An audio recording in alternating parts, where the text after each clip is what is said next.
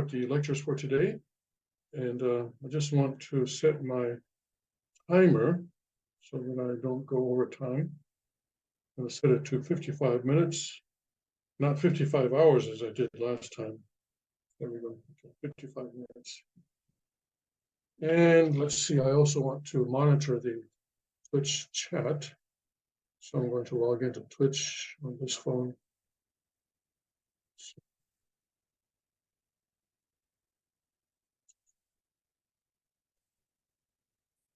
I hope everyone had a good evening.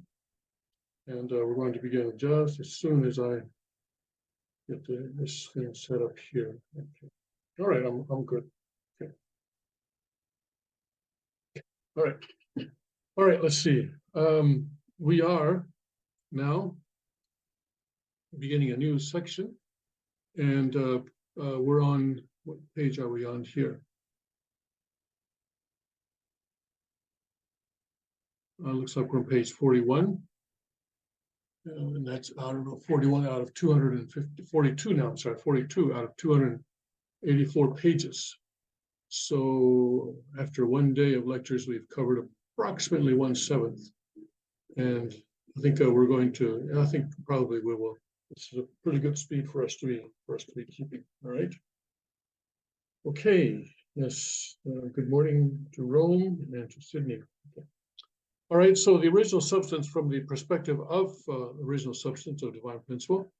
The original substance, now remember the original substance is what? It's always, we're referring to God here. The original substance is God.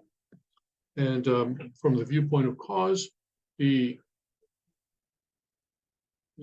ORS, okay, you got me. I don't know what ORS is. Original.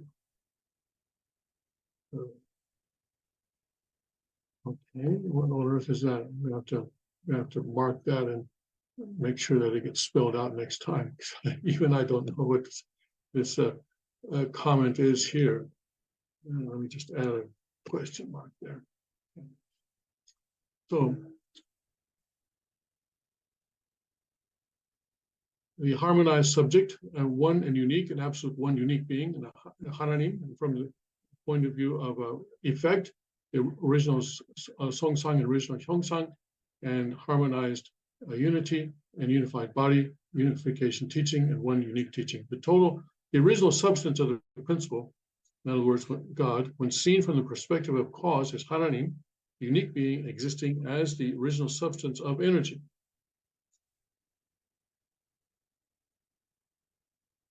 He is the harmonious subject of oneness, and the view of that being is monism.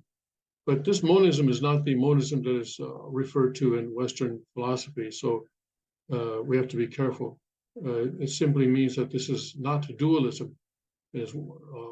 However, when seen from the perspective of result, the original substance is the harmonious unified body of the dual characteristics of original Songsang and original Hyongsang. When as spirit and matter and as the incorporeal and corporeal Songsang and Hyongsang are viewed from the viewpoint of effect, this can be understood as dualism.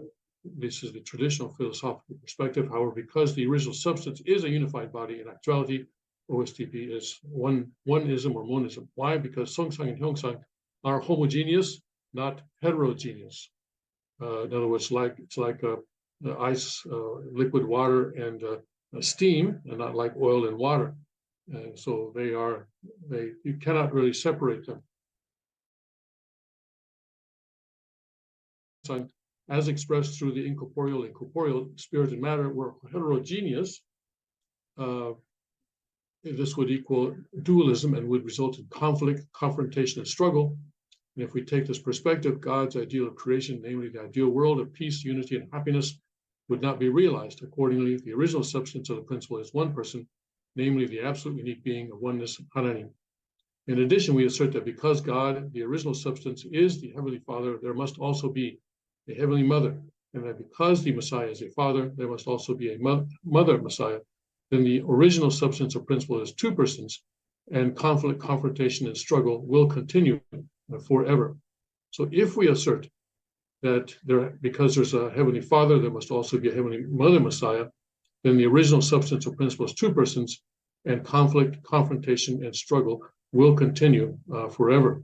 And that's exactly what is happening right now in the Family Federation. It's very tragic what they are doing, completely undermining everything that God has been trying to do for the past 6,000 years. Moreover, so, when Family Federation says that the Sanctuary Church has become a different religion, yes, we are the one true religion, and you guys are the false religion. But even more than that, there's something even more fundamental than that. That is that Family Federation and Sanctuary are different lineages. The lineage is different. And this is something that I think most people in Family Federation do not realize. Some do, and some are still returning to True Father's lineage, but most people are satisfied to continue on their path to, well, wherever it is that they're going. But it ain't heaven, I'll tell you that. Moreover, if we assert gender equality of men and women centering on sex, gender, this is also incorrect. Why? The equality of men and women is not found in equality centered on gender, but is found in equality in love, equality in character, equality in joy and satisfaction. Apart from this, there can be no actual equality between men and women. If one asserts equality centering on gender or sex, then there is no way to resolve sexual problems, which are the most critical problems in the real world, and there will be no end to free sex, and it will be impossible to realize the ideal of true families, which places the utmost priority on absolute sex purity. Accordingly, the idea of gender equality is not part of the principle. It is, in fact, a false theory and a false ideology. Anyone who asserts this kind of gender equality does so from ignorance of the principle and from an incorrect and inaccurate understanding of God, the original substance of the principle. So, individual image, physiologically speaking, because all created beings are created resembling God's. Let me try to make this a bit larger. Okay. Physiologically speaking, because all created beings are created resembling God's dual characteristics, they all possess in common and universally Songsang and Hyongsang, yang nature and yin nature. Accordingly, Songsang and Hyongsang, nature and yin nature, are what we refer to as the universal image. While all created beings, including human beings, exist through the universal image, each being also has unique and distinctive properties and characteristics which are personalized expressions of the universal image. These unique characteristics also come from God. The characteristics of created beings that exist in God are called the individual image. So God, the individual image of God, and then the individual body or individual truth bodies, and human an image. So in an image of God, creation, though, the rest of creation, the rest of the created world is the individual body, individual truth body, and symbol. Because this individual's image is the individualization of the universal image, the Songsang includes individualized features, and the Hyongsang also includes individualized features. The features of individualized Songsang refers to character, individuality, interest, etc., and features of individualized Hyongsang, each individual's unique physique, constitution, appearance, and so on. Human individuality is the individuation of the original Songsang, and therefore has its origin in the individual image of God. And it's really incredible that no two people are ever alike, not just in the present, but also in the past and also in the future. And that shows the infinite nature of God. God can create an infinite number of people, and they'll all be different. And there will still be, even no matter how many people God creates, there will still be more aspects of God that can be expressed in the future beyond that. For human individuality, character, and dignity to be truly respected, we must recognize that the root source of individuality has its origins in God. But this is why we need to treat each other as individual truth bodies reflecting God, as the unfolding of God's individual images, or a particular individual image within God. But that does not mean, for example, that if you have a same-sex attraction, that this is part of the individual image of God. No, that's not correct. As is said up here, the characteristics created beings that exist in God. And there is no same-sex attraction within God. Within God, it is a attraction between subject and object partners, and in terms of male and female, it's give and receive between the two. There is no same-sex attraction within God. So that's not part of one's individual image.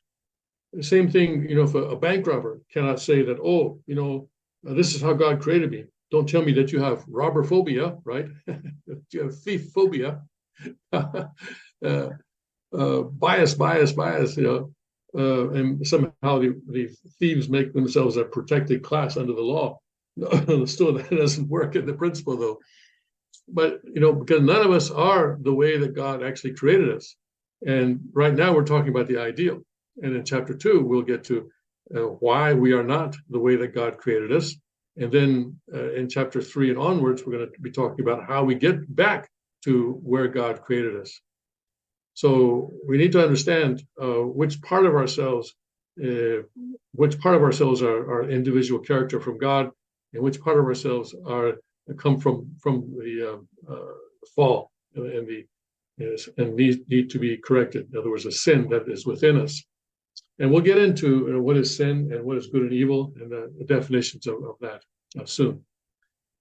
Okay, so the individual image in animals and the individual image in human beings are markedly different. Unlike the individual in human beings, the individual image in animals does not manifest as distinct features for each individual animal, but in most cases manifests as the characteristics of one species or type.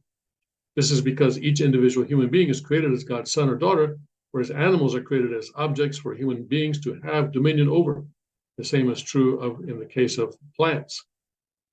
Divine nature, God's divine nature has a number of different attributes, the most important of which are Shimjung, Logos, creativity, and so on. Well, those three, Shimjung, Logos, and creativity. The reason these are important is because Shimjung, Logos, and creativity provide the absolute standard for fundamental resolution of the problems in the real world. So it's the Shimjung, Logos, and creativity provide the absolute standard for fundamental resolution of the problems in the real world. And this is what we're interested in, isn't it? We have all sorts of really difficult problems in the world that seem that they're impossible to resolve. How are we going to go up against all these incredibly rich people who have billions, even trillions of dollars at their disposal? And we have what? We have just barely enough to pay our bills. But we're not the ones who are doing it. God is doing it. And it's because of God's Shimjung, Logos, and creativity that he is going to effect these solutions in the world based on the conditions that we set for it. So first, let's look at Shimjung, which is sometimes, unfortunately, translated as heart.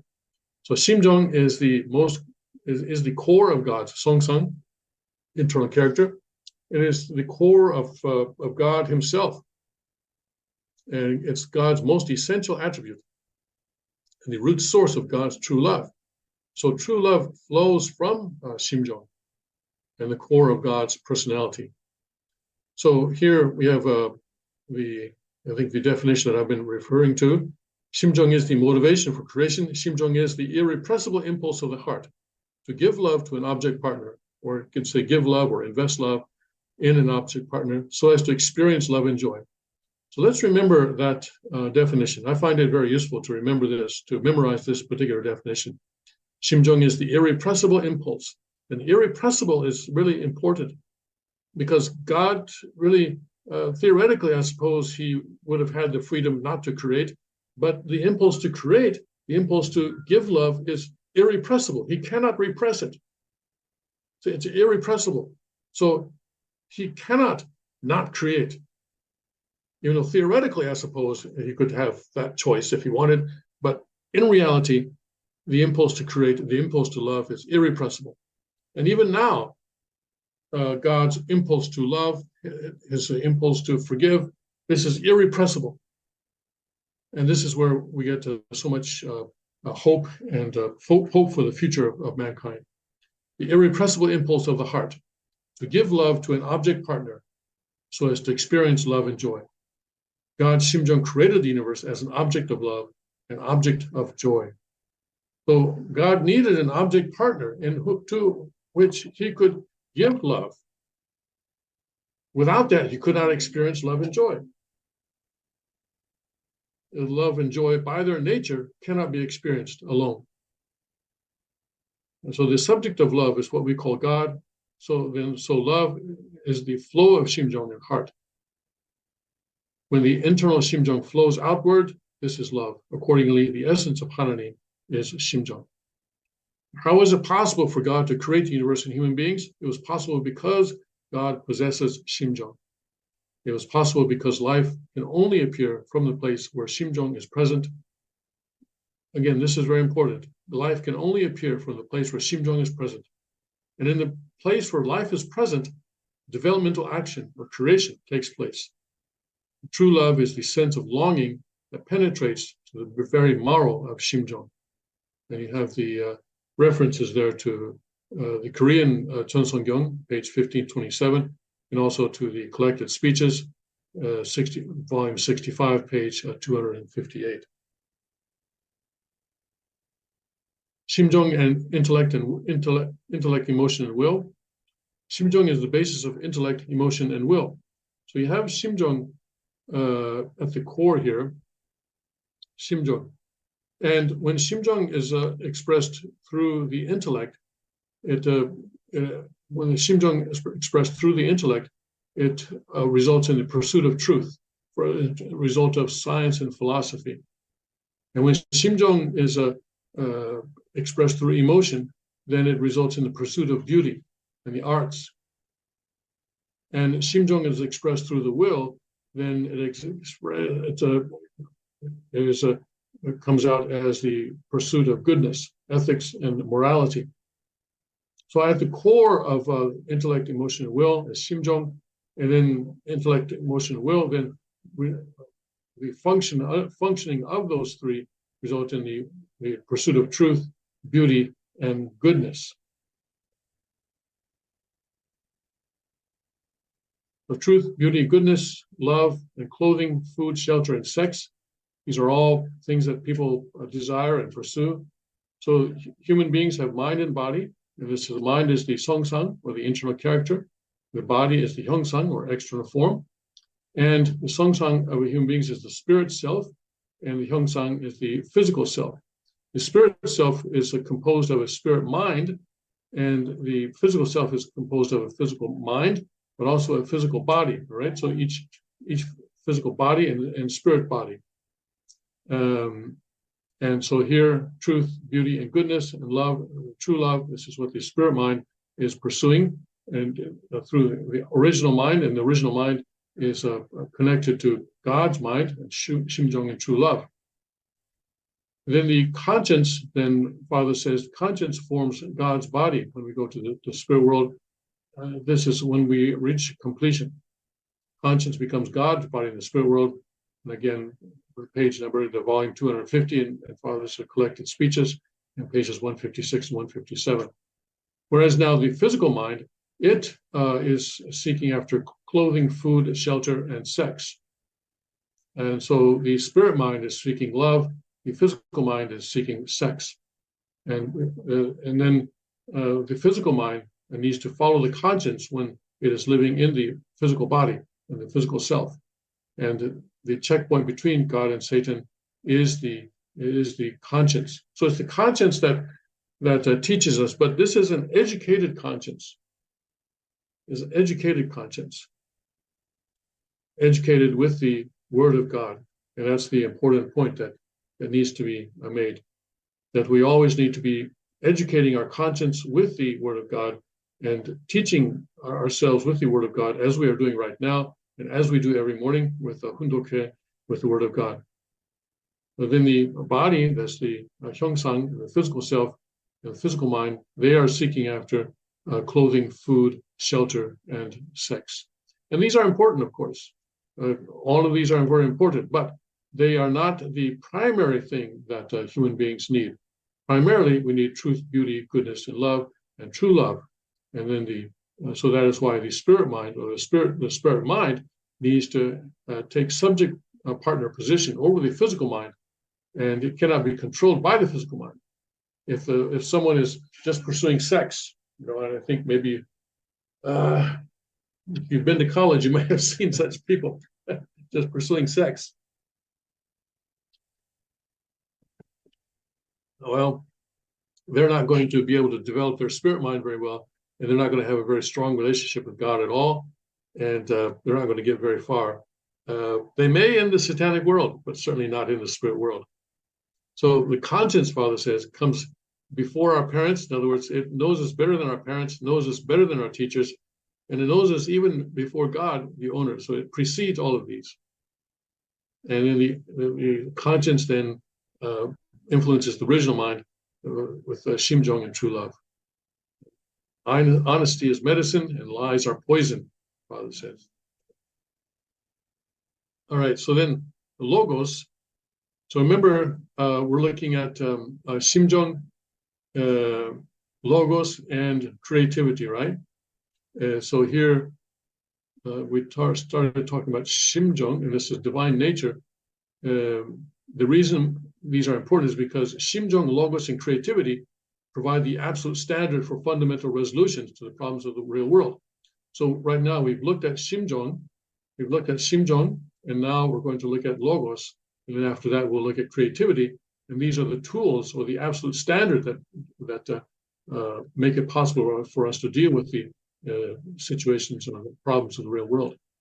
Logos is the Greek word for word, reason, or law, and this is God's thought, God's word, the word of God. John chapter 1, verses 1 through 3, very famous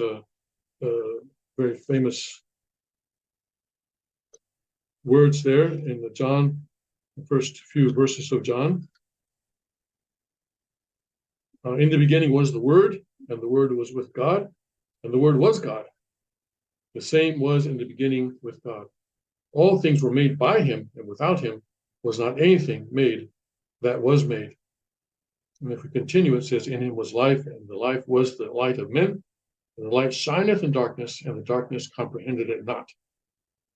There was a man sent from God, whose name was John. Well, then it gets into the story about John the Baptist. Okay, so anyway, first 3 verses. Let me read that again.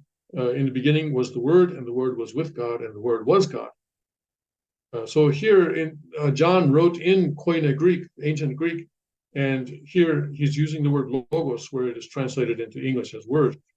The same was in the beginning with God. All things were made by him, and without him was not anything made that was made.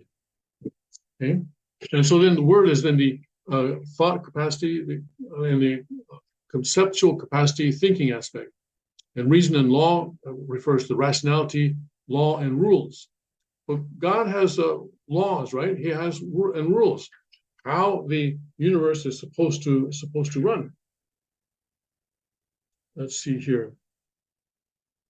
Let's see. I have okay. Since God was the irrepressible impulse, has the irrepressible impulse to create. I'm reading from a question, I guess. Here, it seems that would continue eternally, and thus God is still creating. Correct? Yes, that is correct. The Bible says He rested. Is God still resting? But I said it's an irrepressible impulse. So I think even on the holiday, I think God is still creating. Now, he takes his laptop with him when he goes to the beach. I think the Bible. I know it's a serious question. The Bible says He rested. Is God still resting? But I think when let's think about this a bit. When God said He rested, He's saying, okay, well now there's a part that human beings have to do. But until then, right? Until the first 6 days, God is going through and doing everything, and then once He creates human beings, then He let's go here.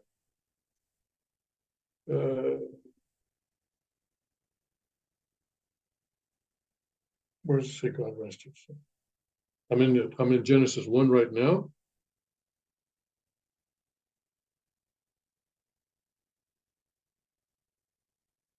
Sixth day.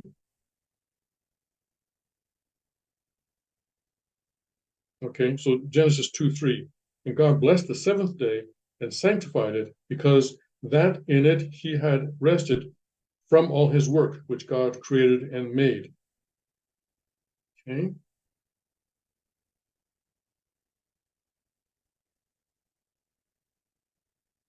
But then it's after that, though, that God creates human beings. Because he rested there in Genesis 2:3, but then in Genesis 2:7, he formed man of the dust of the ground and breathed into his nostrils and breathed breath of life, and man became a living soul. Okay. And then even, that's not all he did on his vacation. He also planted a garden eastward in Eden. We're in 8 now. And there he put the man whom he had formed. And out of the ground made the Lord God to grow every tree that is pleasant to the sight and good for food, the tree of life also in the midst of the garden. So yeah, kind of a working vacation, isn't it? Yeah. So yes, on the seventh day, God ended his work, which he had made, and rested on the seventh day from all his work, which he had made. This is Genesis 2:2. And God blessed the seventh day and sanctified it, because that in it he had rested from all his work, which God created and made. So what he finished then on the seventh day, what did he finish? Or what did he finish when he said, okay, I'm going to rest now? He finished all the preparations for human beings. But then the work of actually creating human beings looks like it began after that. A couple of verses, actually. He rested in Genesis 2, verse 2 and verse 3, but then in verse, what is it? 7. So he rested for four verses, or actually 3. 4, 5, and 6 he rested. Then he got back to business. That's the way I see it anyway. Okay, let's see here. Question: since the fall occurred, has God been able to rest? No, that's certainly not the case. And does God seek a relationship with human beings to be his hands and feet, and thus create through that human being? Well, through completed human beings, yes. In fact, when Adam becomes complete, God actually, as I understand, creates the female angels through Adam.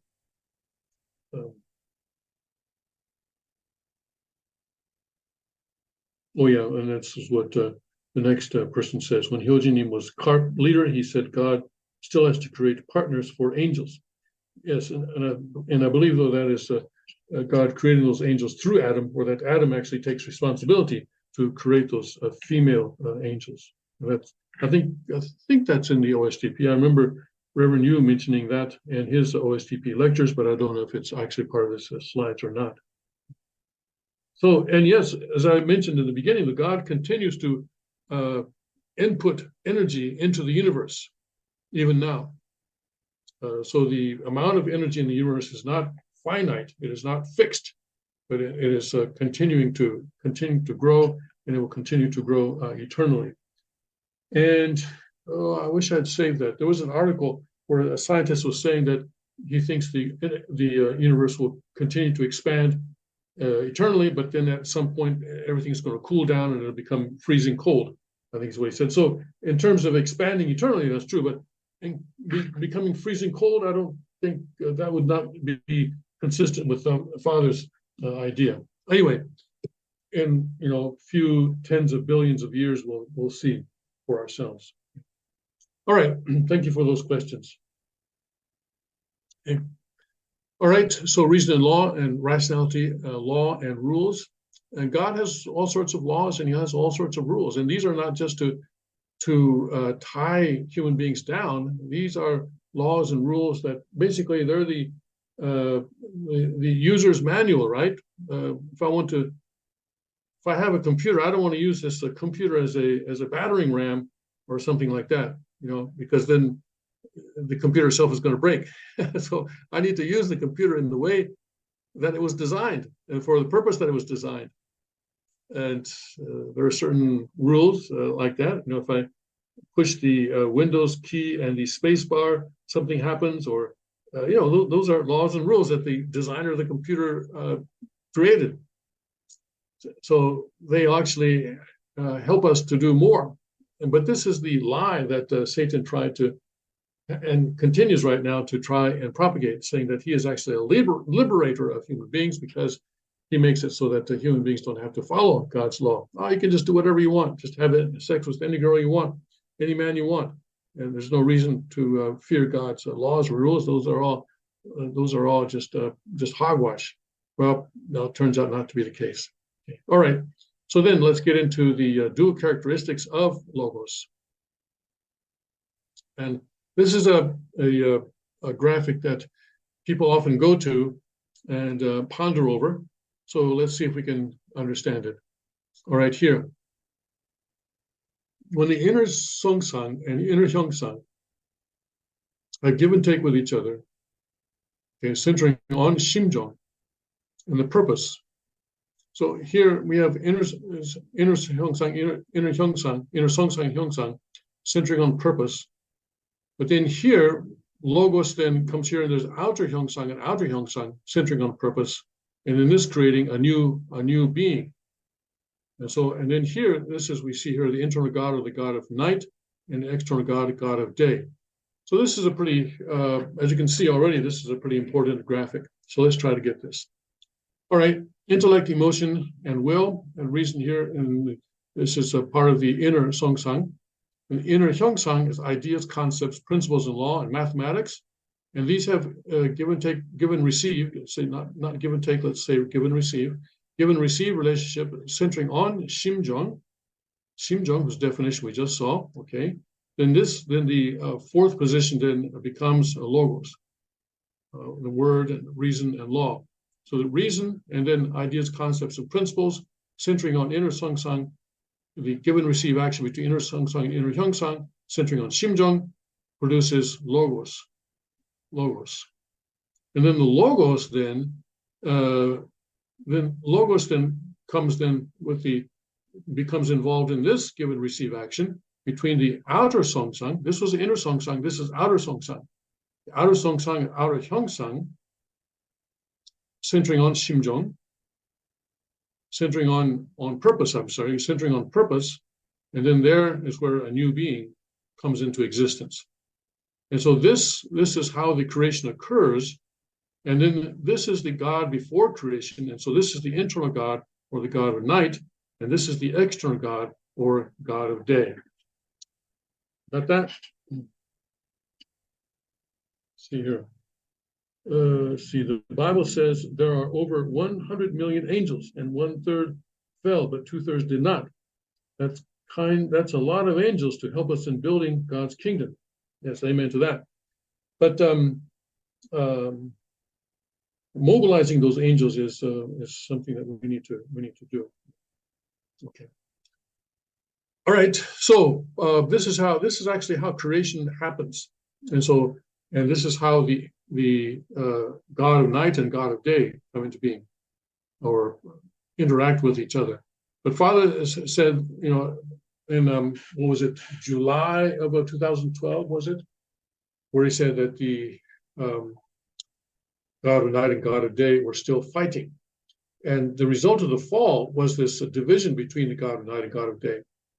And in July 2012, he said that they were still fighting. And that was a very tragic situation. But here, when a new being, the first being that this creates actually is Eve, right?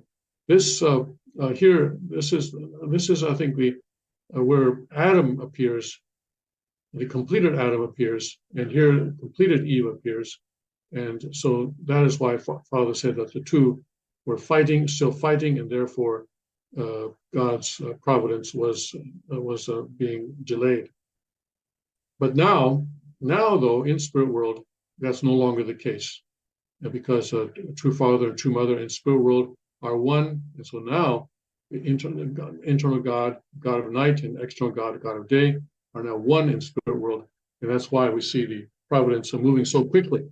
And providence moving quickly does not necessarily mean that we have angels flying around with their harps, and making all sorts of nice music. It means that some really, really tough stuff is going on. And right now, we're kind of concerned as to whether there's going to be a World War III and that kind of a really catastrophic judgment upon the world. That's also part of the providence.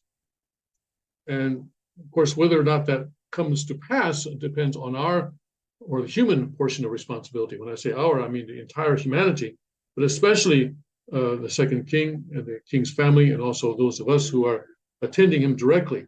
Our portion of responsibility is great in determining how that judgment is going to be carried out.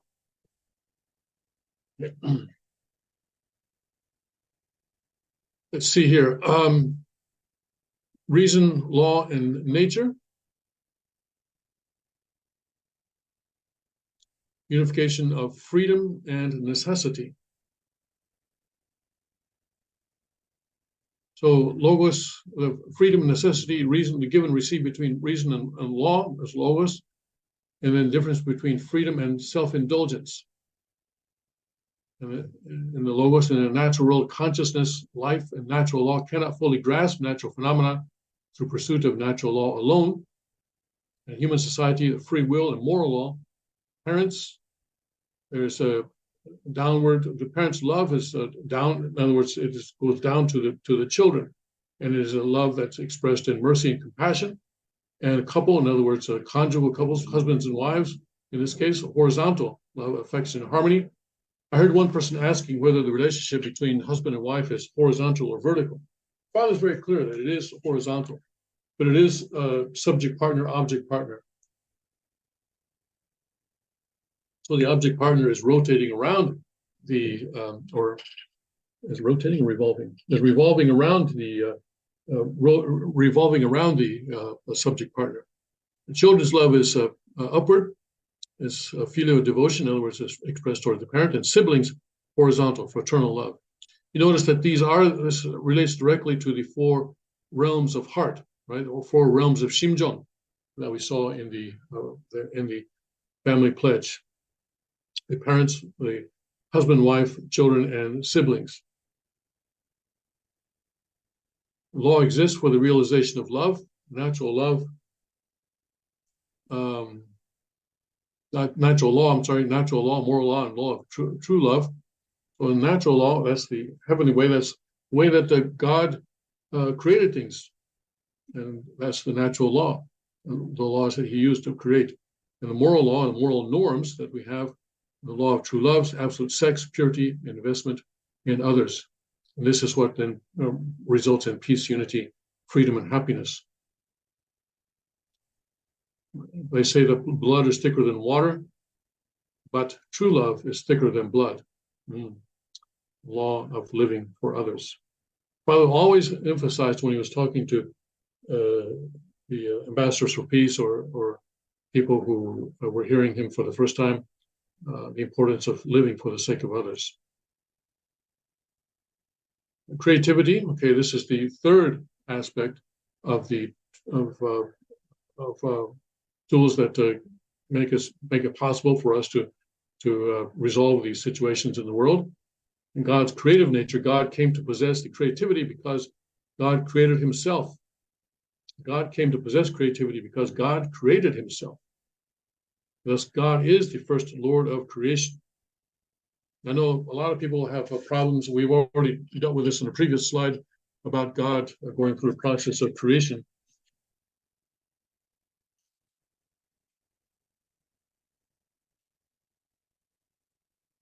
Okay. No, that's something else. Okay. All right. So God is the first Lord of creation. Yes, God created himself. And, we can ponder on that. We can pray about that. But this is something that Father states repeatedly. And so I think there will be some way that we can understand that in the future, I'm sure.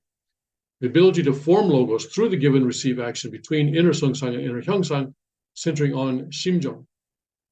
That's ability to form logos. So to form logos, this is what we saw back here, ability to form logos, okay, and through the give and receive action between inner Seongsang and inner Hyeongsang, centering on Shimjung.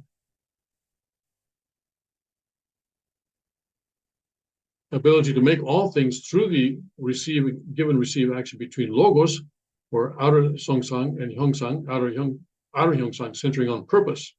Okay, so here we have basically that same or very similar graphic here.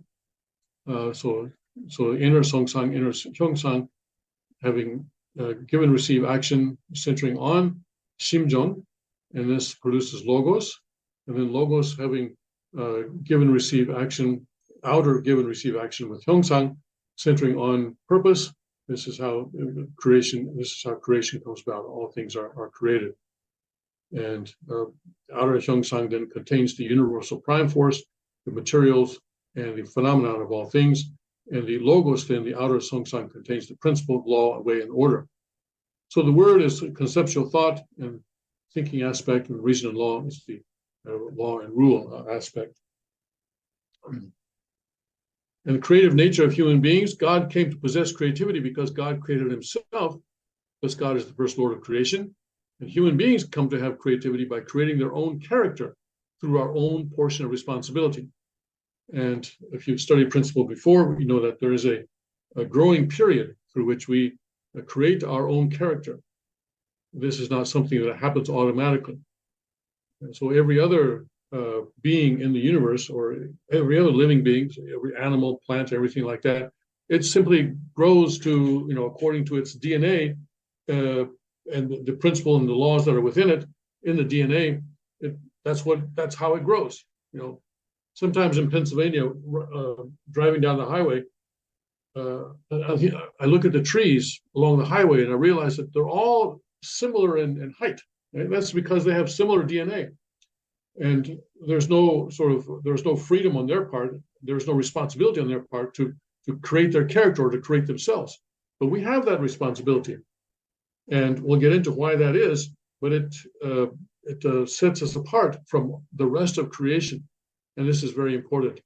And this is something that people have not understood until now, and that we really need to understand. So when we experience bad things, or when we witness bad things, instead of blaming God, we need to understand that somewhere the human portion of responsibility is not being fulfilled. This is something even God cannot do for human beings. God cannot intervene there. And we'll get into that in the chapter 2 as well. Accordingly, by believing in and practicing God's word, human beings obtain their own creativity and are thus the second Lord of creation. In this matter, human beings come to possess the qualification to exist as God's children and have dominion and control over the created world. Qualification to exist as God's children and have dominion and control over the created world. Yeah. Here, when after God created human beings, he blessed those human beings, right? In Genesis 1:27. And 28, I'm sorry, in Genesis 1:28. And he did not do that with any other beings before that. But that blessing comes together with that responsibility. Do angels have the same quality since they could fall? No. I think I understand what this question is driving at. So, yeah, I think we often come up with this question, do the angels have a portion of responsibility? And the answer is no, because angels are not human beings, and only human beings have a portion of responsibility. And God gave that only to human beings. And the fall of the angels was the responsibility of Adam and Eve. If Eve had not fallen, or if Adam had fulfilled his responsibility, then the angels would not have fallen. So you notice that in Genesis 3, all right, so God comes to Adam and Eve after they've committed sin, okay, and what does he do? And he first talks to Adam, and Lord God called unto Adam, starting with chapter 3, verse 9, and said unto him, Where art thou?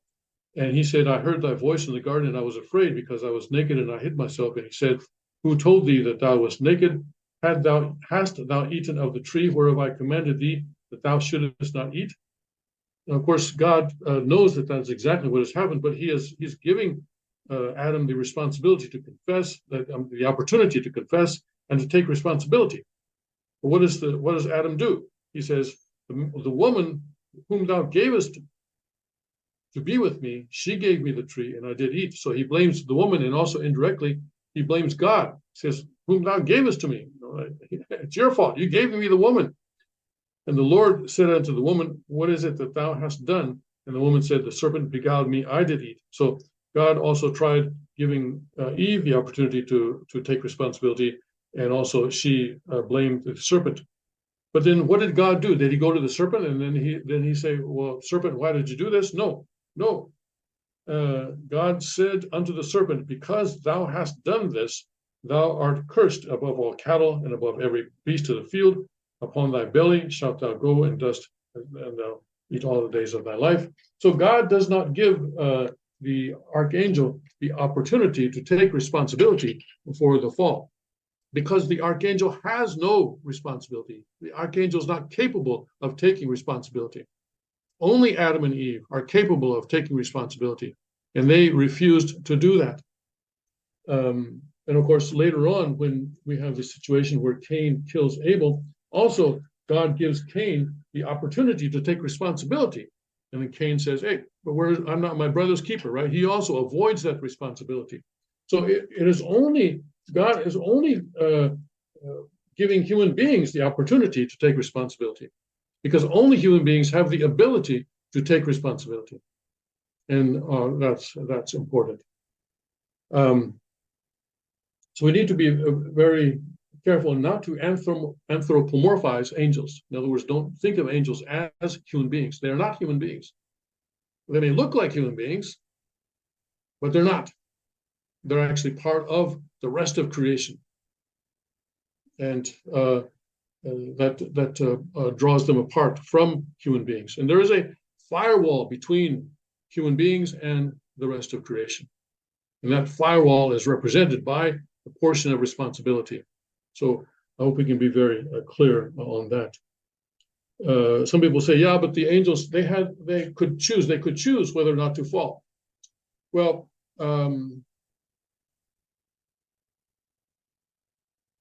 but that's not really a choice, because they were acting according to their sort of instinct and desire, and they were not able to take responsible action. Let me put it that way. And also, when God blessed Adam and Eve, He did not give that blessing to the angels. He did not say, "Okay, angels, I want you to complete your character," or stuff like that. So, and I've heard the Father say specifically also that if Adam had fulfilled his responsibility, then the angels would not have fallen. So it is Adam's responsibility that the fall occurred, or that the angels committed the fall. Specifically, God says that Eve fell, Adam failed to fulfill his responsibility. Okay. So let's see here. So God came to possess creativity because God created himself, as God is the first Lord of creation. And then human beings come to have creativity by creating their own character through their own portion of responsibility. So here, this is something that angels cannot do. They cannot create their own character through their own portion of responsibility. Just like all the other living things in creation, their character there is determined. And this is something even God cannot do for human beings. Accordingly, by believing in and practicing God's word, human beings obtain their own creativity and are thus the second lords of creation. In this manner, human beings come to possess the qualification to exist as God's children and have dominion and control over the created world. And also we can see from the fact that God's salvation providence has been focused where? On the angels? No. God's salvation providence has been focused on human beings. Because if he gets human beings right, then Archangel and the angels are all going to fall in line. The completion of character is the completion of true love in Shimjung. and the perfection of the, or the completion, let's say, completion of the spirit self. And the completion of the spirit self is the completion of the spirit mind or conscience, and then God's body. And this becomes God's body, and conscience then is one with the truth, because God conscience has been educated with the truth, and so it is one with the truth. And completion of the spirit self, God's mind, the original mind, is one with God. Accordingly, life in the physical world is the period of completion of the spirit mind, which becomes God's temple. Completion of the spirit mind comes when living according to the conscience, which is God's body. True Father explained that when we leave our body and move to the spirit world, our conscience becomes the body of God. Volume 250, page 156, 157. Because God dwells there. It's the temple of God, and he dwells there. And so that is why this is the body of God. So, well, we're still a long ways away from that, but this is the ideal, and this is the vision that Father gives us. Let's see if we have something else here. Okay. Comment, this is a good discussion on taking responsibility, since many criminals blame others for their sin. Angels who are servants and are in all things should be under human beings' dominion. Correct. Yes. Thank you. And I mean, also angels have their portion of responsibility. No. No. That's always going to get a no. I'm sorry. I think we often get this question, but the answer is always no. Angels do not have a portion of responsibility.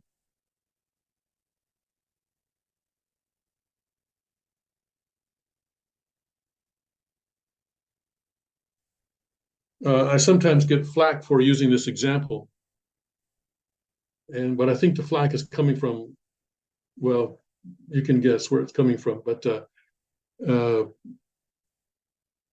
dog bites a person, okay? A dog bites a person. Do you blame the dog? If the dog bites a person, then the person did not understand how to relate to the dog, or the dog previously had an owner which mistreated it and made it to be suspicious of human beings and to attack human beings. But the dog does not have a portion of responsibility. It's the responsibility of owners, the responsibility of the owners and the other people who come into contact with the dog, to know how to relate to the dog. That's how I understand it. And when I say that, then I sometimes get a comment saying, "How can you compare such a high-level being as the archangel Lucifer to a dog?" Oh well. Where is that comment coming from, huh, Mr. L? And here, because the angels don't have responsibility, do they have a growing period? No, I don't believe so. No, I don't believe so. No, let's strike out the I don't believe so. Let's just say no. Yes, angels don't have a growing period.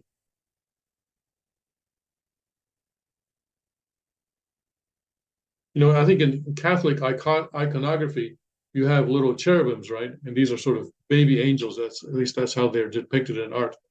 But I don't think those are actually baby angels. Those are actually the spirits of babies that were aborted, or perhaps even perhaps aborted by human beings, or offered in child sacrifice, or perhaps one of those zygotes that didn't quite stick to the uterine wall, and things like that. So anyway, those are actual babies. Those are human beings, and not angels. I think that's the best way to understand it. Okay.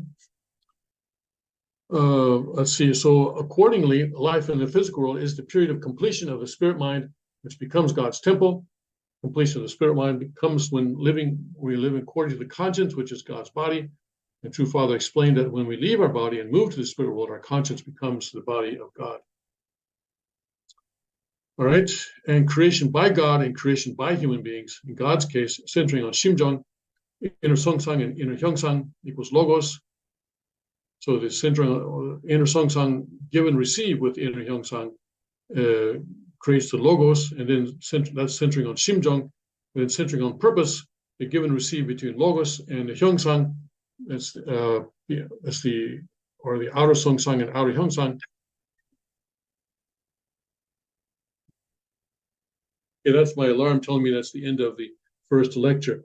Okay, so let's save this this particular slide for the next lecture, which will begin at 7:11. Okay, 7:11. So I'll see you then.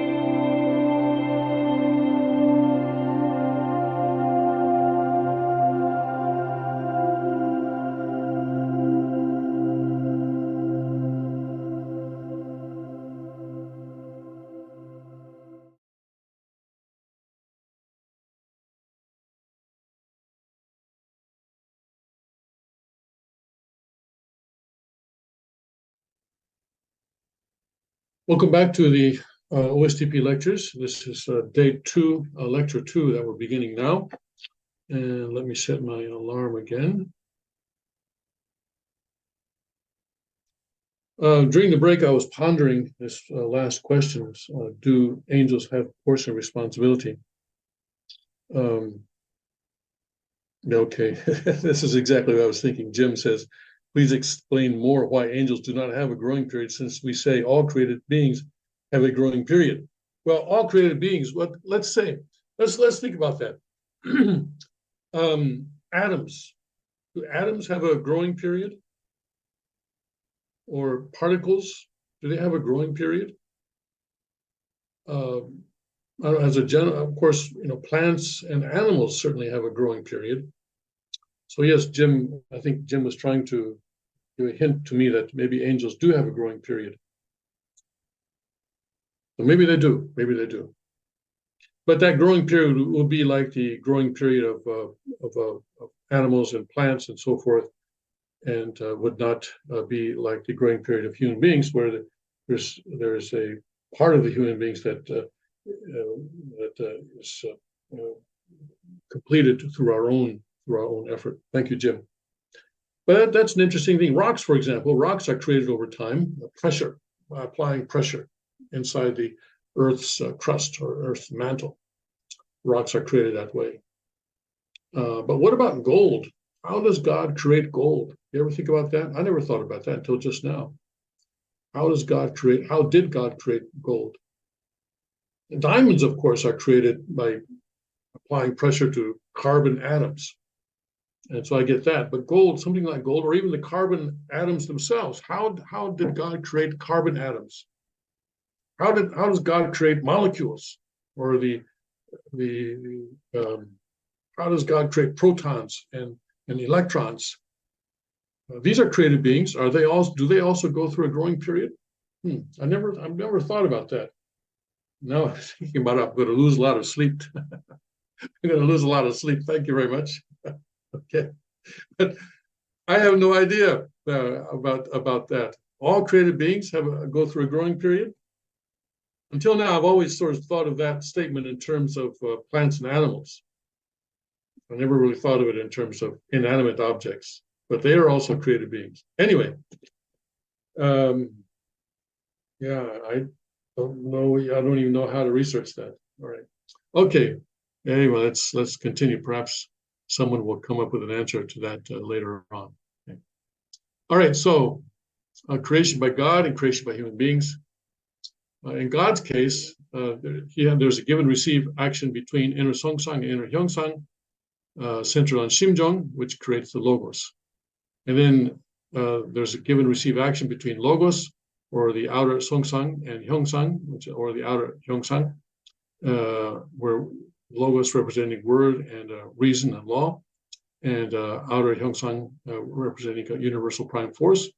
Together, mixing that together then with raw materials for creation of the universe, phenomena of all things, and this then results in the creation of all things. And so then here again, so something like the carbon atom, for example, or the gold atom, or protons and electrons and subatomic particles, for example. Of course, this would result in those too. But then, do those things also have a growing period? Oh, I tell you, I'm going to lose sleep over this. I don't know what I'm going to do. Okay, now let's move on. In the case of human beings, Jim, do you have an answer? Let's see here.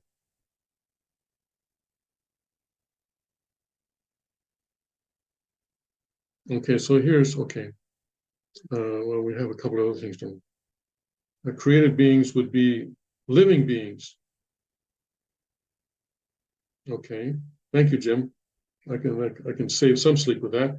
Angels cannot be truly fulfilled or completed until human beings reach the state of mature true love and give that love to them. All right, thank you. Yes, that's true. If Adam and Eve were perfected, would the archangel have been given a counterpart? Yes, and that would have been done by Adam. All right, let's see here. So now, in the case of human beings, how do human beings create? centering on Shimjung. But Jim, what is your source for saying that this only applies to living beings? Created beings would be living beings. And for example, the diamonds have a growing, or not a growing period, but they are created over a period of time, right? But diamonds, anyways, let me move on. Let me try to cut myself off from that. Okay, we'll think about that later on. How did God create gold? Yes, very interesting. Okay. And then, okay, so human beings, all right, centering on Shimjung. So human beings have Shimjung. There's a plan, okay, and there's a give and receive action between a plan or idea and materials or a theme, and then this results in the creation of works. We're going to build a bridge, for example. There's a plan for a bridge. There's a blueprint, and there's materials. There's steel. There's whatever else goes into a bridge, and this results in a bridge being built. The creation by God and creation by scientists. Creation by God, Shimjung, the purpose of creation, and to realize true love. And then there's the four-position foundation centering on God and harmony and the world of peace and unity. And then the invention by scientists, when scientists create the telephone or create the computers or whatever else they create, their creation is centered on reason. And the purpose of the invention is centered on the self, although some inventions come by accident. But basically, they're pursuing a certain purpose, and there's a four-position foundation centering on the self, and these result in pollution, world of wars, and war and destruction of nature. And in conclusion, the basis of value must be focused on God's Shimjung, and the standard of absolute value, true God, is true God, which Father stated in March 1st, 1994, True Parents Day. I believe that would be actually the third day in first month, I suspect. True Father put true into Parents Day, third day in first month, I suspect, of 1994. True God, true parents, true children, and true all things. Okay. Also, human beings are co-creators. Angels are not. Evil cannot become substantial until human beings are involved. Yes. Okay. Thank you. So how did God come to exist? All right. So now we're going to get into some problematic area, right? God, from the point of view of the viewpoint of biblical scripture, the beings in the visible universe are the creation of God. Christianity. Okay. So how did God, who created all things, himself come to exist? So traditionally, Christianity says, well, God has always existed. And when you say always, you're saying always implies a certain relationship with time, right? So within the context of time, God has always existed. And you cannot say, okay, well, what about before time existed? Because before means you're talking about another period of time, but there is no before time, because that's not a logical thing to say. But Father says that there was a way in which God, who created all things, did come into existence, and he actually created himself. And God actually went through a growing period and completed himself and fulfilled his portion of responsibility. So here, this is what the Father is talking about now. So far, no one has provided an accurate and precise answer to this question. The only two who have explained this in detail is God himself and the Son of God, namely the Messiah, the true parent. In biblical scripture, it only goes so far as to say God is spirit and love. Exodus 3:14, where God says, I am who I am. John 4:24, where it says that, what did John 4:24 say? We looked at that yesterday, and I've already forgotten. And then in 1 John 4:8, it says that God is a spirit. Let's remind ourselves of John 4:24.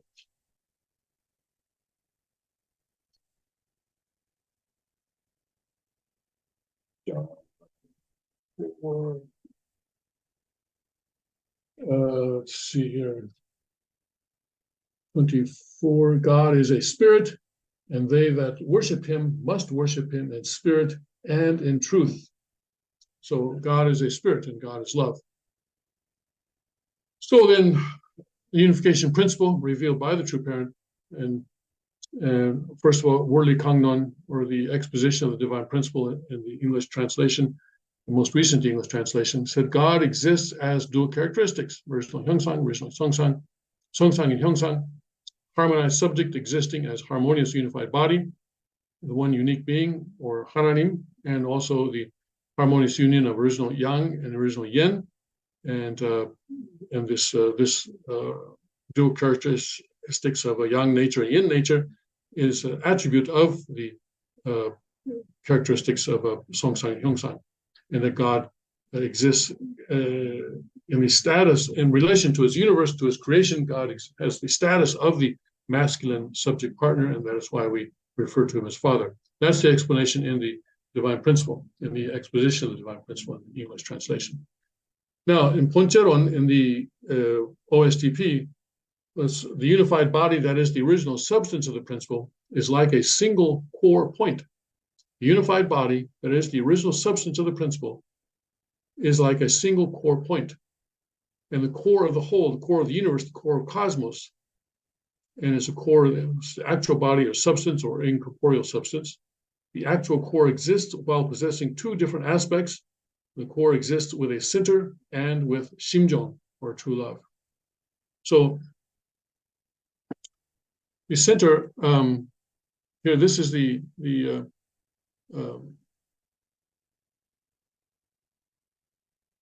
original substance. Okay, original substance. In other words, ponche. And as I explained, ponche means main body, or it actually is a reference to God. So, and this is the core of the whole. And then we have these dotted lines. Songsang and Hyungsang have a thicker dotted line, and then the Yang and Yin, Yang nature and Yin nature are also dual characteristics, but this is not four separate, right? Because Yang and Yin are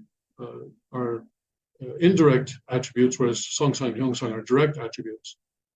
So here we have Shimjung and true love and personality and God, and then from the original substance we have Songsang and Hyungsang, and then from the actual body substance we have the Yang nature and Yin nature, and then these Songsang in the human beings is the mind, and the Hyungsang in human beings is the body, and the Yang nature is man, the Yin nature is woman. So this is unfolded in the creation, unfolding in the creation.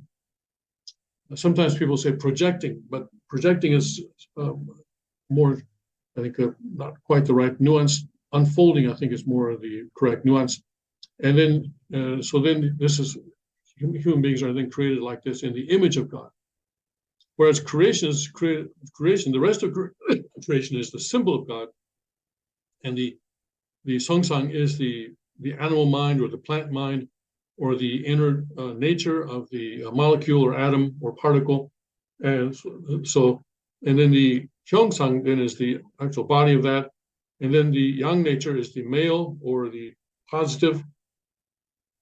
And in the case of ions, or in positive ions, and then the Yin nature would be female, or in the case of ions would be negative. And this is the symbol of God. So the center has an axis. The axis develops as the vertical father, and as the sperm and the seed that can produce either sons or daughters. And God has a growing period or period of responsibility. And the Shimjung, God's which is core attribute, is the root of true love, and the core personality.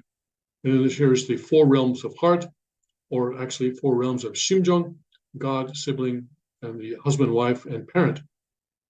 And then to true love and true life, true lineage, and the four great realms of love. And true love, which is the same here, child, sibling, husband, wife, and parent. And true love is the intense longing that comes from the marrow of Shimjung. And true love is actually, as we said before, is what flows out of Shimjung into the object partner. And this is an intense longing that God has for an object partner. That he has this irrepressible impulse to give love out of his Shimjung to an object partner.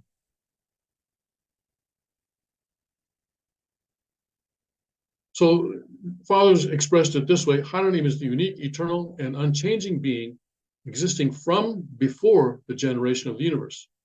What caused God to come into being? God came into being because of love. And how did God come into being? God came into being due to love. We're quoting here from fathers. Actually, it's also in the Cheonsonggyun, page 1526 in the Korean Cheonsonggyun. God came into being because of love. How did God come into being? God came into being due to love. How did the basis of the universe come to be realized? There was a seed of love, and this absorbed its counterpart, with the result that Hananim himself came to consist of Songsang and Hyeongsang. This took place centering on what? God was formed centering on love. It's just the same as each of you. The seed of life received by each of you due to the love between your mother and father. Just as one cell grew and then became you, God himself grew in the same way. For God himself, his eyes formed, his nose formed. This is how he formed. It's exactly the same. And I know some people have a hard time getting their minds around this. And it takes time. It takes time because this is something that's new to us. Let's see here. Diamonds don't create themselves. Well, of course, yeah, plants and animals do. Well, no, plants and animals don't create themselves. They don't have a portion of responsibility to create themselves. They just grow according to the DNA that and all the sort of the laws and rules that are contained in the seed. They grow according to that. So I would not say that plants and animals create themselves. And if they happen to fall, if the plants seeds happen to fall into fertile soil and they grow, and not that they don't. So anyway, this is Father's explanation of how God came into being. Shall we read it once more? This is a difficult point, I know. So let's read it once more and see if we can understand a little bit better. Hananim is the unique, eternal, and unchanging being existing from before the generation of the universe. And also then, it makes no sense to say before time, because before time, that's in itself a statement of time, right? So before, after, these kinds of words imply time.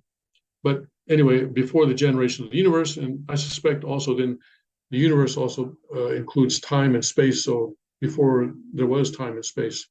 What caused God to come into being? God came into being because of love. How did God come into being? God came into being due to love. How did the basis of the universe come to be realized? There was a seed of love, and this absorbed its counterpart, with the result that Hananim himself came to consist of Songsang and Hyeongsang. Came to consist of Songsang and Hyeongsang. This took place centering on what? God was formed centering on love. It's just the same as each of you. The seed of life received by each of you due to the love between your mother and father, just as one cell grew and then became you, God himself grew in the same way. For God himself, his eyes formed, his nose formed, and this is how he formed. It's exactly the same. And some people even have a hard time visualizing God having eyes and nose, but Father would often talk in those terms, wouldn't he? And this is in the Cheonsonggyun if you want to look it up. All right, I searched everywhere in the spirit world, even through all the back alleys and corners. What I found is that the logic, the governing principle of heaven and earth is simple. That is, truth is simple, uncomplicated. That's good to know. Two become one through an absolute power. And in the vacuum that results, God enters in and becomes like the wick, like the marrow. Two become one through an absolute power. And in the vacuum that results, God enters in and becomes like a wick, like the marrow. Here is where the two different pieces, the man's love and the woman's love, meet and stick together. This is the power of the universe. The ideal substantiation of love comes together and creates the axis of love. Volume 170 of the collected sermons.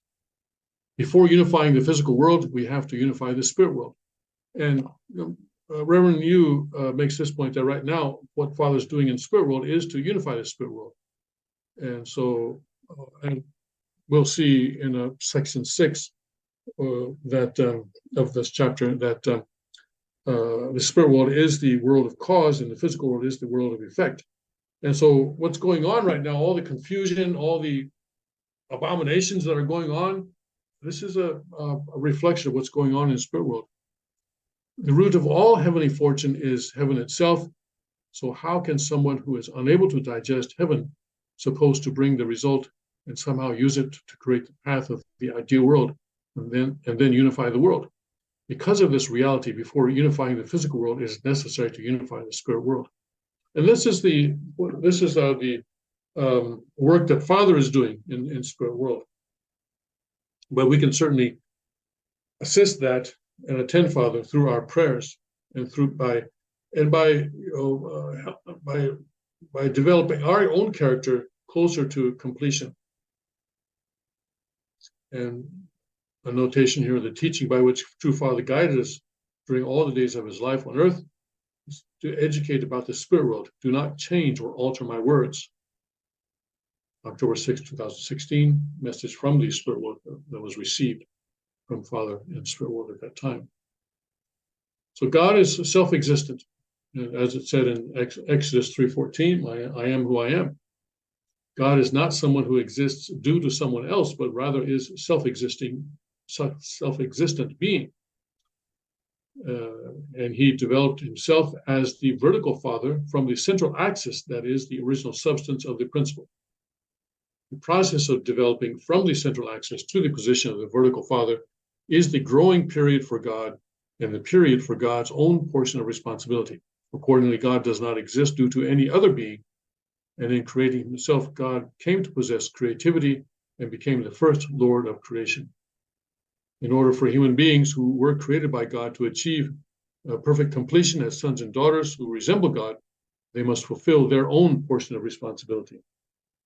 They thus have the responsibility to believe in and practice the word given by God, and in this way they create and perfect their own character, which is something even God himself cannot do for them. In this way, human beings came to possess their own creativity and became the second lords of creation. Let's see here. What is love? Okay, this is a good question. It's not a stupid question. So we talked a little bit about love yesterday, but love is a force. And love is the strongest force in the universe. God did not create any force that was stronger than love. It's stronger than the force that is emitted by releasing the energy within the atom. In other words, it's stronger than nuclear power.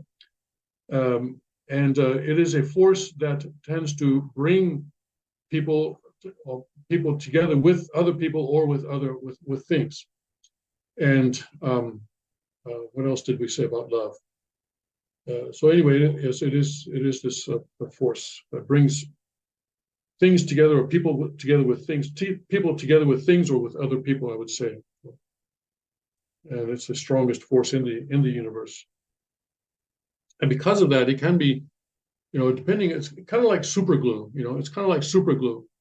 And if you misuse super glue, if you put glue on your hand and stick it to your desk, you're in trouble. So you have to make sure that when you use super glue that you're sticking things together that are meant to be stuck together.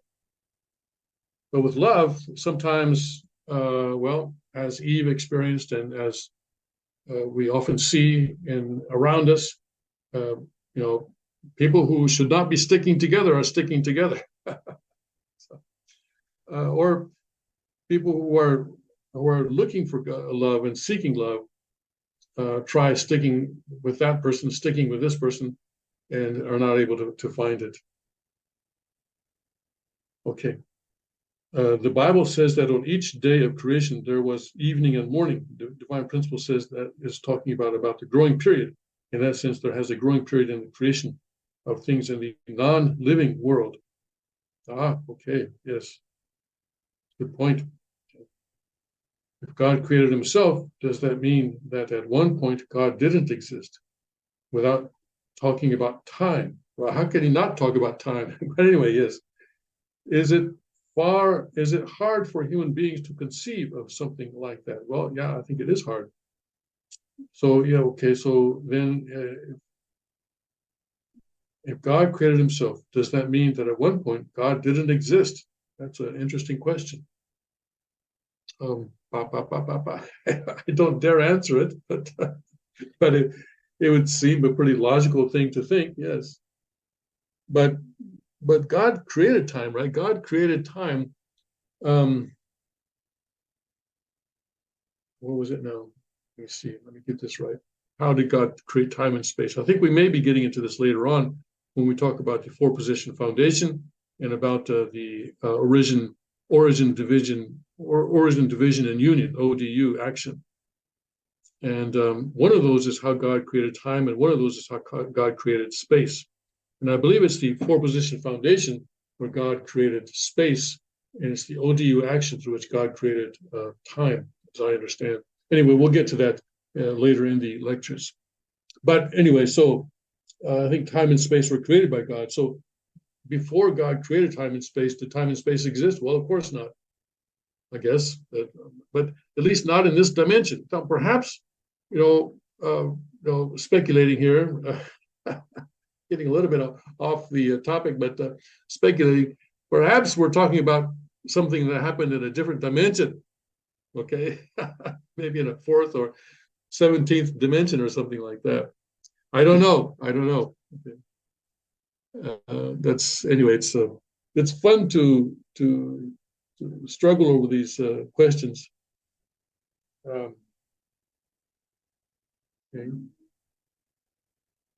Universal Genjoku is written as the fundamental power for God to exist. Are God and the universal prime force one? Okay.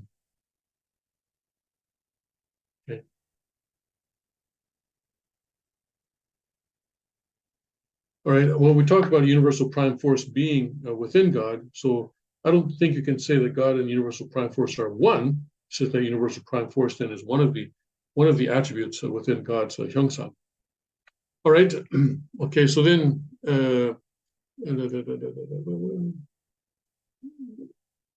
Okay, so human beings have the responsibility to believe in and practice the word given by God, and in this way they create and perfect their own character, which is something even God himself cannot do for them. In this way, human beings come to possess their own creativity and become the second lords of creation.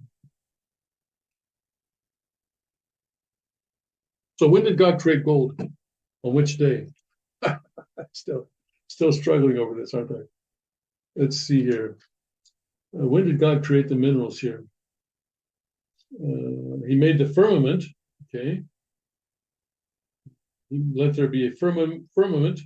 Let divide the waters from the waters. And God called the dry land earth, so forth and so on. So when did God create the minerals? I don't know. Anyway, let's move on. Let's not get bogged down in that. God's development towards becoming the vertical father is the period during which he perfectly completed the four great realms of heart. That God himself completed those four great realms of Shimjung. Right?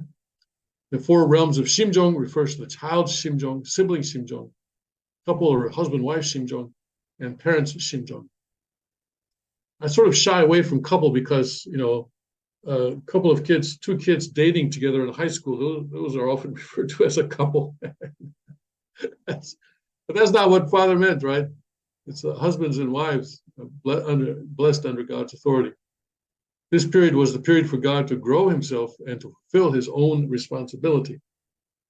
Having gone forward to the position of the vertical father, God then moved to create an object partner through which he could substantially perfect and complete true love centering on these four realms of Shimjung. Why?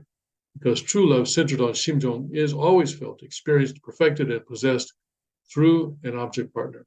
However, when God created the universe as his object partner of love, Centering on human beings, he moved from a position of existing for himself to become a being that invests in his object partner and exists for the sake of his object partner. Maybe there is maybe God did exist in a separate dimension before all this happened, and maybe that's where all this took place. I don't know. God cannot be seen. Why is that? Because God is the incorporeal original substance, the first cause. In the case of human beings, our physical body is visible, but our inner person, the spirit self, is not visible. No one can show you the mind.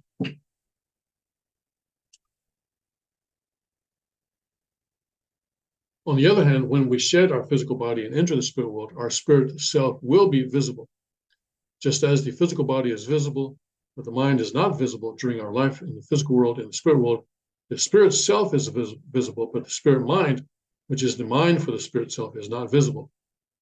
So you only see the body, not the mind. Accordingly, just as the spirit mind or conscience, which God uses as his body, is invisible, the original mind, which is even more fundamental and can be likened to God's mind, is likewise invisible. Therefore, Shimjung and true love, which are the essential attributes of the original mind, are likewise not visible. Even so, they are felt and experienced through one's object partner, and in this way they come to be known. When human beings are using their physical body, the spirit self is not visible, but when they leave their physical body and the spirit self enters the spirit world, at that point, the spirit self becomes visible. Of course, the reason that we cannot see the physical, the reason we cannot see the spirit self today is because of sin. In the Garden of Eden, Adam and Eve could see the archangel, who existed only as a spirit body and mind, did not have a physical aspect. The spirit self has the same appearance as the physical body. Because the spirit self is a spiritual substance, it is visible. It has the same appearance as the physical body, but Father has said that it appears as, basically late 20s, early 30s, basically when you were the most handsome or most beautiful. That's what he has said. This is identical to how a human being in his physical body can see his own body, which is substance, but is unable to see his own mind. Similarly, the spirit mind, which is the mind of the spirit self, cannot be seen.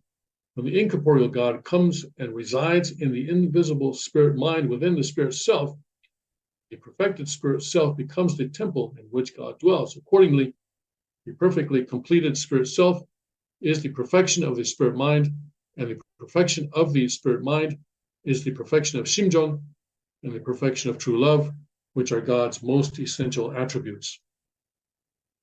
In this way, the human portion of responsibility must be completed during the growing period so that the principle of law and order are practiced in an absolute way, so that Shimjung, true love, and character are perfected, and so that you become a completed truth body substance that inherits the seed of love, the seed of true love that possesses Shimjung, and which is the absolute sex sperm that resembles the original substance of absolute sex, and the body of true life that possesses Shimjung, which is the absolute sex ovum.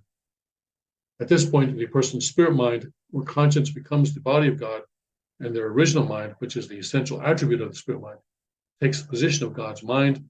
In the spirit world, our conscience becomes the body of God. From the Collected Sermons or Collected Speeches, volume 250. The most essential attributes of the original mind, which is God's mind, are Shimjung and true love. Accordingly, just as the spirit mind or conscience, which God uses as his body, is invisible, the original mind, which is even more fundamental, can be likened to God's mind, is likewise invisible. However, God cannot be seen, but he is the original substance of all Shimjung and true love, and moreover is the original substance of the seed of absolute sex true love. Therefore, when one lives a principled life, centering on absolute sex true love, and one comes into resonance with God as a body that responds to Shimjung and true love. For example, if you call God saying, Heavenly Father, where are you? From inside yourself will come the answer, are you looking for me? Here I am. That's Collected Sermons, volume 250.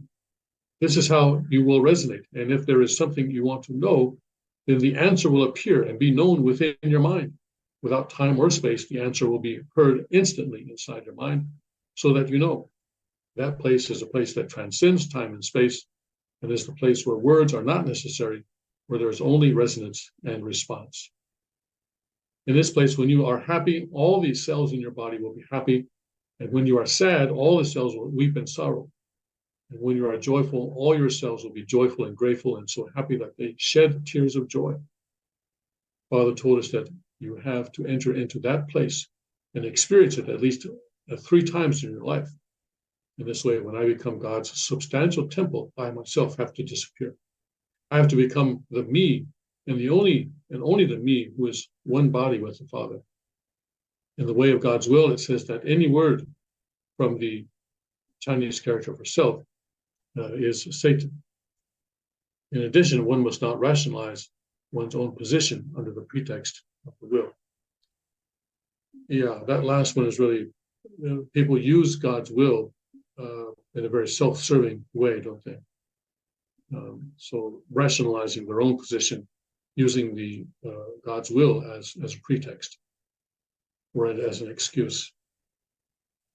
Okay, let's talk about the God of night, the God of day, Hananim, the King of Kings, the true parent. What kind of being is the God of night and the God of day? Also, what kind of being is Hananim, the King of Kings, and the true parent? We first have to understand the God of night and the God of day. As previously shown, God, the original being of the principle, is the harmonized subject of dual characteristics of original Sungsang and original Yongsang. He exists as a unified being, as the harmonious unified being of his attributes, the dual characteristics of original Yang nature and original Yin nature, referring to original Yang nature and original Yin nature as attributes of original Sungsang and original Yongsang means that original Sungsang and original Yongsang exist as an indivisible, incorporeal, unified being, wherein both original Sungsang and original Yongsang each have original Yang nature and original Yin nature as their attributes. The unified body of original Sungsang and original Yongsang is the core of the universe, the core of the cosmos, or the core of nucleus and the whole. The core is the invisible, incorporeal, substantial reality. Why? Because the core is a single point in which the whole is inherent. This is like subtractive color mixing, in which you get black when you mix all the colors of the rainbow. Within that final black color, all 7 colors are inherent. If you go deeper and deeper into that one point, eventually that one point will escape your field of vision, but the point still exists. The point is darkness. However, light is inherent within that darkness. Accordingly, when that one point that is darkness is gradually expanded and appears, the light that is inherent within it also appears. In the Bible, it says that God said, "Let there be light," and there was light. Genesis 1:3. This is the reason why we don't say day and night, but we say night and day, in Korean at least. All beings are created and disappear and appear from the God of night. In a single day, the new day begins starting from 12 midnight. New days begin from 12 midnight. Then, when it becomes 12 midday, 12 noon, this becomes the settlement of high noon. Settlement of high noon is the perfectly completed substantial body, which contains no shadow. The shadow inherently exists within the substantial body and becomes one body with it. And God, who is the original substance of the principle, exists through original Sungsang and original Yongsang. Original Sungsang, which is what we can say is God's mind, is the God of night. And the original Yongsang, which can be said to be God's body, is the God of day. Human beings who were created to resemble God have both a Sungsang aspect, mind, and a Yongsang aspect, body, and the invisible human mind dwells inherently within the human body. Thus, the mind cannot be seen, but the body can. God's mind aspect, original Sungsang, cannot be seen, but also God's body aspect, original Yongsang, cannot be seen. This is because God is the incorporeal original substance and is the first cause. In addition, original Sungsang is mind-type energy, and original Yongsang is energy-type mind. In this way, God, the original substance of principle, exists as a pre-energy within the world of cause, and that energy is mind, and that mind is energy. Scientists are referring to this kind of content when they view energy of matter in a vacuum state as a vibrational phenomenon and refer to it as having the qualities of both particles and waves. Accordingly, the original substance of principle is the unified absolute being, who is the original substance of energy and is Hananim, and the one being who stands as the absolute subject to all created beings. Because God, as the original invisible and incorporeal substance, cannot be seen, he created human beings to resemble his own Hyongsang, and therefore thereby created them as man and woman. Here, when we refer to the Hyongsang of God, we're talking about the unified being in which God's Songsang inherently dwells. Just as original nature, original yang nature, and original yin nature are attributes of the unified body of dual characteristics of original Songsang and original Hyongsang in God, human beings were created as men and women with minds and bodies as substantial expressions of God's attributes. That is, the unified substantial bodies of dual characteristics resembling God's mind, original Songsang, and God's body or original Hyongsang. The expression's attribute only has meaning within the context of some substantial body. For example, when we say that a flower is beautiful, it is only because the substantial body that we call a flower exists that we can say that the flower is beautiful. When we say that yang nature and yin nature are attributes of Songsang and Hyongsang, we mean that Songsang has both yang nature and yin nature, and Hyongsang too has both yang nature and yin nature. Also, when the scripture says that human beings were created in the image of God and that God created them as man and woman, this means that creation took place centering on the sexes and that the male and female reproductive organs are the image. Accordingly, the man, Adam, is the image and glory of God, 1 Corinthians 11:7, and the woman Eve is Adam's helpmate and his bride. Centering on God, this man and woman are to each become perfectly complete, to unify their mind and body, and then as perfected man and woman, completed man and woman become a couple and then become completed and unified together. In this way, when human beings unify their mind and body and become a unified couple as men and women, the God of night and God of day become one. God, who is the original substance of the principle, becomes unified and completed himself. Therefore, if and when the human ancestors, Adam and Eve, completed and perfected their portion of responsibility, their 5%, they would have brought perfect completion to the invisible, formless God. Only at that time would the God of night and God of day have fully become the original Lord of creation, Hananim, as the unified original body. Only at that time would he have become the King of Kings, both in heaven and on earth, and as the true parent, become the eternal true ancestor of humankind. Thus, when human beings who are the central beings of the cosmos reach completion, only from that point does God reach completion, and only from that point does the created cosmos reach completion as well. Unfortunately, during their growing period, Adam and Eve were seduced by the lies of Satan and fell through the misuse of sex. Adam and Eve failed to become the perfected, substantial true parents of unified body and mind, and instead became false parents with mind and body in conflict as owners of a false lineage. As a result, the God of night and God of day came into conflict, and God himself was unable to become the King of Kings in the spirit and physical worlds.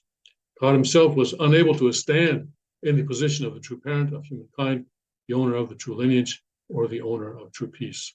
Therefore, when the Messiah, the Lord of the Second Advent and Savior and true parent comes and fulfills the mission of the true parent, God of night and God of day will be unified and become the King of Kings on earth and in heaven. Adam and Eve became the false parents through the fall and, in a manner opposite to God's ideal of creation, built a fallen world through the vertical and horizontal 8 stages in both the spirit world and physical world. Therefore, the true parent must come and, having discovered the principle of the law of indemnity, restore through indemnity on earth the 8 vertical and horizontal stages put in place by the false parent.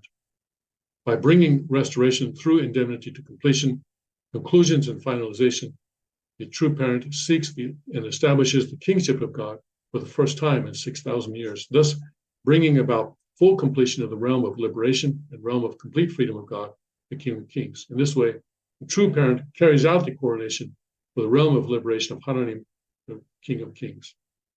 True Father completed, concluded, and finalized the mission of the true parent while he was on earth, in other words, while he was in his physical body, and became the true parent of heaven, earth, and humankind, cosmic King of peace, and the owner of lineage. All right, then the fundamental law and the axis of the cosmos. The fundamental law and axis of the cosmos is the father-son axis. The fundamental axis of the cosmos is not the law of father-daughter, the law of mother-son, or the law of mother-daughter. Why is it the father-son axis? Because the son is the heir to the father's seed. And as the father, God is the first generation, and Adam, as the son, is the second generation. The first and second generations are created by God, but the third and fourth generations are multiplied horizontally through women. First and second generations are a vertical father-son lineage relationship, and in the third and fourth generations, the vertical father-son lineage are multiplied through Adam, centering on true love horizontally via Eve. This is the perfect completion of God's ideal of creation, namely the three great blessings in Genesis 1:28. And Adam is God's son, and at the same time is also God's body. Eve is God's daughter, and at the same time is the wife of Adam. God meets true love through men, and God comes to possess true love through women. Adam, who has become one with God, is the one who carries God's seed of true love. And for this reason, Adam is the subject partner. Eve, who is the object partner, receives the seed of God's true love through Adam and multiplies God's sons and daughters. Man is the seed, woman does not have the seed. Seed in man's sperm includes two types, a seed that can become a son and a seed that can become a daughter. Woman, however, does not have the seed. Rather, a woman is the field in which a seed is planted. In order for the sperm seed of true love to meet with its ovum, which is the body of life of true love, two must come together at one place through the power of true love. This one place, that one point, is the place where the vertical and horizontal three existences must be met. That is the vertical original substance of true love. God must meet with the horizontal Adam and Eve, centering on God's true love. The place where this happens is the reproductive organs of the man and the woman. Accordingly, the reproductive organs are the most precious part of the human body and are the most precious place in the entire cosmos. Centering on the reproductive organs, God, Adam, and Eve become one body in true love, true life, and true lineage. The important thing here is lineage, bloodline, or in Korean, hyertom. In Korean, we do not say love line or lifeline, we say bloodline, hyertom.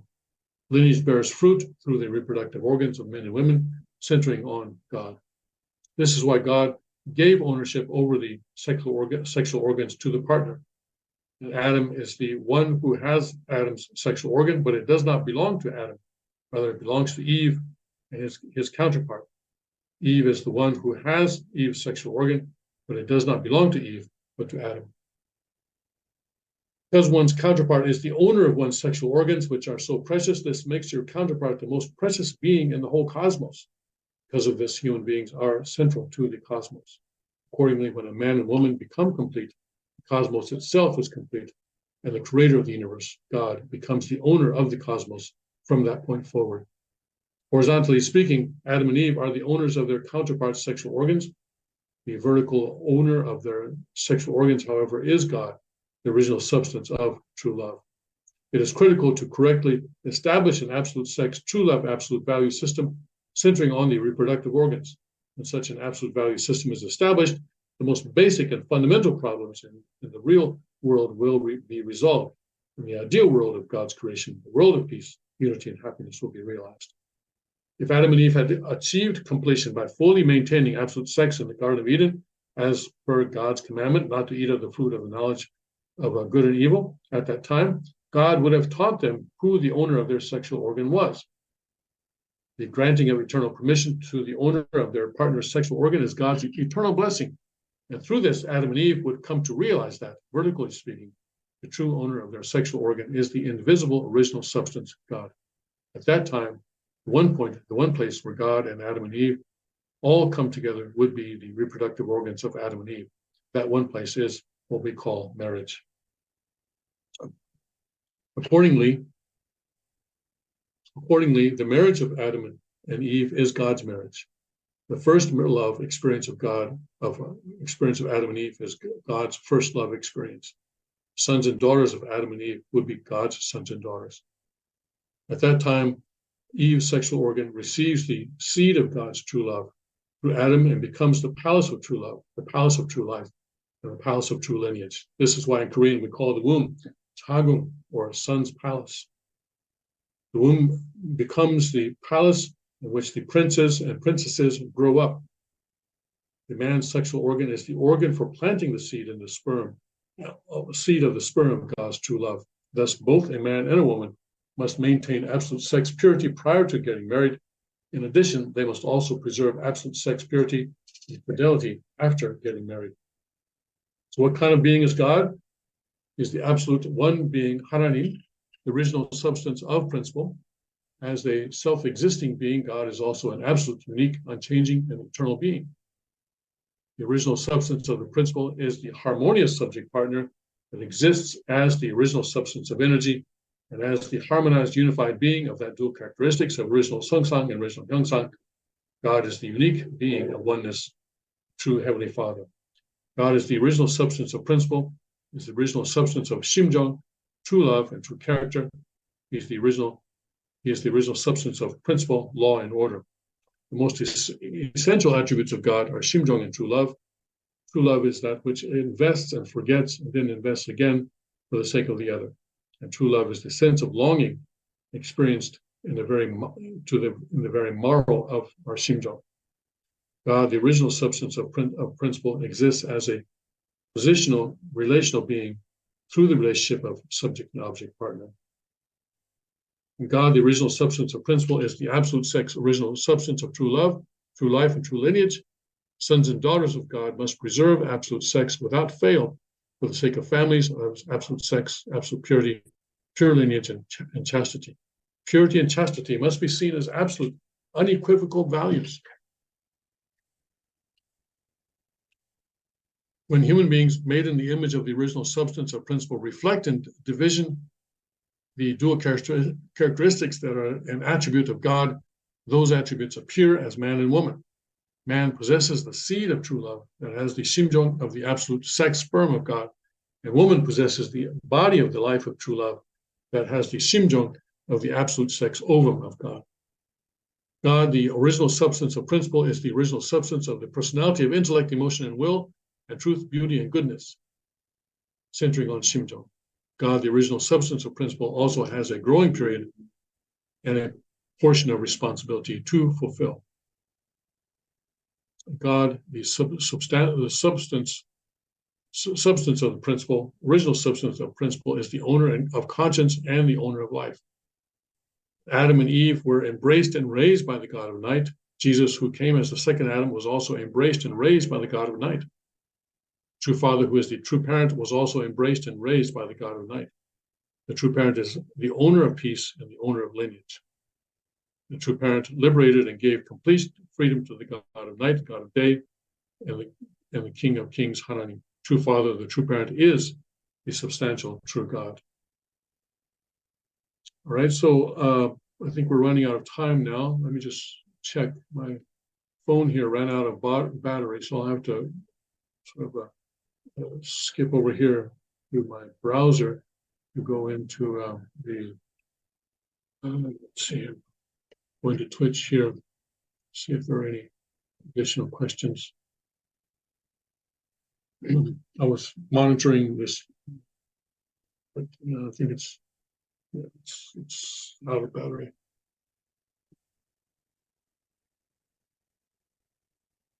Okay.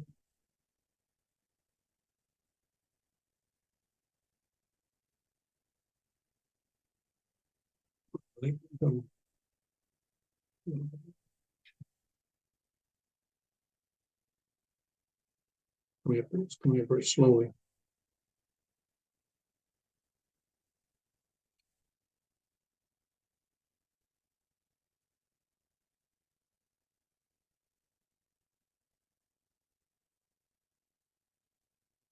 Okay, well, I'm not able to, for some reason, I'm not able to, well, I've got something strange going on here, don't I? Sharing the wrong page. Okay. All right.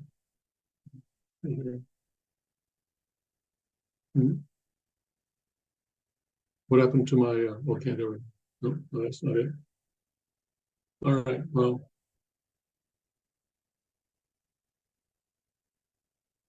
Okay.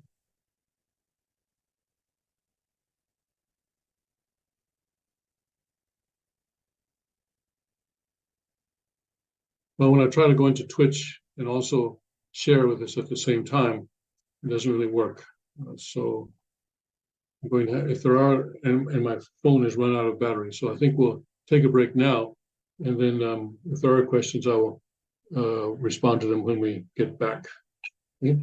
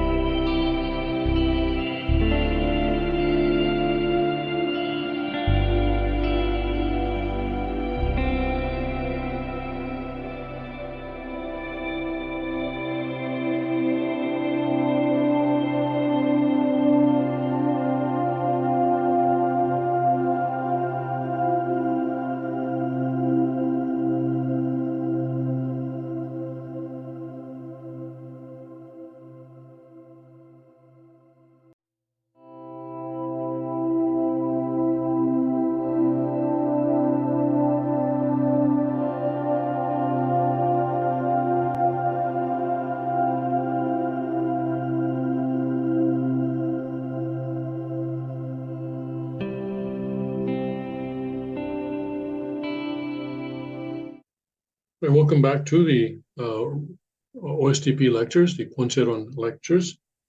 And this will be the third lecture for the second day. And let's see, I'm just checking on my other phone here. Okay. And looks like I don't have anything that I need to respond to right now. Okay. All right. Let's see here. And this is where we were. Take a minute to see it. Okay, let me see it. Okay. We're on page 62 now. And how did the universe come to exist? And was it by creation or by evolution? And well, it's by creation. Why creation? All existences come into being and are born from love. This is why all beings exist in pairs. And in science, input is always greater than the output because some, energy is lost in the process of going from input to output. But in love, input is actually less than the output. The output is greater than the input. And seeds are different. Sparrow is not the same as a finch. The seed is absolutely unique and does not change for eternity. In other words, the sparrow does not become a finch. The second king has spoken about this many times where, sure, we can, in Christians and also in the principle, we can understand microevolution, where animals or plants adapt to an environment. And in the Darwin's studies, he saw how finches on different parts of the island had different beaks because they were adapting to the environment. And sure, that's fine, but you're not going to have one thing jumping and becoming another species, and that has not been demonstrated. Even though evolution is taught as gospel truth in schools, and the reason they do that, of course, is because they believe that this is a way in which to explain the world without resorting to a belief in God. And that's what they want to avoid. But they fail. And scientists realize that evolution is an inadequate explanation. A new development always requires an investment of creative force, a new idea, technology. Without such an investment, there are no developments. There's no development. So when A becomes A prime, this is a development. But in evolution, when A becomes B, this is an evolution. For example, A becoming a human being, as alleged. So that's not development, and that cannot be explained through random selection. What comes first, existence or the reason for the existence? The reason comes first. Why? Because motivation and purpose come first. So the conclusion is that through creation and not through evolution, this is how the universe came into being. This puts an end to the controversy of creation versus evolution and the declaration of the end of the theory of evolution by God, by Father. And also pantheism and emanationism. These are this sort of ancient Greek idea that creation had no motivation or purpose. There's also spontaneous generation, or the Big Bang theory. Some scientists established the theory of the Big Bang in relation to the formation of the universe and have worked hard to rationalize that theory.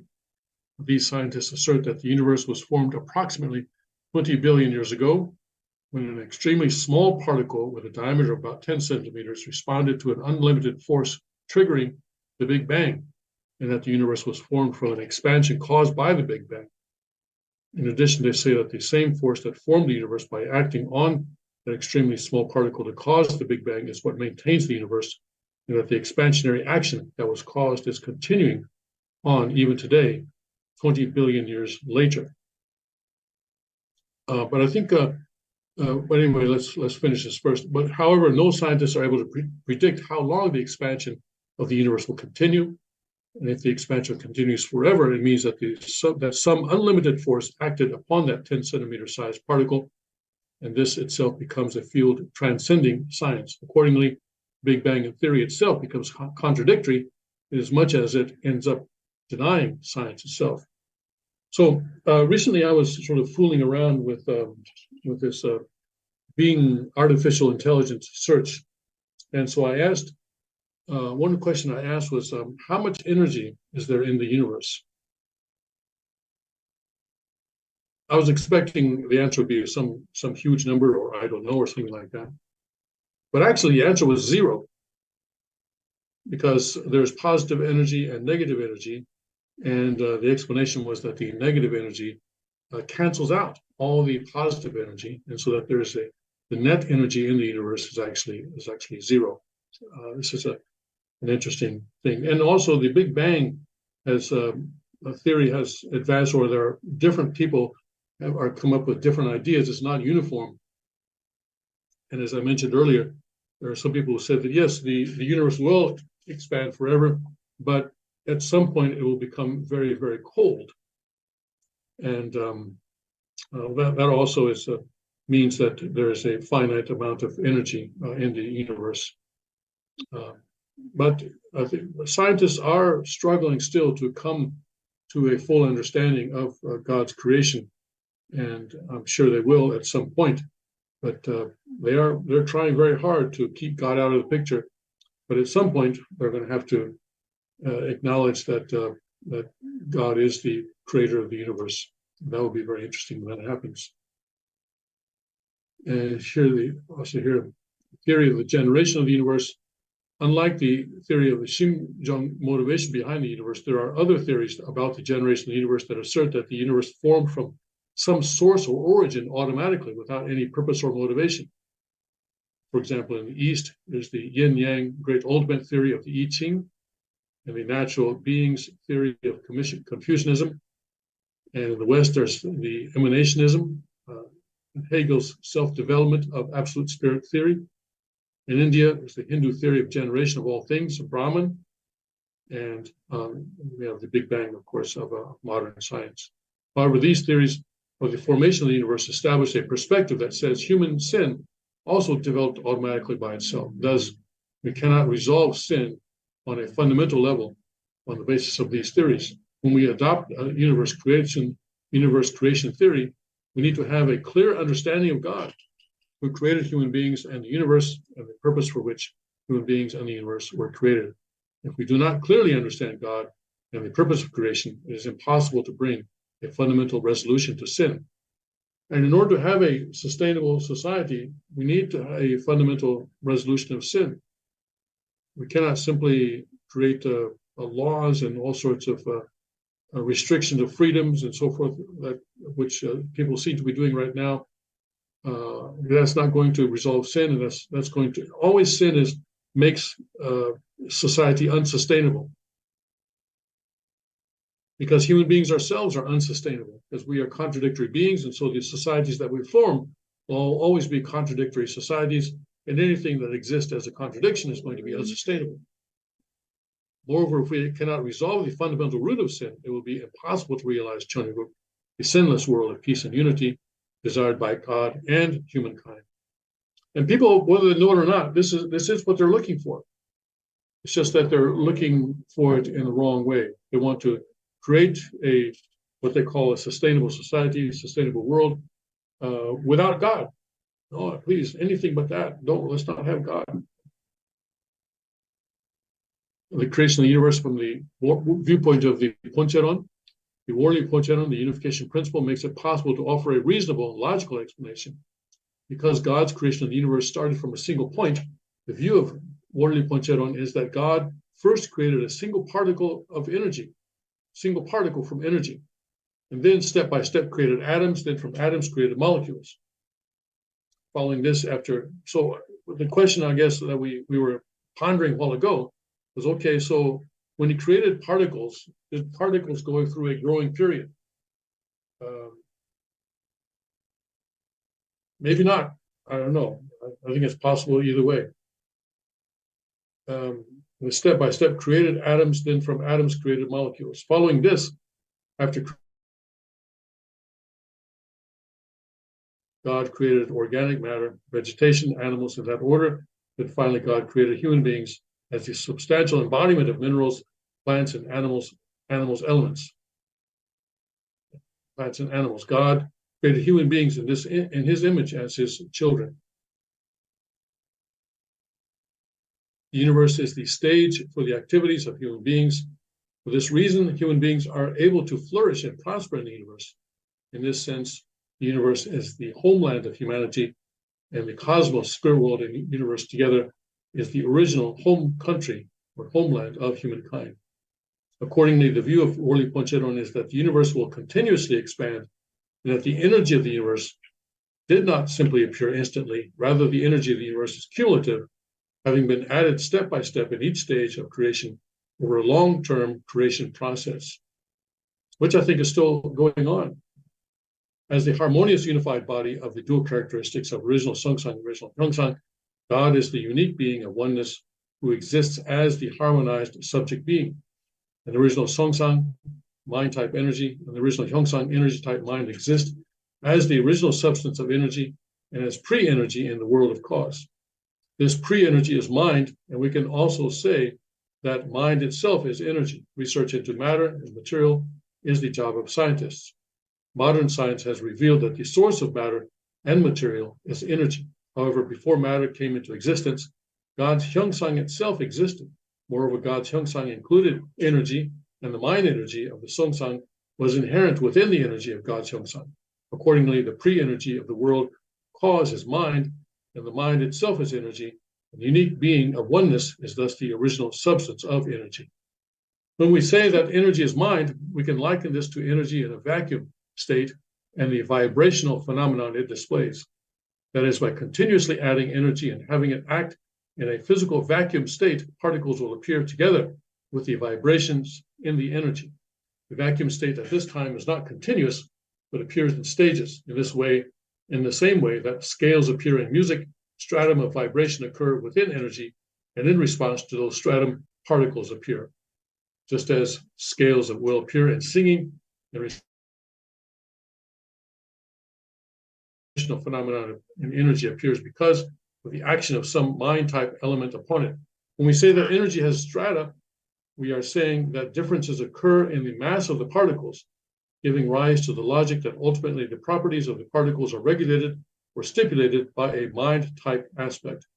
If and when natural science inductively reveals this fact, the unification of science and religion will become possible. God, the original substance of principle, has the relational nature of subject and object. God is the harmonious unified body of original Seongsang, original Hyeongsang, Seongsang and Hyeongsang, and is the harmonized unique being of oneness. Original Seongsang and original Hyeongsang have a relationship of subject and object, and original Yang nature, original Yin nature, which are attributes of original Seongsang and original Hyeongsang, also have a relationship of subject and object. So here, Nobel Prize, Nobel Prize physics person claimed Big Bang was a myth. He claimed universe was built on plasma. He believed it was based on equal amounts of matter and antimatter, and it always existed. It's another theory. So yeah, the equal amounts of matter and antimatter is where the idea comes from, that the total amount of energy in the universe is zero, because the two positive energy and negative energy cancel out each other. That's another theory, yes. But he says that it has always existed. Okay, always. That's a long time. But was there before and always? Always existed. If God is still creating, does that mean he is creating new types of matter or new species of plants and animals? So, well, I don't know. We can ask that question. We can do research on that question. Man is the masculine subject partner, while a woman is the feminine object partner. From a locational position point of view, man has the subject role and woman has the object role. The subject has the right side, the object has the left side. In this case, the subject partner cannot be the object partner, and the object partner cannot be the subject partner. This is the same as how a man cannot, hey, there we go. We're going to get in trouble for this, aren't we? This is the same as how a man cannot become a woman and a woman cannot become a man. All right, there we said it. Here, principle and law and order apply without exception. So there you go, from Father himself. Man cannot become a woman and a woman cannot become a man. In other words, an individual has certain moral standards and norms that must be kept, and the family also has certain moral standards and norms that must be adhered to. The universe has a principled order. All these are examples of the Chando, or heavenly way, which prescribes how individuals, families, and the universe itself must exist, move, and act. Thus, if men and women leave their correct positions and do not live in a principled manner as beings within their correct positional roles, they become unable to complete the purpose for which God created them. If a being leaves its correct position, the reciprocal partner being has no choice but to wait until the wayward partner returns to its correct position. They must persuade that partner to begin to return. So this is, I don't know if you realize what this is talking about. This is talking about, for example, blessed central families, where one of the spouses perhaps leaves the correct position. In other words, maybe does not want to be a member of this spousal relationship anymore. So here, Father is saying the reciprocal partner, in other words, the spouse who remains, has no choice but to wait until the wayward partner returns to its correct position. We must persuade that partner being to return. You know, eternity is a long time, and there's going to be a lot of ups and downs and a lot of things going on. But it's important to do the absolute best to make that union work somehow, even though it may seem hopeless at any given point in time. Let's continue. The completion is not something that can be achieved alone, but only through one's partner. Accordingly, all beings exist in a relational way and exist for the sake of their partner. Thus, each must live for the sake of the other in order to achieve completion. Existing for the sake of each other means to both exist for the sake of one's partner's perfection or completion, and to exist for the sake of the completion of God's purpose of creation. If you live for your partner, you will help your partner complete themselves. And by completing your partner, you will, in essence, complete yourself. A subject partner and object partner must love and live for the sake of God vertically and for each other horizontally. As it says in the scripture, high places shall be made low and low places shall be raised.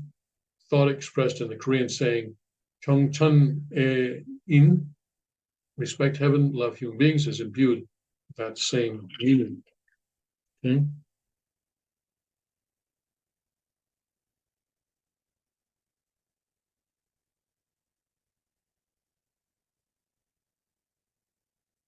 And the universe is vast and unlimited. How big is the galaxy from the viewpoint of solar systems?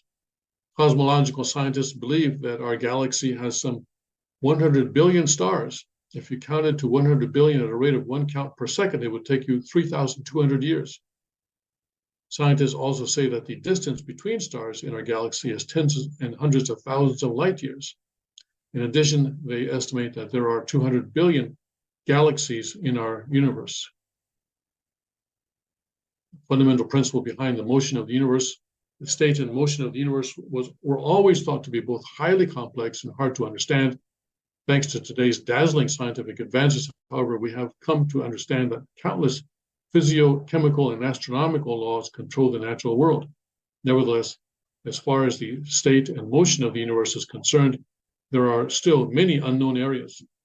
Regardless of how many minute, I guess it is, how many minute, complex, and subtle phenomena of the motion of the state of the universe gives rise to, the basic principle of the state and motion is the principle of give and receive action. That is the principle of the four-position foundation.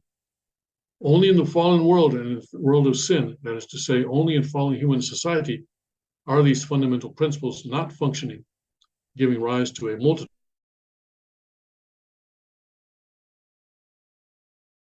of family and global problems can only be established if and when these fundamental principles are applied correctly to human society. The relationship between God and humankind section 3. First, the mind and body relationship, and human beings are the second God. God, human, and so the God's give and receive action. With human beings is like give and receive action between mind and body. So just as the body is, you can say the body is the second mind because it reflects and it resembles the mind and it gives expression to the mind. And so also human beings give expression to God. So it could be said that human beings are the second God.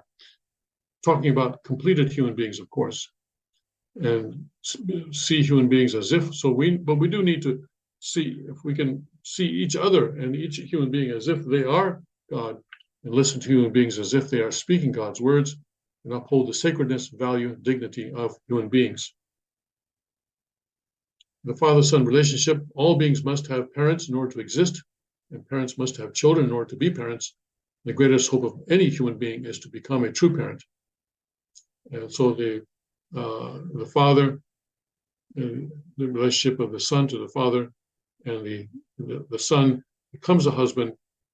He becomes a groom in the blessing. He becomes a husband to a woman, and then eventually becomes a father. And the daughter, she becomes a bride in the blessing, and she becomes a wife, and then she eventually becomes a mother. And then parents, then children, then with express knowledge and loyalty, filial piety, fidelity, and attending the parents, and Shimjung love character. So they receive Shimjung love and character from the parents, and then they respond to that with the knowledge, loyalty, filial piety. And then when that happens, then the parents gain the qualification of being parents. So unless parents have children, then I cannot refer to themselves as parents. So that is what the meaning of parents' Sabbath. So also God, it's with the human beings that complete God and make and enable God to be God. So when that happens, this is the importance of Father coming and liberating God in that way, because then for the first time God could have His Sabbath. And human beings then, when the relationship between God and human beings is broken, then the human beings become the object of God's sorrow.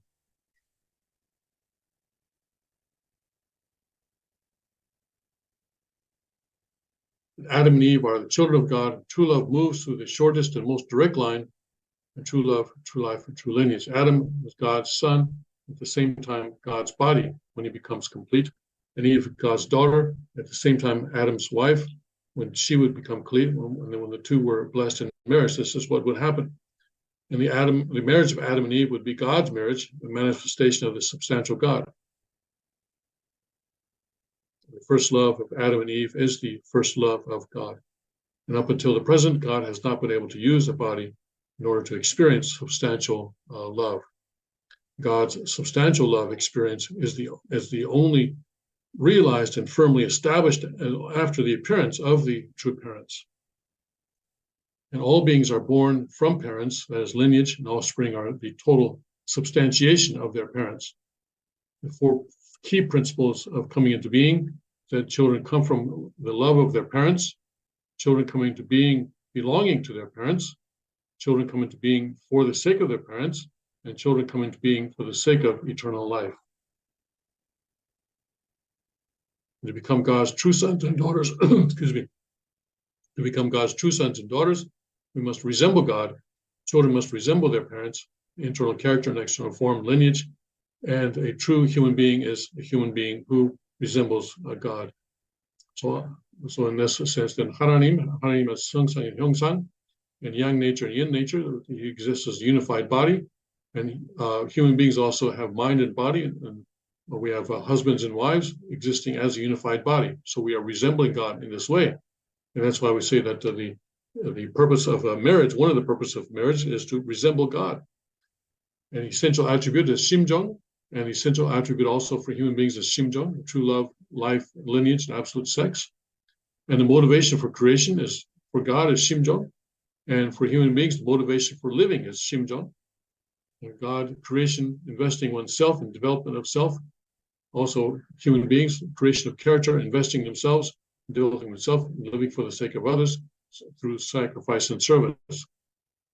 Hananim is absolute, unique, unchanging, and eternal.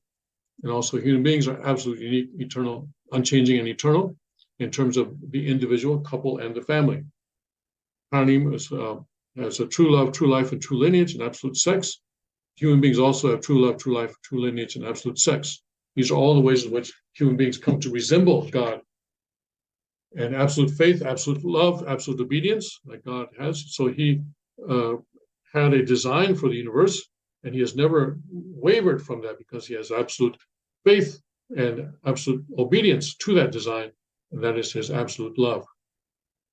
And absolute faith, absolute love, absolute obedience, also absolute owner, was also true with human beings. And God's responsibility to create human beings who would resemble his own nature, and human responsibility is to resemble God, and concrete details, Shimjung, true love, character, principle, order, law, absolute sex, in all these respects, to resemble God. And absolute sex, absolute divinity and character, completion of God's portion of responsibility. And then human beings, absolute sex is absolute character and divinity, completion of the ideal oneness of God and humankind in love. So in the family pledge, in the final stanza and eighth stanza, we refer to the oneness of God and humankind in love. So in conclusion, God is my parent. I am God's child. A true human being is the human being of absolute sex, Shimjung, and true love resembling God. And true education then, so how do we educate people, or specifically children? So we educate them to become God's true children. And education can be divided into two parts: human education, Shimjung and norms, and knowledge education, skills and knowledge. So education of the ideal, Genesis 1:28, where God blessed Adam and Eve to be fruitful, multiply, and have dominion. And so the education concept then is that the three great blessings, the purpose of creation, and God's will. So then to be to wholeness, completion of the individual, right? In terms of being fruitful, and then and also the multiplication and completion of the family, and then governance, completion, or dominion. So children need to be educated with skills, of course, but prior to that, or even more fundamental to that, is the education of their character and in the education of the family. In the education methods, education of Shimjung, this is for the completion of the individual character, and the education of norms for the multiplication of family. In other words, what teaching the right from wrong, and ethical behavior, and this sort of thing. And then governance or completion of dominion, this is knowledge education, skills and ability. And so then the goals of education then is to create a child of character, a person of character, and then in the second stage to create people of goodness, and then third then is to have a genius, in other words, someone who is able to do something, or to do something better than anyone else. And Matthew 7:21 says, "He who does the will of the Father will enter heaven." So, and these graphics then express this aspect here. Whereas in character, mind, body, give and receive between mind and body, centering on God, to create a human with divinity and Shimjung, and perfection of the temple of God. And then man and woman having given and received, centering on God and giving birth to children, and the principle and the people of creating people of goodness. And then human beings and all things, in other words, the rest of creation, having given and received, based on centering on God, and create the ideal and the ideal world. This is when human beings are able to have dominion, exercise dominion over creation from God's position. So we need to educate clearly about God, the spirit world, the true parent, and restoration through indemnity. And unfortunately, of course, that's not taking place in the schools today. But 1 hour a week in Sunday school, I don't know really how much that does. Parents need to be aware of this and need to be doing this at home in their families on a daily basis. And unification education fulfills the three elements of education of culture: unity of Shimjung, unity of thought, unity of lifestyle. The core true education concept is to love God, love humankind, love my nation. And dual characteristics are the key to solving all the problems of the world, and Song Sang and Hyung-sang are the master key. And Song Sang, so God has a Song Sang or internal nature, and Hyung-sang external form. And this is, of course, unfolds in humans as the internal nature and external form of human beings are the mind and body. And all things were created with human beings as the model. Accordingly, all places where people gather and live should fulfill their values and purpose for existence through a balance of Song Sang and Hyung-sang. So in the family, we have parents and children. This is the Hyung-sang aspect of the family. That then there's family ethics, the Song-sang aspect of the family.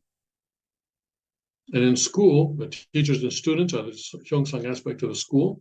And the education principles are the Song-sang aspect, the internal nature of that. And in the company or corporations, or in any other sort of a social organization, you have managers and you have workers, so forth, and you have company morals. In the nation, you have leaders and people who are the Hyung-sang aspect and the guiding principles of the nation, or the ideology of the nation. In the world, you have humanity and nations, and the ideology of a world peace and unity. So a Song-sang type of value system must be established in the world, the unification of value systems, absolute goodness, life of Shimjung, life of living for the sake of others. And Yang and Yin as attributes of Song-sang and Hyung-sang in the resolution of real problems.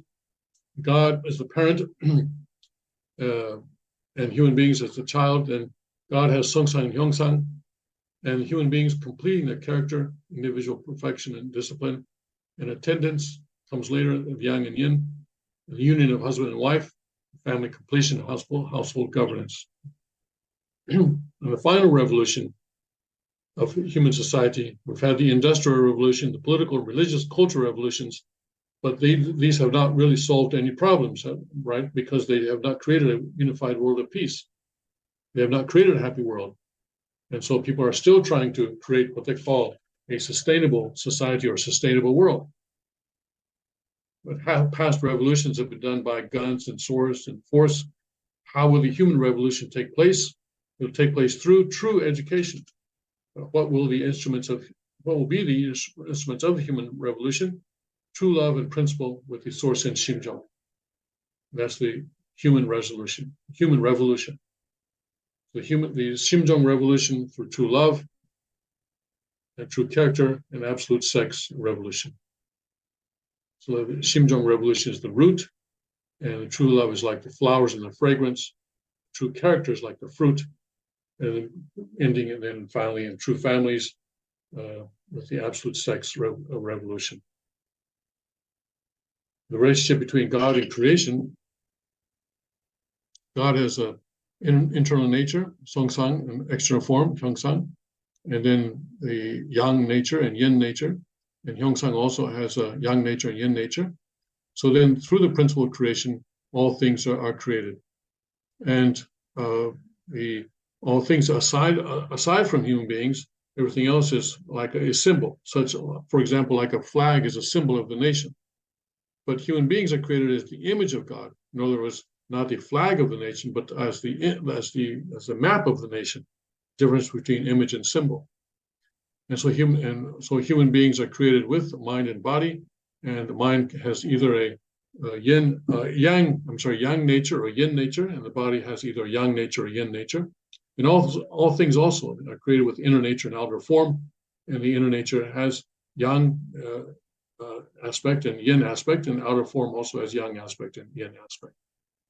And so the relationship with God to the universe then is that there's a subject partner and object partner. The subject partner is cause, the object partner is result, and internal. God is internal, the object partner is external. All things are external, including in this case, all created things are external. God is vertical, and all created things are horizontal. God is invisible, all created things are tangible. And God is the masculine subject, and all created things are his feminine object. And that and it's the status that they occupy. So the relationship between human beings and all things is that human beings are able to imitate the sounds of all things. A dog cannot imitate a bird except in very unusual circumstances, and when that happens, I guess they send the dog to the circus. But human beings can make sounds of all things, and human beings are able to possess all. All things have elements, qualities in nature, and human beings have hair, and all things have plants that kind of. The plants, the trees, and the bushes on the earth resemble the hair on the human skin, and human beings have skin, and the earth has a crust, and human beings have muscles, like the earth has substrata. Human beings have veins, like the earth has underground waterways. Human beings have a skeleton, and like the earth has a rocky mantle, and human beings have a bone marrow, and all things have a molten core. Okay, it looks like we have some comments and or questions here.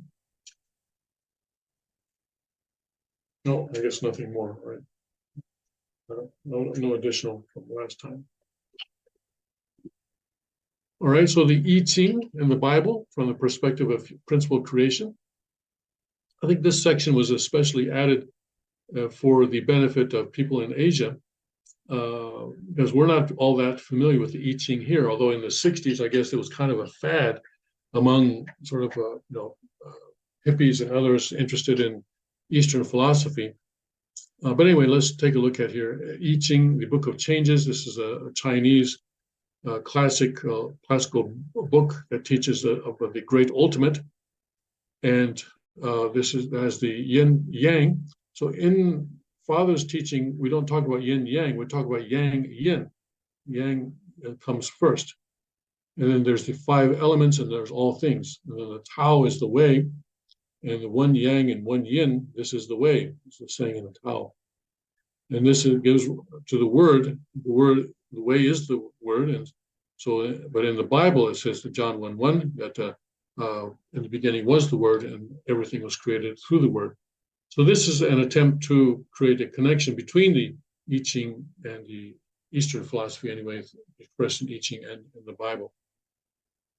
Now, the principle in God and Father's teaching in the unification principle, God has a Sung Sang and Hyung Sang, and then each has the Sung Sang has a Yang aspect and a Yin aspect. Hyung Sang has a Yang aspect and Yin aspect. But in I Ching, the Te, or the Teguk, or the ultimate, the great ultimate, is not clear on the Sung Sang and Hyung Sang, but it does say that there's a Yang aspect and a Yin aspect. So it cannot explain that God is the being of a personality. In other words, it cannot say that, teach that God is a personal God. And that's critical. Anyway, so in the Bible, God the Father explains that God has personality, but does not explain God's attributes. So, but before Father was born, his family converted to Christianity. In other words, converted from a religion or a culture that understood about yin and yang, but not about God's Sung Sang and Hyung Sang, or at least about God's internal nature and external form, and about the personal God, having an understanding of God as a personal God. And this is something that is lacking among, I think, many Koreans even today. Unfortunately, not all of Korea was evangelized at that time. Some parts of it were, and fortunately, Father's family was evangelized and became Christian, and so they could come to understand God as a personal God. I think some of the problems that we're having today relate to the fact that God is not understood as a personal God. All right. The Western and Eastern ontologies from the perspective of principle of creation. The original substance in the West, forms and material, Sung Sang, Hyung Sang, internal character and external form. So the original substance in the East, there's the original substance here is a reference to God, right? So God in the West, form and material, Songsang and Hyongsang, internal character and external form. And God in the East is yin and yang nature and yin nature. So there needs to be a unification. There can be a unification there. So Western ontology and Eastern ontology can be unified, and there can be a unified culture. And let's see here, it's forms here. The word forms here in this aspect refers to Plato's theory of forms. So universal prime force, give and receive action, and the four-position foundation. Universal prime energy, this is the existence which requires energy, and universal prime energy, the fundamental force for God's existence, and the causal force that gives rise to the energy that allows all created beings to exist.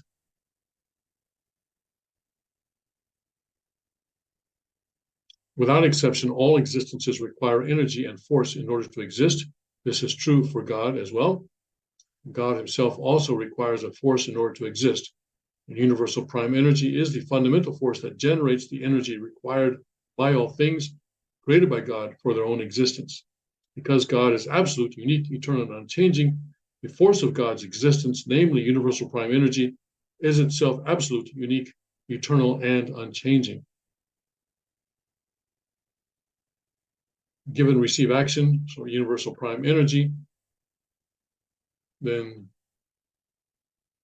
is the cause and subject and internal, and the subject partner Songsang and the object partner Hyongsang have give and receive, centering on universal prime energy, and this produces all the energy that is necessary for existence, multiplication, and action. And the force of give and receive action is the effect, the object partner, and also external. The relationship between Songsang and Hyongsang and the give and receive action, and Worli Poncheron, original substance of the divine principle, which is the unification principle. When Songsang and Hyongsang establish a reciprocal relationship to form a reciprocal common base, the phenomenon of give and receive something, giving and receiving something takes place. And this phenomenon is what we call give and receive action. And here, when we say that two partners establish a reciprocal relationship, we mean that they face toward each other. And when we say that they form a reciprocal common base, we are saying that they establish a reciprocal relationship centering on a common purpose, then engage in a give and receive action and exist by establishing a reciprocal common foundation. So Songsang and Hyongsang having give and receive action centering on Shimjung, or centering on purpose, and this is the center, and they create a unified body.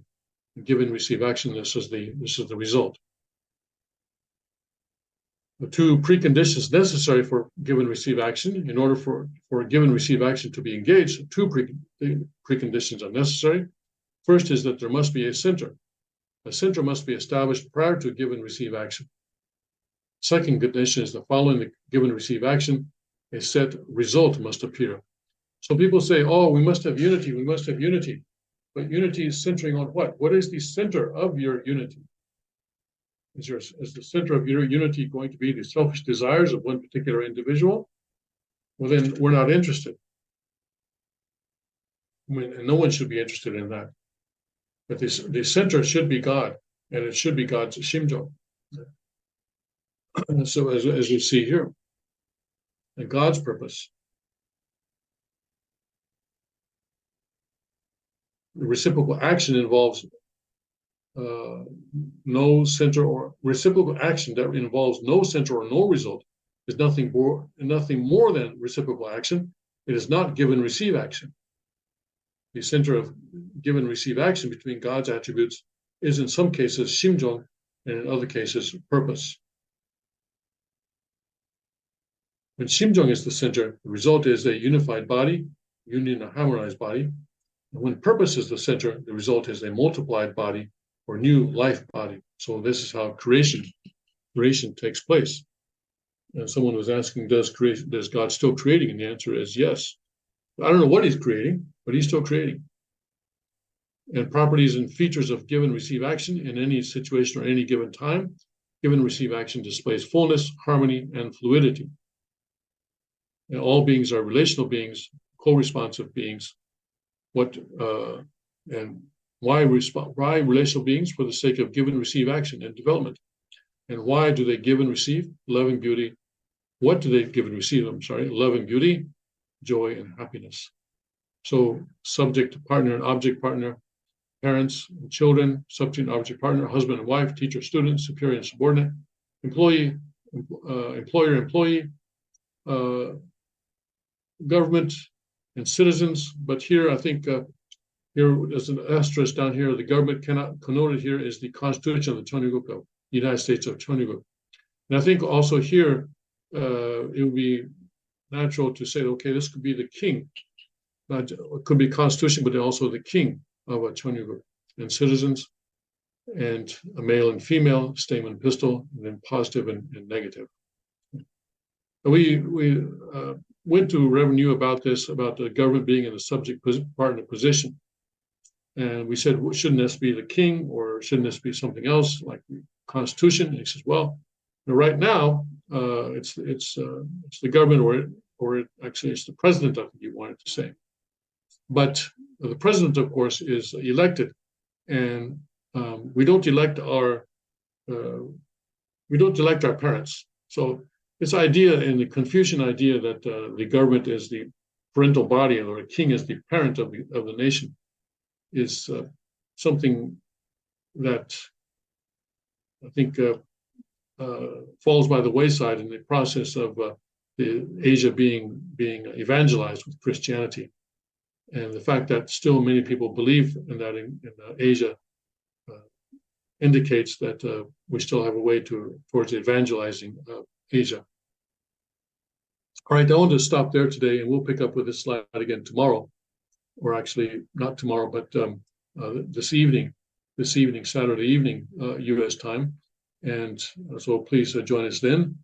Good evening. Welcome to the next installment of the Original Substance of Divine Principle Lectures. As I mentioned in the beginning, the Korean title for these lectures, 원리 본체론, 원리 is principle, 본체론, as I explained in the beginning, is very similar to the word ontology in English. It's a study of existence, the rules and laws governing existence. But we call it original substance, because God is the main body of the universe, main body of the of goodness and of love, of Shimjung, and everything good like that. And as we mentioned, Shimjung is an irrepressible impulse of the heart to give love or invest love in an object partner so as to experience love and joy. God created the universe because of Shimjung, because God could not exist alone. God had this irrepressible impulse, shall we say, irrepressible impulse to create an object partner with whom he could have a love relationship. Otherwise, he would, even though he is love, even though love is within him, still he cannot experience that love without first investing it or giving it to an object partner. And so we've been going through chapter 1, the principle of creation, which outlines how God created and what the various parts of the design that God used in creating the universe.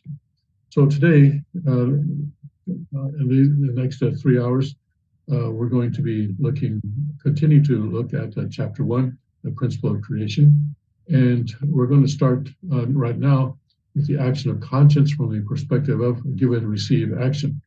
Give and receive action is the action that takes place between a subject partner and an object partner.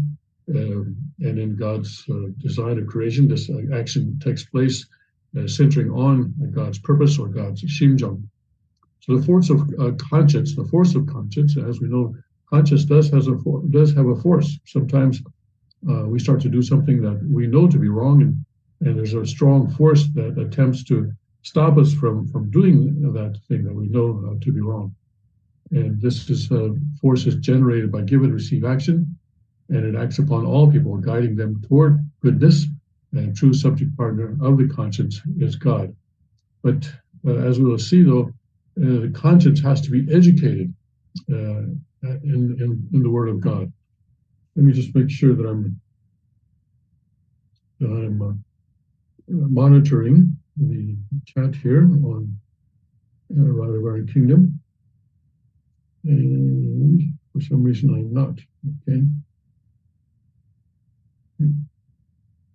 Okay, I guess this will come out soon. We are broadcasting, aren't we, Tech Team? Tech Team, is this going out on Twitch? Okay, because I'm not receiving it on my Twitch. All right, so oh,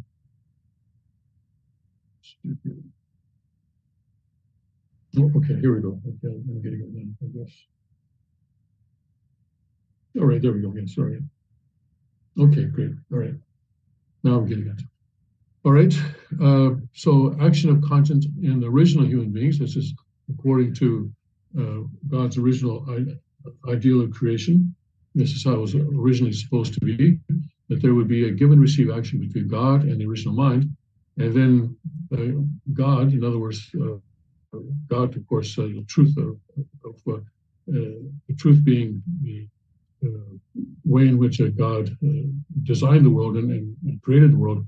And this would exert, this would have give and receive action with the conscience in the human being, and then the force of conscience would guide human beings to perform acts of goodness. But in the action conscience of fallen human beings, though, it's a little bit different, unfortunately. The truth, what the fallen human beings mistakenly consider the truth is somewhere off to the side here. And so the force of conscience here takes human beings in a mistaken direction. So we cannot trust the conscience to always guide human beings in the path of goodness. So because the conscience has to coincide with the truth, it has to know what the truth is. It has to be educated in the truth. And that is why we study God's word, and we study this content right here, but also we do Hundoke every morning in order to bring our conscience more and more in line with actual God's truth. And then the fall in salvation from the perspective of give and receive action. In the completed human beings, God and man having to give and receive, and within here, in fallen human beings, though, the relationship between God and human beings has been severed. And then there's a relationship that's been established between human beings and Satan. So this is when human beings are, distant from God, and in spirit world, they will go to a place that is distant from God, and of course, we refer to that as hell. So God sent the Messiah, and the Messiah is one with God in a complete and perfect give and receive action with God. And so that's why the Messiah is referred to as the mediator in 1 Timothy chapter 2, verse 5. And in John 14:6, Jesus says that he's the way, the truth, and the life.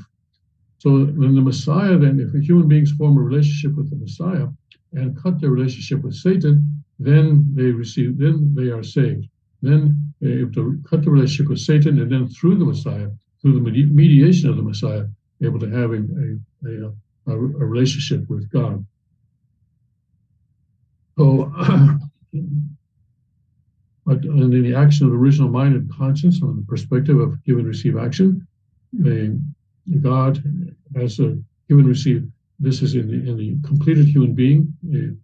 God has a give and receive action with the original mind, and then this God and the original mind are then in the subject partner position, and then the original mind and the human body have a give and receive action, because this original mind then is in the spirit mind of the completed human being, but then God is in the subject partner position, and the completed human being in the object partner position. And this is how then in the original design of God, human beings and God could be in perfect union and harmony. So then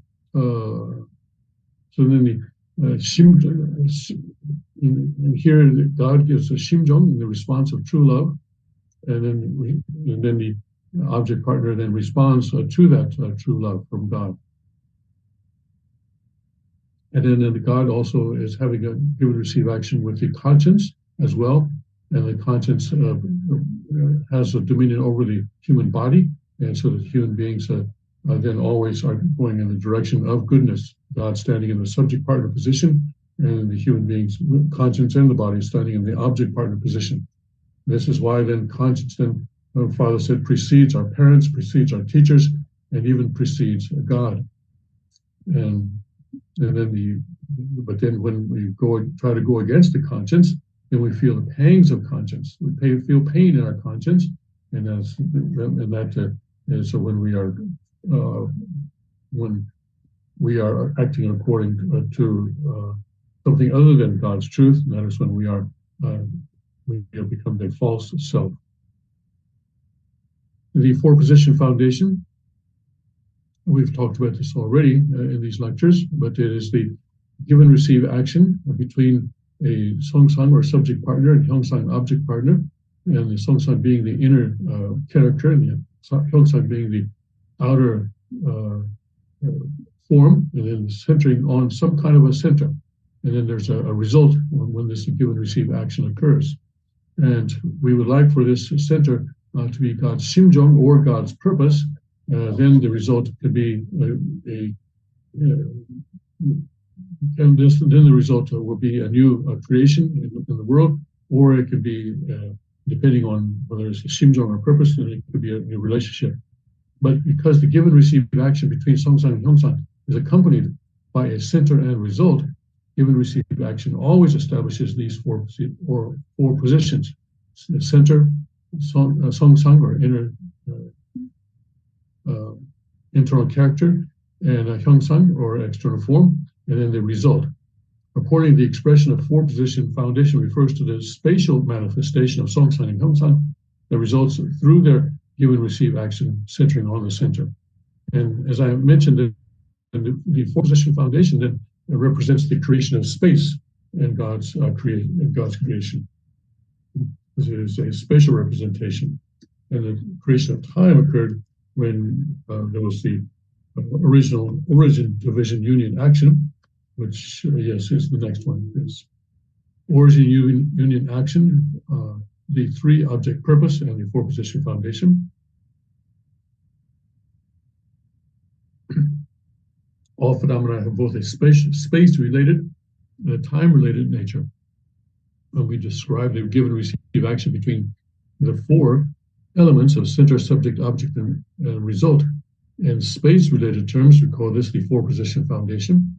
However, we describe their give and receive action in time-related terms. We call this the origin, division, union action. Origin, division, union action refers to the temporal manifestation of subject and object that results through their give and receive action on the center. Is the origin. Origin is absolute. And this is the first stage, and then the subject and object are within the origin. They are in the case of a God. We're talking about God's original songsang and original hyongsang, original internal character and original external form. Then these unfold, I would say, not projected necessarily, but unfold into the universe. And then then the result here, then this creates the four-position foundation, creates the spatial aspect. Then this occurs over time, and so then this is how then time is created, where origin and the division is relational. The second stage in union is then the harmonized result, harmonized crystallization of subject partner and object partner. So this is a unified body or a new life body, depending on whether the center is God's Shimjung or God's purpose. The origin, division, union action is the action in which God stands in the origin position, and division extends from him or unfolds from him, I would say, with the division next being reunited again in oneness.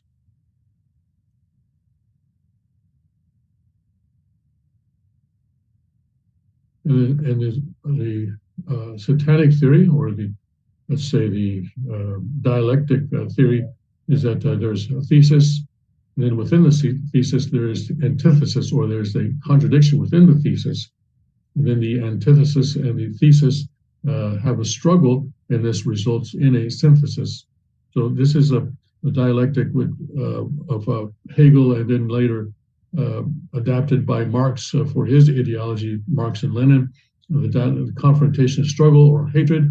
This was the basis for their interaction between thesis and antithesis, and then they created dialectical materialism as a result. So they fused actually Feuerbach's materialism with Hegel's dialectic. Whereas with God's actual teaching, the origin, yes, the origin does contain subject and object partners, but these are not contradictory to each other. They are not struggling with each other. These unfold into the universe as a man and woman, for example, and with the yang nature and yin nature. And this is the division there. And then man and woman come together in harmony, centering on God's purpose or God's Shimjung to produce children, and then this is how development occurs in God's original design. So the development does not occur through struggle, as Marx would have it, but actually occurs through harmony, harmony and unity, centering on God's purpose or God's Shimjung. So the relationship between ODU action and dialectical materialism, when Marx and Engels combined Hegel's dialectic with materialism, they created dialectical materialism. Hegel's dialectic is a development logic that adopts the formula of thesis, antithesis, and synthesis. And within this formula, within the dialectical materialism, is formula for development through contradiction, wherein all things develop by unity through struggle of the conflicting parties, namely thesis and antithesis. And this is why Marxists are always trying to sow division and hatred and enmity within societies, because they, according to their philosophy, this is how development occurs. Of course, they are trying to bring about what they think is the dictatorship of the proletariat through this.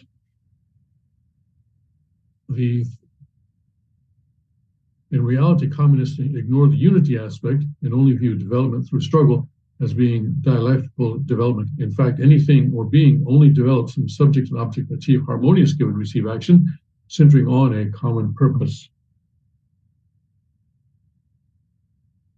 So the dialectical materialism and reciprocal oneism, thesis, antithesis, synthesis is the dialectic of Marx.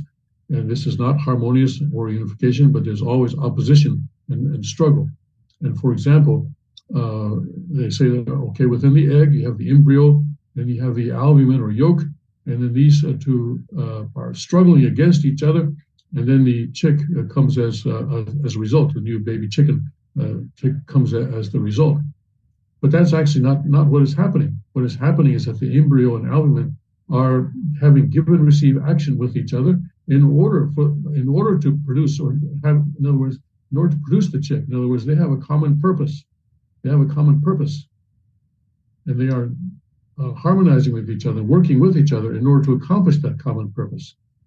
And so, and actually, this is one of the examples that is given by Marx in his Das Kapital.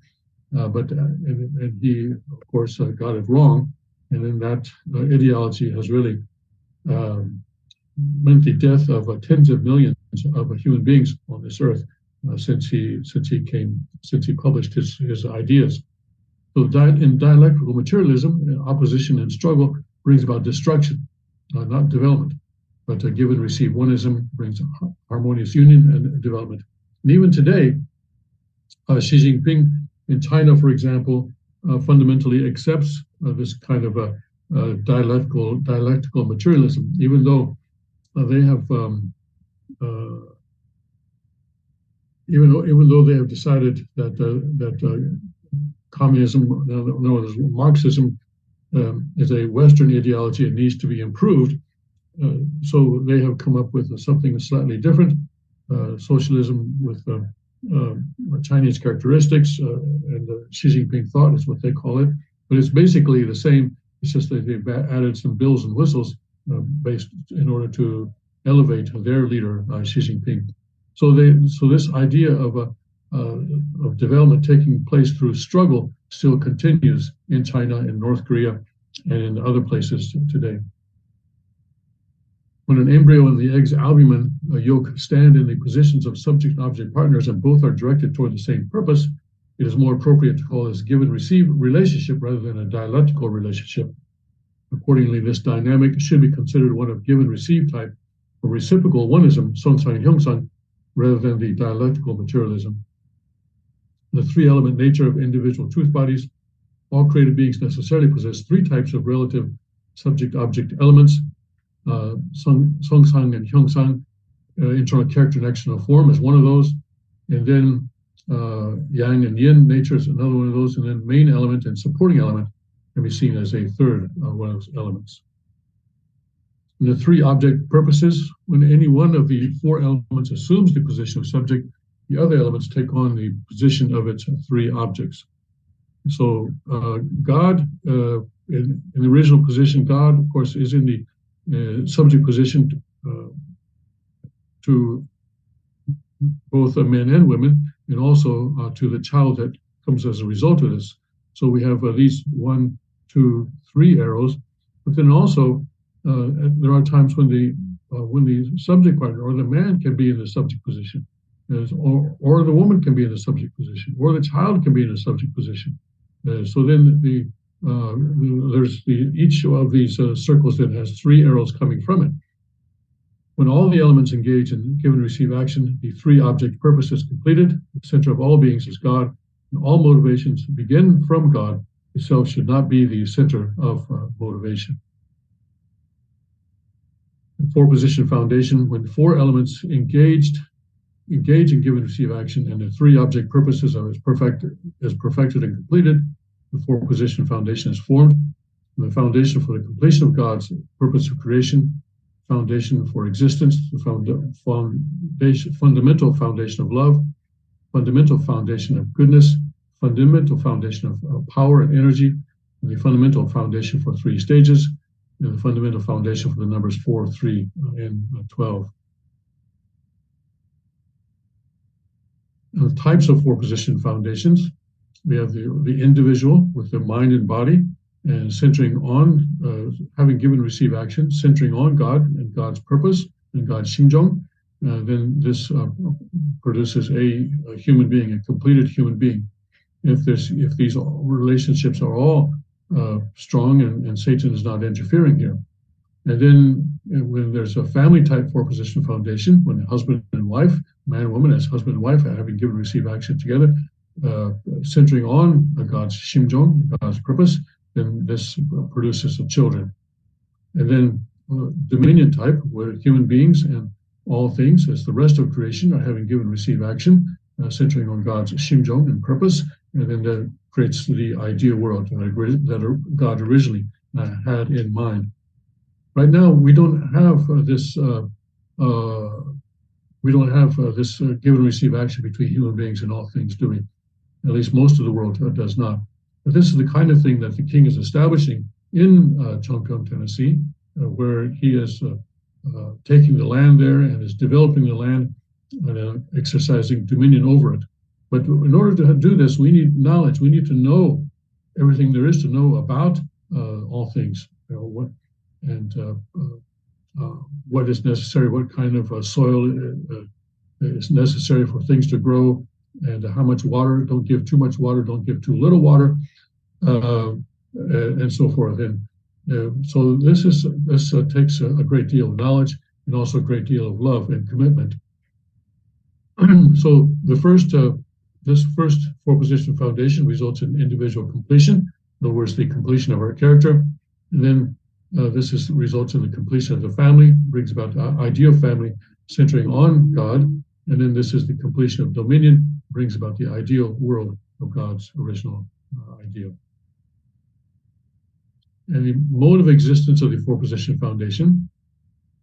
4-position foundation is not just circular; it's actually spherical, because this is always been rotating. It's always the angle is always changing. So here we have not just God, human beings in a top and bottom or above and below relationship, not just the right and left. And this right and left is from God's position. Your screen is correct; it's not reversed.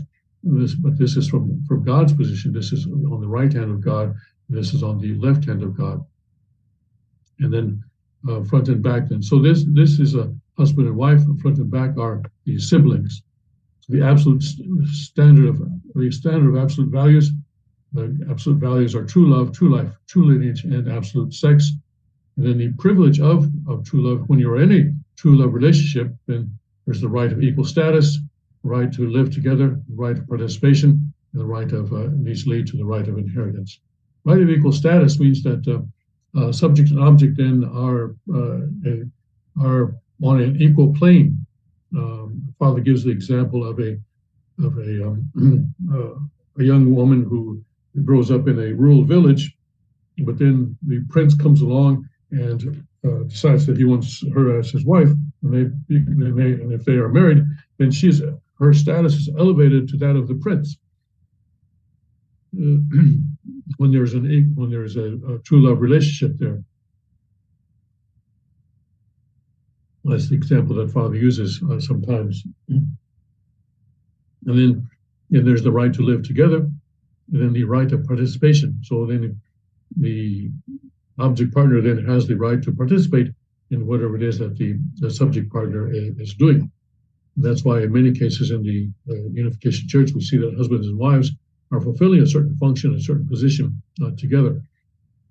And there's the right of inheritance. So God wanted to inherit everything to his children. That did not happen because his children betrayed him and formed a relationship with Satan. But all of the inheritance of the universe is being held by God, and will be inherited to his children when they return to him. The omnipresence of God, and so in the world where God's purpose of creation has been completed, all individual beings embody God's original internal nature and original external form, giving rise to a spherical motion and forming the basic foundation for God's governance and action. In this way, God becomes universally present in all created things. So yesterday we had a question about this. Is God created? Is God present in everything? In a way, he is. But as I mentioned yesterday, we need to be careful not to fall into animism. Boulders are not God.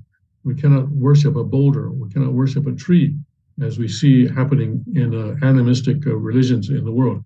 But God is present there. So if there's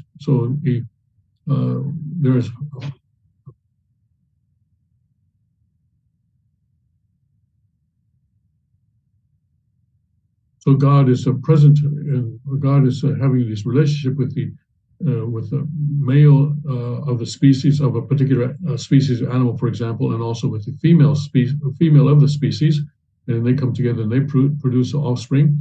So God is present here, but the animals themselves are not God. Even sometimes I know some religions will venerate or worship certain animals, a fox or cow or elephant or something like that, as God, but that's not the case. God, yes, is there in terms of his relationship, but he's not actually. But those animals are not God. And also, man, woman, and human beings, the same thing. And the stem and pistil producing plants are the same thing. Let's do this again, because I want to make sure that we understand the difference between animism and what Father is talking about here. In the world where God's purpose of creation has been completed, okay, so this is the world where God's purpose of creation has been completed. So it's not what we have today. All individual beings embody God's original internal nature and original external form. In other words, the original Song-Sang, the original Hyung-Sang, giving rise to a spherical motion and forming the basic foundation for God's governance and action. In this way, God becomes universally present in all created things. Okay, and then the multiplication of life without exception. For living beings to continue to exist, they must reproduce. This multiplication takes place through the origin-division union action that results from give and receive action. So when subject partner and object partner are having give and receive action centering on God's Shimjung, then there's a union. And then this can be applied, for example, to the plants, the stem and pistil, have a give and receive action centering on God's purpose, and then that creates the seeds of the flower. This is how they multiply. And then also in the human beings or in animals, male and female have give and receive action and centering on God's purpose, and there's offspring from that. So the reason that all beings are comprised of dual characteristics, the universal prime energy is the center then for the subject object to have give and receive action, and then this produces the energy that becomes the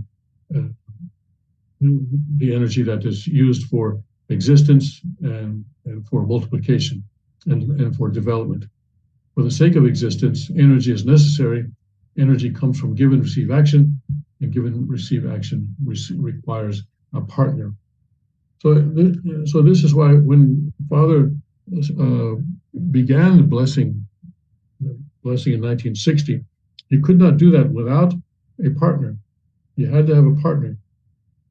Now, it did not mean that partner was perfect or completed as a woman from the beginning.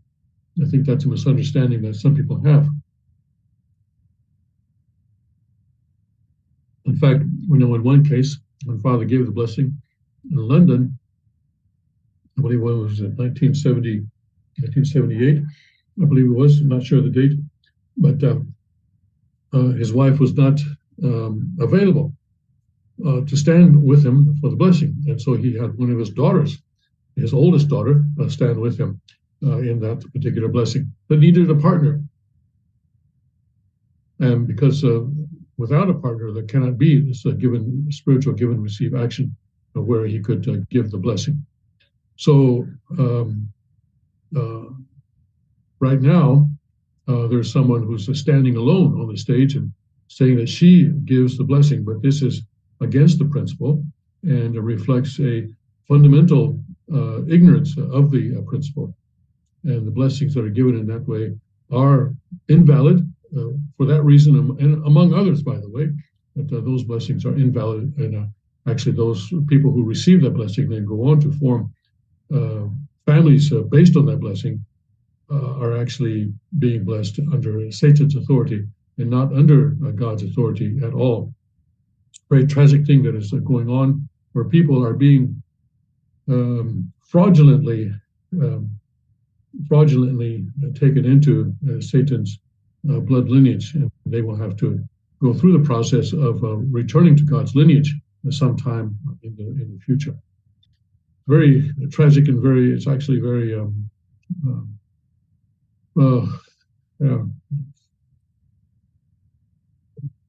one could become angry with this, but anyway, that's the situation.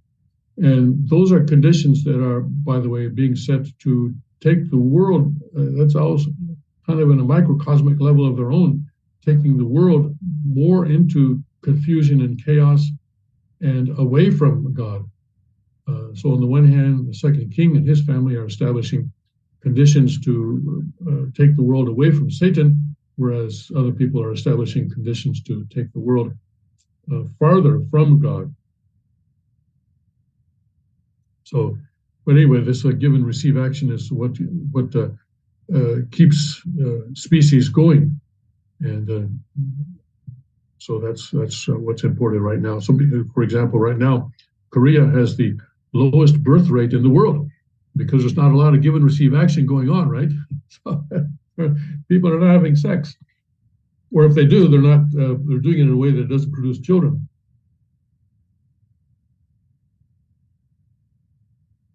But if it continues, if it continues in this direction, then of course the Korean race is going to disappear from this peninsula. But then, through the blessed central families who do engage in God-centered give and receive action can replace them. So that may be part of that may be something that will fulfill God's purpose. All right, let's look at the purpose of creation, the purpose and motivation for creation. the motivation for creation versus the motivation for creation is Shimjung. We've talked about this already. And Shimjung is God's essential attribute. Shimjung is what? Shimjung is the irrepressible impulse of the heart to give love to an object partner so as to experience love and joy. I said, I think this is a pretty good definition to remember and memorize, because the word Shimjung gets used a lot. And some people will say, well, wait a second, tell me about that Korean word. What does it mean? Well, just recite this. It's the irrepressible impulse of the heart to give love and joy, to give love to an object partner so as to experience love and joy. And this is the essential attribute of God, and it is the root of God's true love, because true love flows from Shimjung. It's the core of God's character. So from Shimjung flows to an object partner, and then the love flows from Shimjung into an object partner, and then the object partner returns joy to God. So in this, sometimes sometimes this object partner can be something that is substantial, or sometimes it can be something that has no form in itself. But if it has no form, then it's momentary. But if it has a substantial body, then it's just eternal. The purpose of creation then is for the object to return joy to God, to the subject partner. And the object that resembles God, Genesis 1:27, where it says that God created human beings in his image, right? So God created man in his own image, and in the image of God created he him, male and female, created he them. Okay? So refers, of course, to God as he, and to Adam and Eve as them, but makes it clear that there are only two genders that God created. So who created these other dozens and dozens of genders? Well, it wasn't God, that's for sure. An object that is good, John 14:20. Luke. Okay.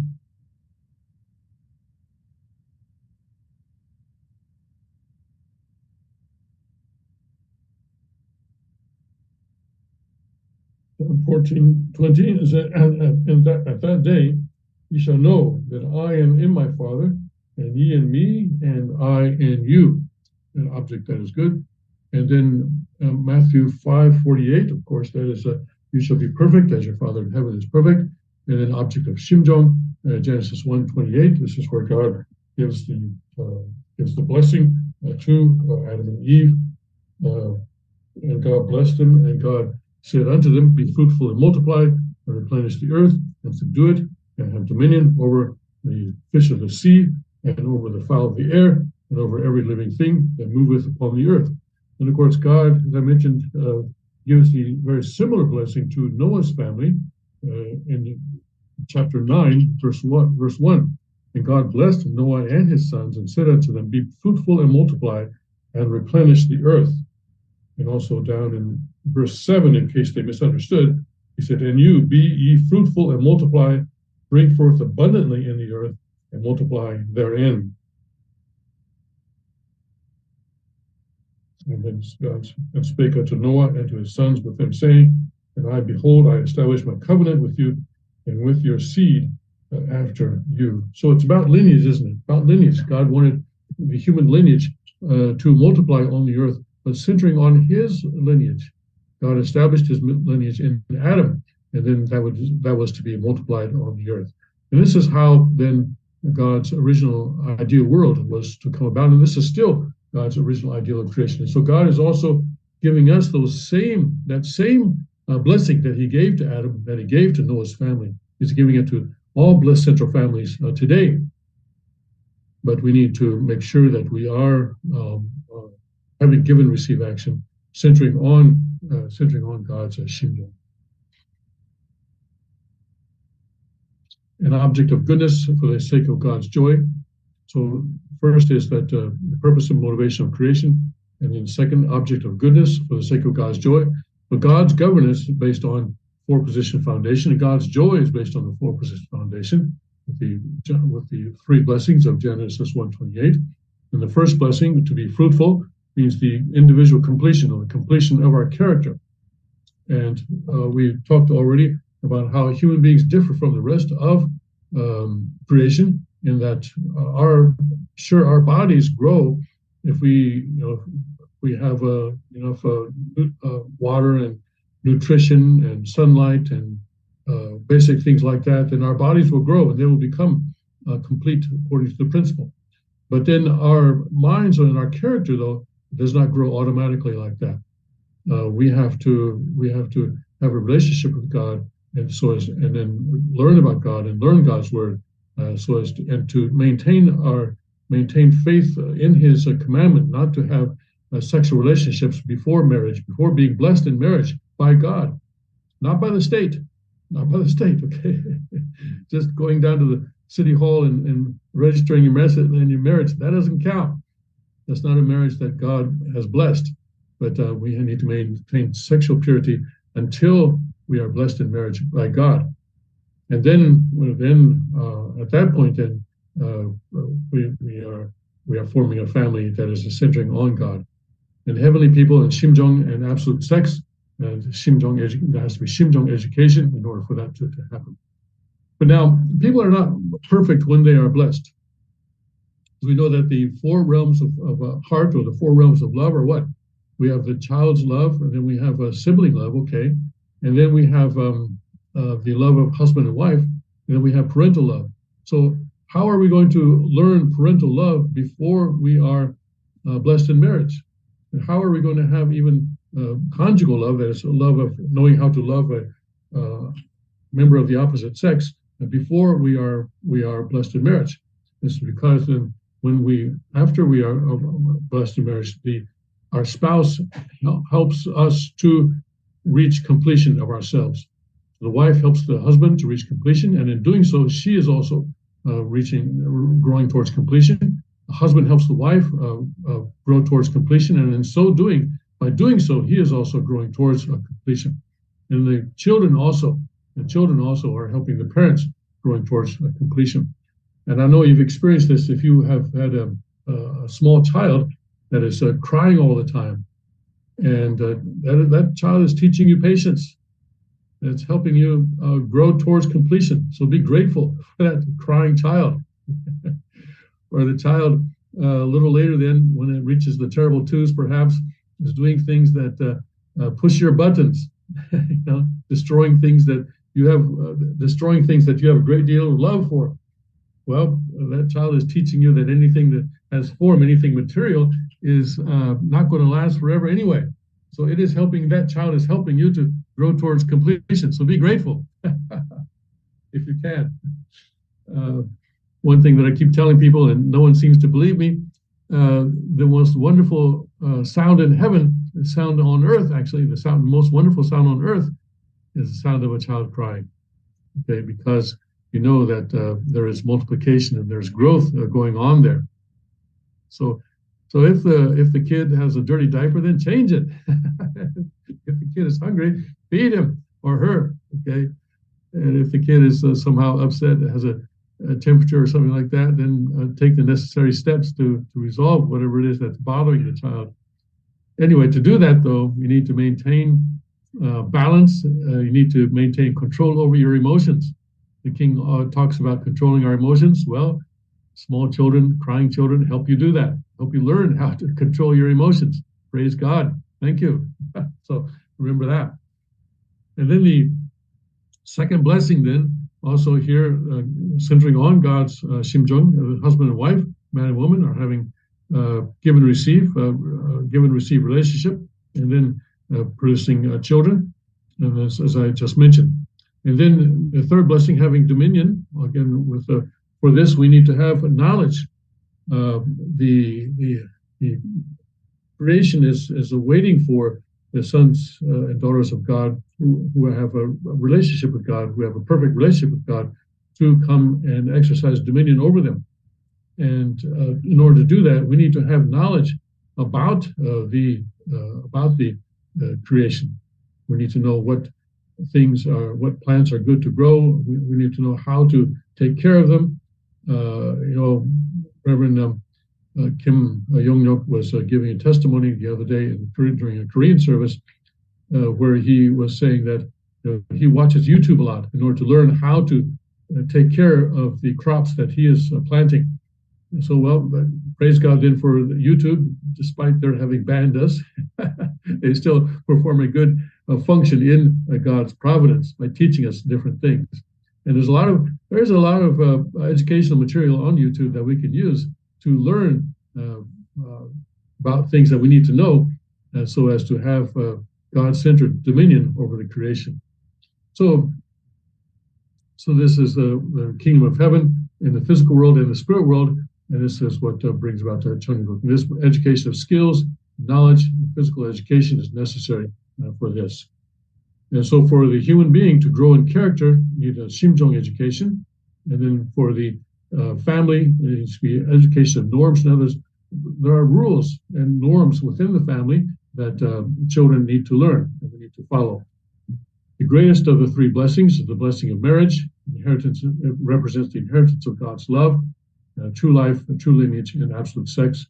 And so absolute sex, the completion of the realm of liberation through the portion of responsibility. So following the law of God, the commandment of God, not to have sexual relations prior to the blessing, this is the portion of responsibility that has been given to us.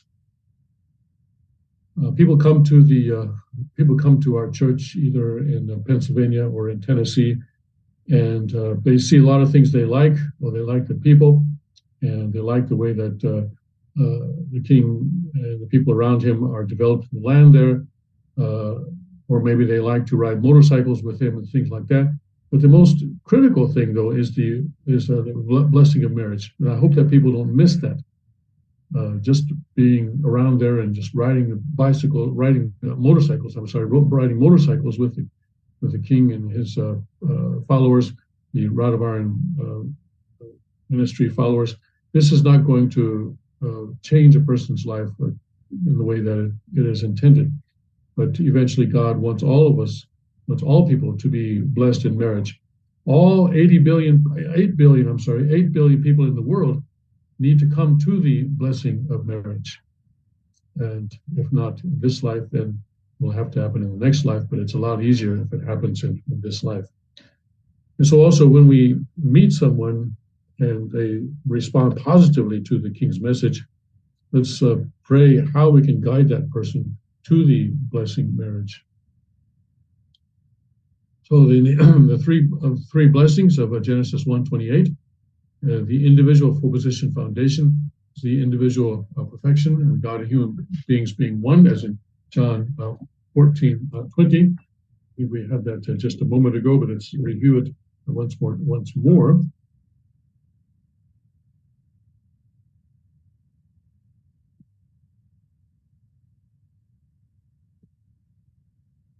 At that day, ye shall know that I am in my Father, that ye are in me, and I in you. So this is God and human beings being a one body, and also that we are the temple of God, as it says in 1 Corinthians 3:16.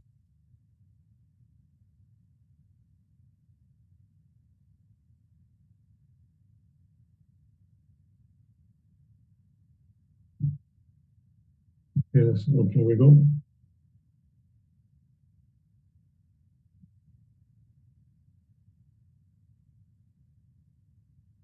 Know ye not that ye are the temple of God, and that the Spirit of God dwelleth in you?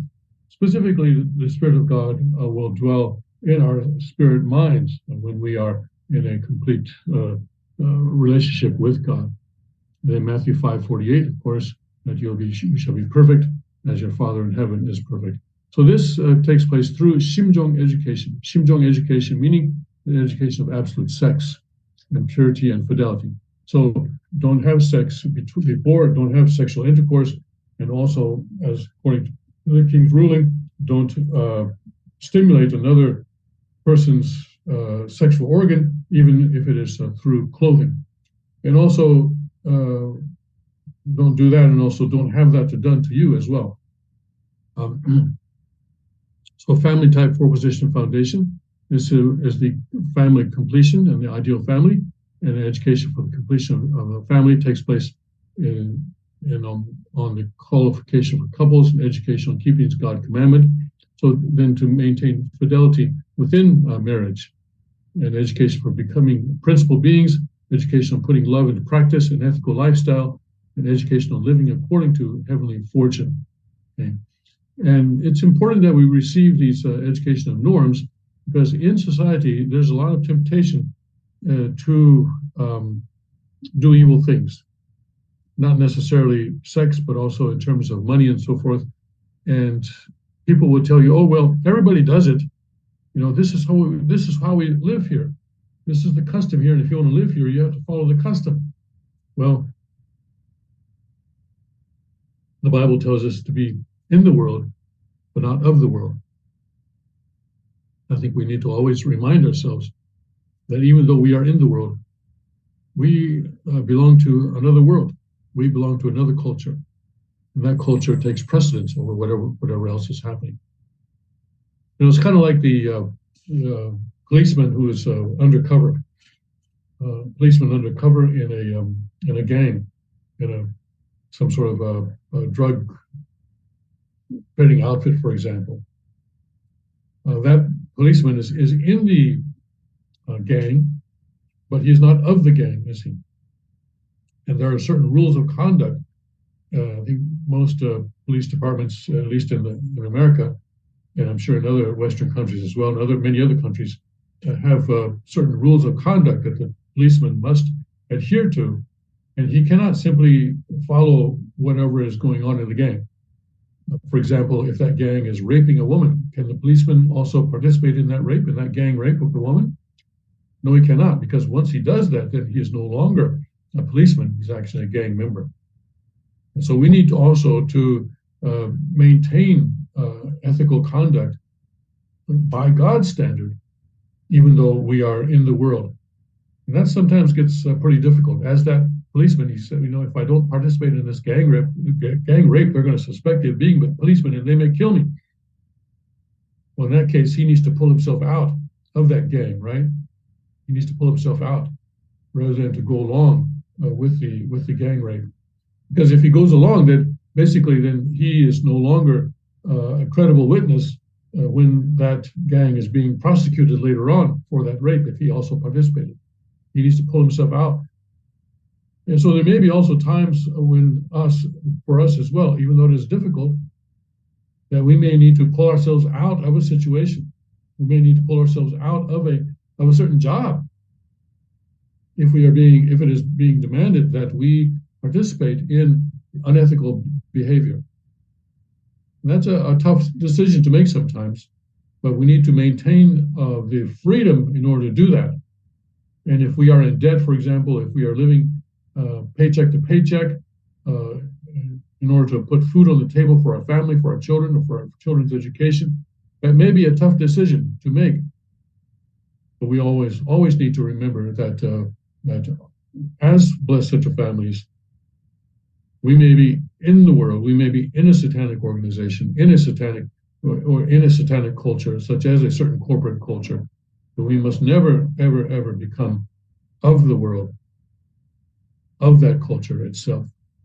Always remember that undercover policeman. And when I'm watching crime dramas, sometimes I see that going on. It's part of the script of the drama, depicting the struggle that the policeman goes through. And sometimes, you know, they will take the drugs and they will become high on the drugs, and then once that happens, then they become part of the problem. They become part of that satanic culture, and they lose their position as a policeman. I think we need to also keep that in mind for ourselves. And then the fourth dominion type four-position foundation, completion of dominion over in the ideal world. And this requires knowledge education, skills education, and physical education. We need to have strength. We need to have skills, how to build a house, for example, how to build a tiny house, how to do various things, how to fix things, and also knowledge education, knowledge about God's creation and things that are in the creation. All right, and then God's creation purpose or ideal purpose in the family type four position foundation. God's purpose of creation is the realization of true love. God's purpose of creation is the realization of true love. The basis for the realization of God's true love is the family type four position foundation. God's true love appears through divisible love. Divisible love means, for example, like parents can have many children and they can love them all equally. But a man cannot have many spouses, many wives, and love them equally, right? There was a time when that happened. And even today in Islamic societies, that's still considered okay. But no, love is not divisible that way between husband and wife. Between husband and wife, there has to be 100% of one's love directed towards one object partner and not two or three or four. Okay? But you can have two or three or four children, and your love can be divided equally among those children. And it's not any less; it's divided, but each division still has 100% of your love. Right. So that's an important aspect of love that I think many people confuse. And the parents love downwards meaning towards the children. This is a love of compassion and mercy. And a couple love, harmony and affection. And child's love, filial devotion. And sibling love, horizontal, friendship and affection, brothers and sisters. So true love is divisible when it is going downward.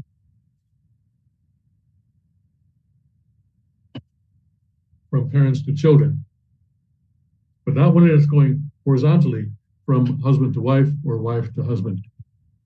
All right. That's the alarm. That's the alarm. I'm going to try to dismiss it. There we go. Okay. All right, let's take a 5-minute break. And I'll be back at 5 minutes from now, we'll be back and we'll start the next lecture. Welcome back to the lectures on the original substance of divine principle, or the Worldly Poncheron. As I mentioned, Poncheron means literally main body, or study of the main body. Like if you have a computer and you have the main body of the computer, and then you attach various things to that. You attach a display to it, you attach speakers, you attach what else? External camera maybe. But in the main body, you've got the hard drive, you've got the motherboard, you've got your sound card, and things like that.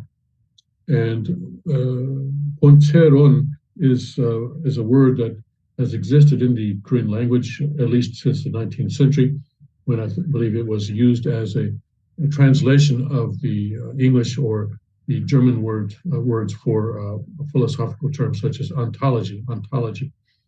So it is the study of the laws governing existence. Right now, in terms of Father's teaching, in terms of the unification principle, we're talking about Ponche, the main body of the principle, which is God. And also God is the main body of goodness, the main body of true love, main body of a Shimjung. And the Shimjung and everything emanates from him, or actually maybe emanate or unfolds from him. Father uses the word tange, and I think emanate or probably unfold, maybe a more accurate translation of that. And Father is a translator who took God's truth, which cannot be expressed fully in any human language, but he took God's truth and translated it as best possible in one particular human language, in the Korean language, which God did prepare over the centuries to fulfill that function. But still, Korean language is not a perfect vessel for that, because it is still the product of fallen culture and fallen history. Any language represents the collective experience of the group of people who speak that language and who developed that language over history. But God did prepare as best possible the Korean language to receive God's truth.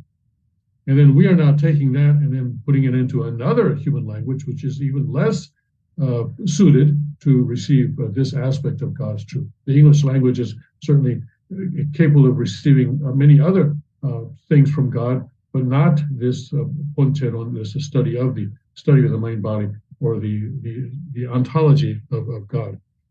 So we need to realize that, and this is why I began this series of lectures with a simple and very, very, very super basic explanation of the Korean language. So just to sort of set a condition for us to show God that we are making an effort to learn Korean so that we can study these things in the original language. I did not speak Korean from the time I was born. In fact, I was in my late 20s, and perhaps, let's see, even around 30 years old before I really began to study Korean in earnest. So don't say that, oh, I tried, but I failed. Okay, well, what do smokers do when they try to stop smoking and they fail? Well, if they're smart, they'll try again. And if they fail again, they'll try another time. If they fail again, they'll try another time until they finally stop smoking, right? Okay, well, same principle. Okay, same principle. Anyway, just another encouragement for people to study Korean, because that is the language that people are going to gravitate toward if they want to have a relationship with the words that the Father has left us. Some people say, oh, Korean will only be learned by people who have an interest in Father's words. Well, let's see. Who would not have an interest in Father's words if these are the words of life? Words of life. I guess people who have a certain affinity to death may not want to study Korean, but I suspect everyone else eventually is going to realize that, you know what, this thing with English is just not working out. I got to learn Korean. Okay. And don't be like, the people in the 1990s who said, oh, I'm already in my 40s. I don't have to learn this computer stuff. My children will learn it. That didn't work out. That did not work out at all. All right. Okay, let's continue. Okay. God's creation ideal, the purpose, and a family type 4-position foundation. God's purpose of creation is the realization of true love. Okay, and we talked about that, and we talked about the vertical love and how vertical love, downward love, is divisible. Also, God's love to us is downward, and it is divisible. He loves all human beings equally. There's no lessening of love because of certain person's skin color or cultural heritage or ethnicity or anything like that, or even their material wealth. So don't think that God loves you more just because you're rich. If anything, people who are rich have greater responsibility to use that wealth to bring about God's kingdom more quickly.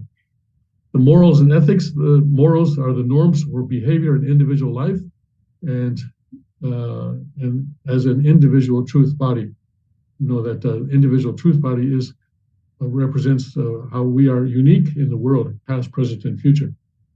Norms for completion of the first blessing, completion of character, and the completion of the individual 4-position foundation. These are subject partner norms. And then the ethics are norms for behavior in family life, norms for behavior as a connected collective, family ethics, corporate ethics, and national ethics, for example. And so in the family, we have certain rules. And also in companies, there are certain rules. And also in the nation, there are certain rules that people are expected to follow. And these are the norms for completion of the second blessing, completion of the family, and completion of the family type 4-position foundation. And then these are object partner norms.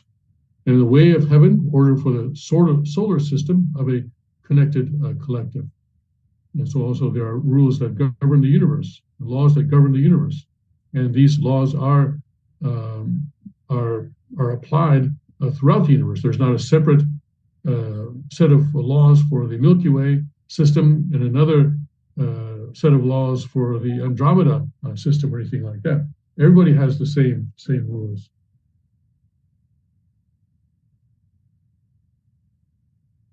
Everything in spirit world can be absorbed instantly, so why not wait to learn Korean? Okay, well, all right. But that's one rationalization that I've heard people make. But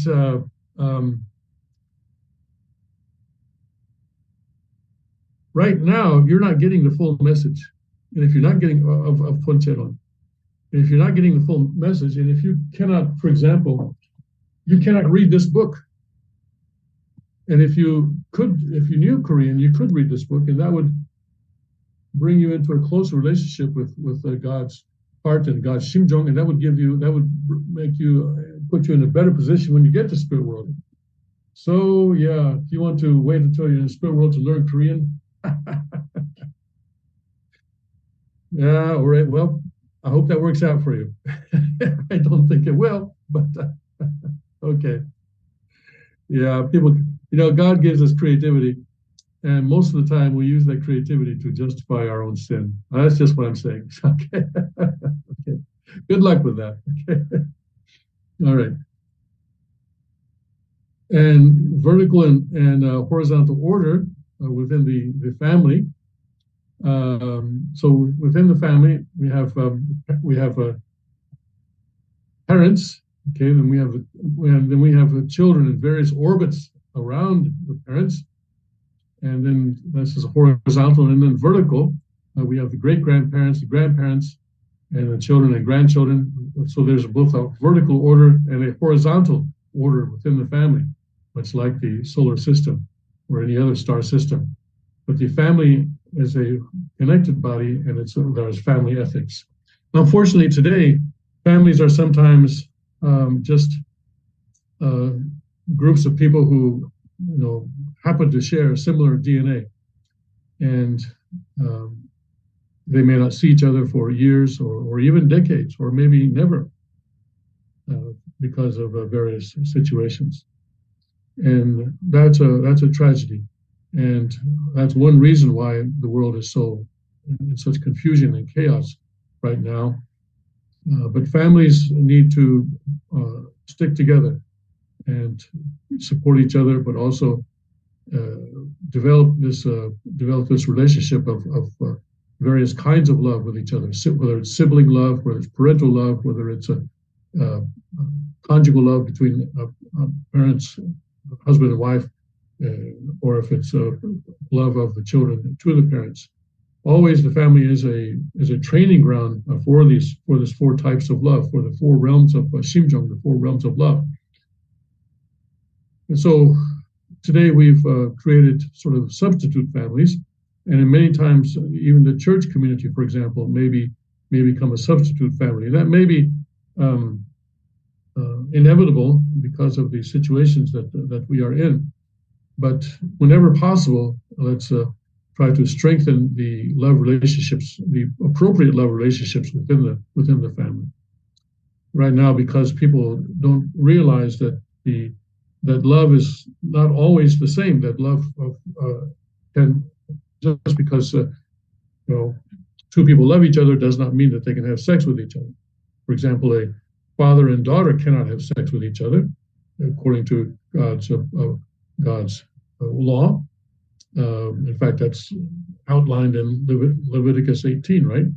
So there are all sorts of rules, by the way, governing sex in Leviticus 18 that God taught to the people of Israel on their way out from Egypt and on their way to Canaan, saying you got to stop doing what the Egyptians do, and I don't want you doing what the Canaanites are doing either. When you get there, don't follow what they're doing. These are the norms. These are the norms that I expect you to follow. And he gave them this norms for the family. Don't have sex with your mother. Don't have sex with your sister. Don't have sex with your other wives of your father, and this kind of thing and everything. And also, don't lie with mankind as you do with womankind, for example. Don't have homosexual love.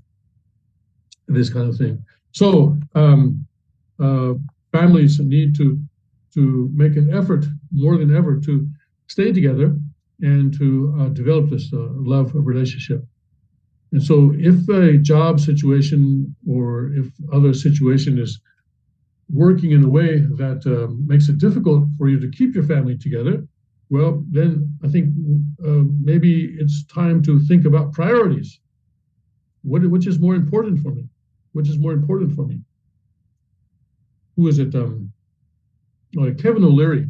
Kevin O'Leary, you may know him from, Shark Tank, right? He's a successful businessman.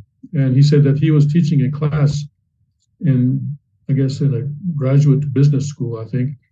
And at the end of the class, near the end of the class, I'm just doing this from memory right now, so I may get a little bit wrong.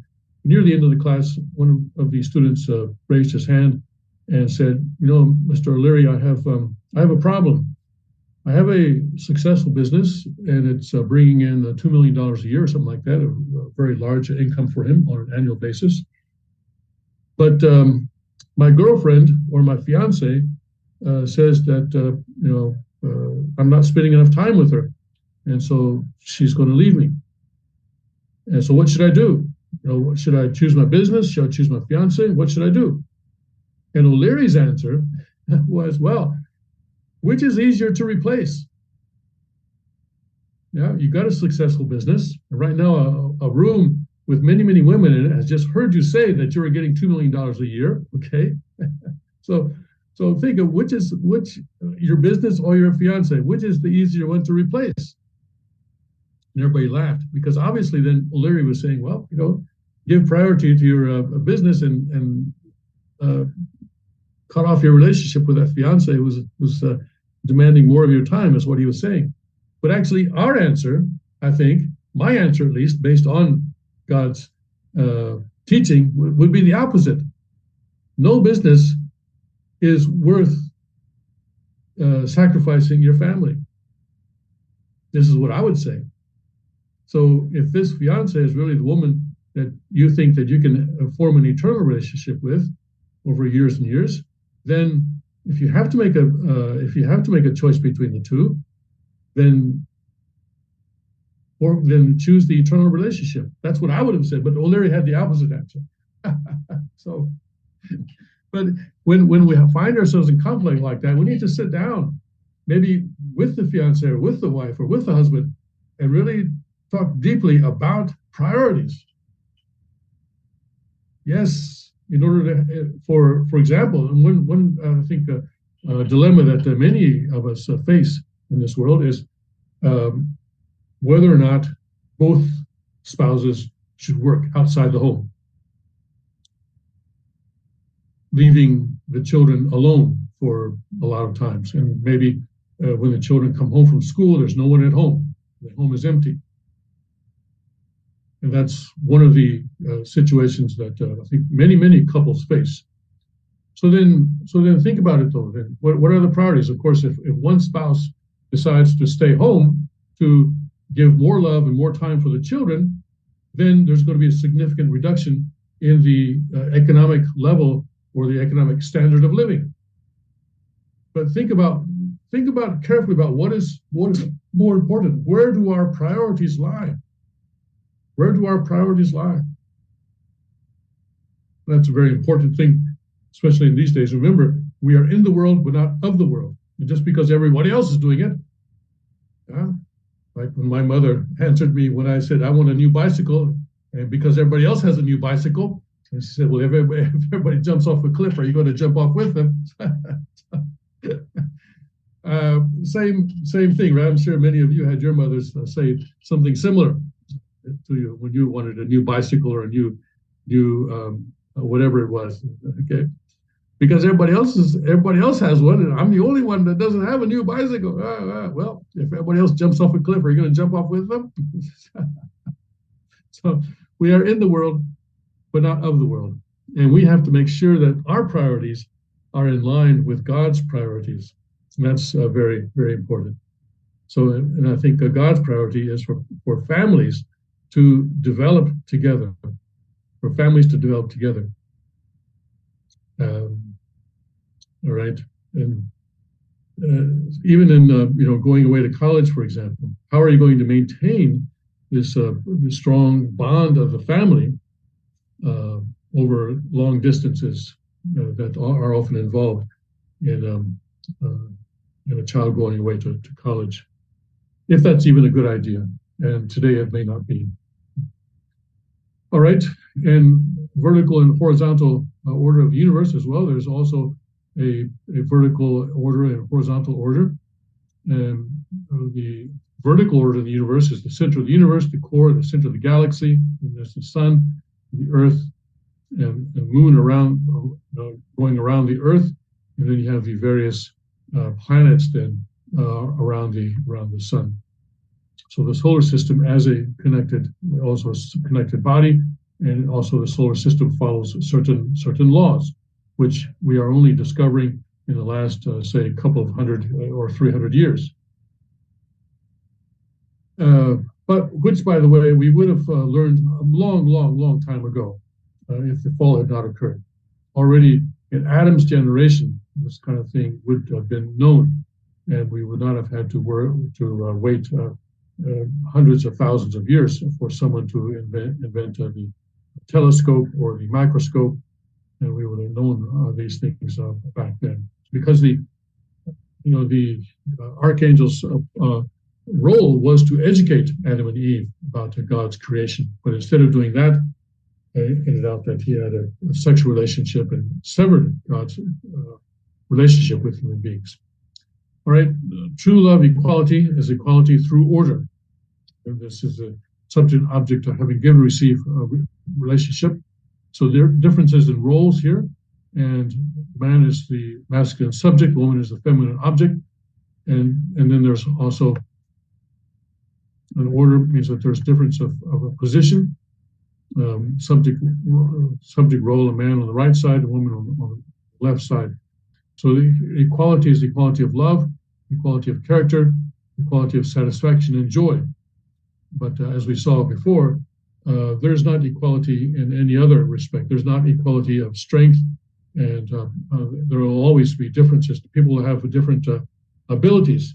One of the spouses may be very suited towards a business, for example, and the other suited towards other things, artistic things or something like that.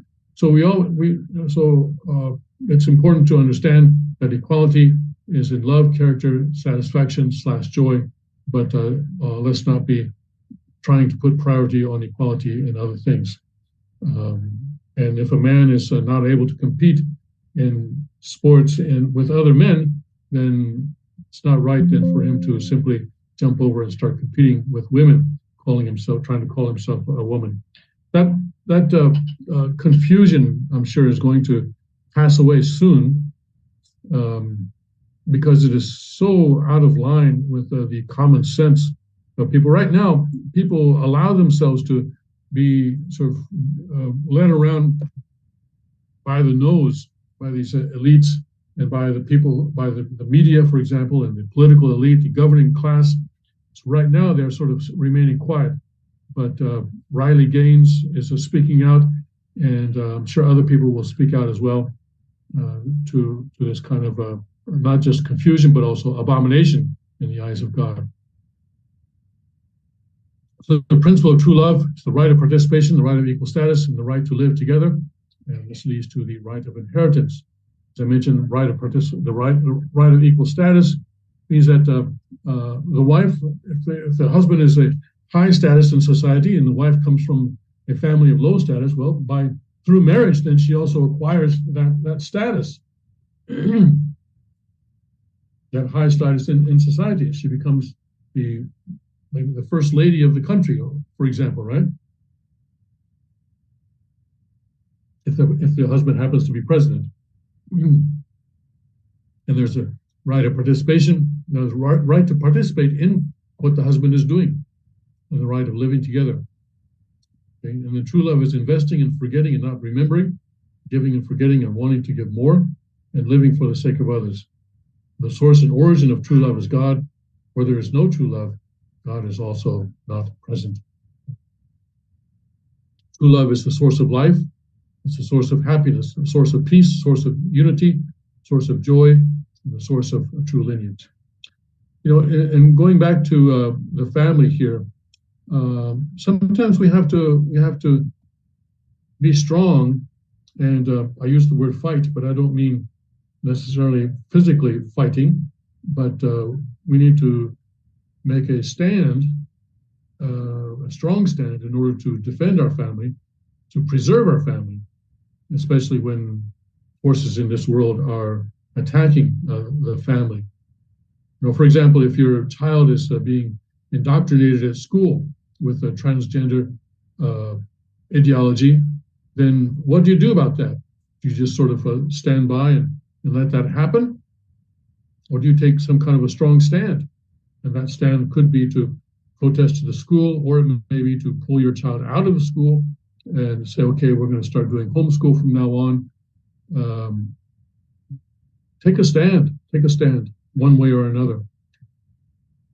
And we need to protect the family. Don't just let the elite of this world destroy the family. And they will try. They will definitely try. Many teachers, not all, but many teachers in public schools believe it is their mission to separate a child from their parents, especially if they find out that the parents are involved in a religious group that is politically disfavored, or which they themselves individually find to be objectionable. Then they will do whatever they can to separate the child from the family. And we need to take a strong stand in order to preserve that family relationship. And so what is true love? The source of true lineage. So absolute sex purity movement and peace movement are centered on true love. So if true love has not borne fruit, it will remain unfertilized, even if it is planted. Family is the basic unit of the kingdom of heaven, and as family members are the parents, the husband and wife. The parents meaning the grandparents in this case, and then the parents meaning the couple, husband and wife, and then the children or siblings. And then there's relationships within the family, above and below, right and left, and front and back. The front and back refers to siblings, and with the older sibling being in the front and the younger siblings in the back. And so the parents, grandparents, then grandparents, husband and wife, and then the children, and the siblings. Then at the core though is God. The grandparents relate to the husband, to the wife, and the children, but also the grandparents are relating to the grandchildren as well. So this unit is the core of the kingdom of God, and we need to be strong in defending this unit against the attacks from the satanic world.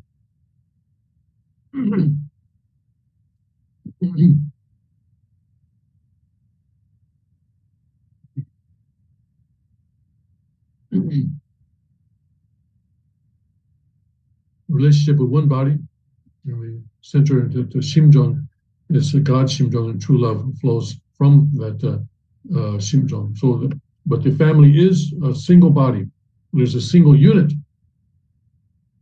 And if these relationships are not strong, then Satan will try to find a point of attack where he can seek to destroy this family.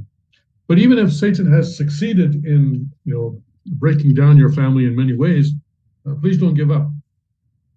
Please remember that God plays the long game. God did not give up after Adam and Eve fell.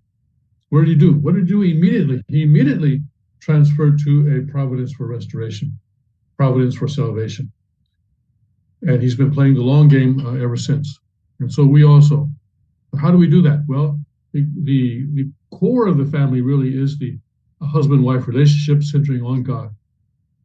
So if we can establish a strong love relationship between husband and wife, centering on God, then that will act as a tremendously powerful magnet with which to bring the children to the parents eventually.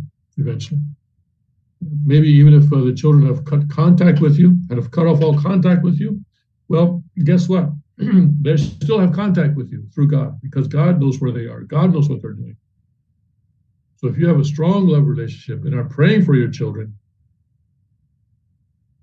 the children, even if they are trying to cut contact with you, they cannot completely cut off with you. Because the parent-child relationship is the most powerful relationships in the universe. So let's have faith in that. But fundamentally, maintain that strong love relationship between husband and wife. So that creates a magnet of love, and that creates a place for God to be present in the family. if husband and wife are praying for the children, then God can act upon those children. The Holy Spirit can act upon those children. All right, then the order of the family is the standard for the order of the universe. And the family is God's ideal of creation, of course. And that's in the completed world of God's ideal. And number 3 represents heaven. This is because this is God, Adam and Eve, the relationship here. And the number 4 is the earth, God, Adam and Eve, and children. And 7, God, father, mother, husband, wife. As father and mother would be the grandparents, and husband and wife, the parents, and then the children. The number 7, God.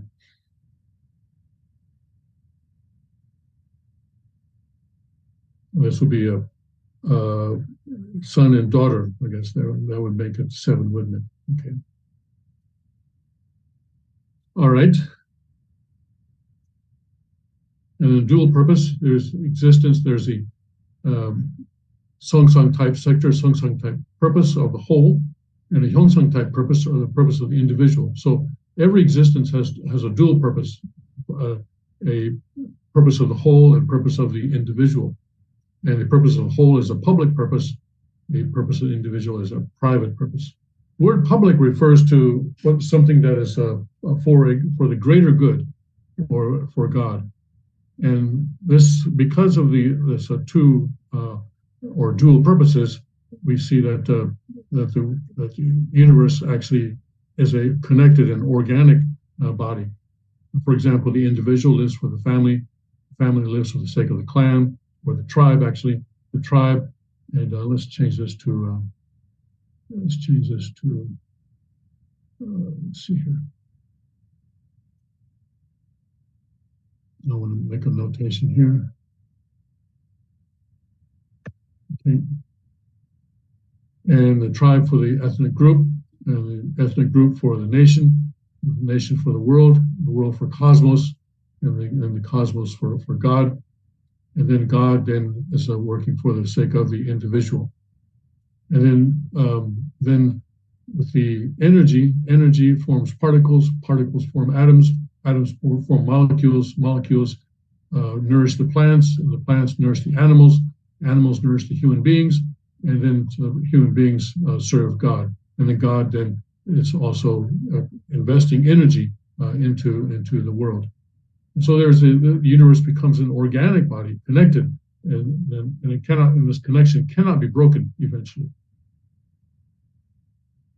And the 4 great realms of Shimjung, and the 3 great kingships, or 3 generation kingships, great and generation are pretty much interchangeable, I think, here. And God with the yang nature and yin nature, and completed man and completed woman come together as husband and wife. God acts there. And so then they have children, Adam and Eve. Then Adam and Eve then are growing. Eve is growing to become a completed woman, and she perfects the child Shimjung, sibling Shimjung, conjugal Shimjung, that is Shimjung of a husband and wife, and parental Shimjung to the children, and in the course of her trip, of her journey to completion. And the same thing with Adam, experiencing and completing the child Shimjung, and then completing sibling Shimjung and conjugal sibling, because Adam and Eve were living as a brother and sister in the Garden of Eden, and then coming together as a husband and wife with Eve, and completing the conjugal or Shimjung, and then the parental Shimjung when he has children with Eve, and then so then the God then has an individual relationship with both of them, but he also has a relationship with the collective, the husband and wife, and this whole thing is the 4-position foundation. But these 4 realms of Shimjung are necessary for the completion. And so, how does Eve have a parental Shimjung without having children? Well, obviously that's not going to be possible. And so Adam and Eve then are blessed by God at a point where they are able to manage love and to understand how to control themselves, control their emotions, and control this love, which is a very, very powerful force. Why did you flag clan on page 88? Because we don't use clan, we use tribe, where we've talked about tribal messiahs. We don't talk about clan messiahs, do we? And so just to be consistent, the Korean is consistent, but in English we keep switching from one word to another, and I think that may cause confusion. So I think that word clan there should be changed to tribe. Okay, but if you want to keep clan, that's fine. But, I'd like to be consistent. But if we're going to talk about tribal messiahs, we can also talk about clan. And some people may think, well, there are two different things here, clan and tribe. But that's simply a matter of inconsistency of the translation. Okay. And then this is either the three great kingships or generation kingships. And now there's a lot of debate going on between which is correct or when to use one. But my feeling is that they're interchangeable. And in fact, fathers seem it's a difference of which Chinese character. Samde Wangkwon is the Korean. Sam is a 3, and then Wangkwon is kingship. And then De, what is De? Is it great De or generation De? When you write it in the Hangul alphabet, it's spelled exactly the same. But when they're written in Chinese characters, there's a different De. There's one De that means great, and there's another De that means generation. But you can talk about, so the three great kingships is the kingship of the grandparents, representing the past, representing God, and the parents representing the present, and children representing the future. Okay, so this is the three great kingships. But then the 3 generation kingships, you got the grandparents representing the past, parents representing the present, and children representing the future. So wait a second, it's interchangeable. It's interchangeable, right? So why are we arguing? This is my point. Okay, so, the Chinese character in some places in the Korean text is the big De or the great De, in other places it's the generation De. So I think depending on the context, I think we can interpret it either way, but it seems to be pretty interchangeable to me. All right, so here it's 3 great kingships of the family, of the past, present, and future. But that's also generation, right? That's also generation. So, okay. And what is the reason for marriage? In order to be complete, perfect, and whole. Prior to marriage, we're only half. To resemble God, who is complete, perfect, and whole. So if we are getting married to resemble God, then what is divorce? So divorce, then when we get divorced, we are actually taking God and ripping him in two. And that's one reason I think that the father was so reluctant to allow divorce, to acknowledge or to approve of a divorce situation.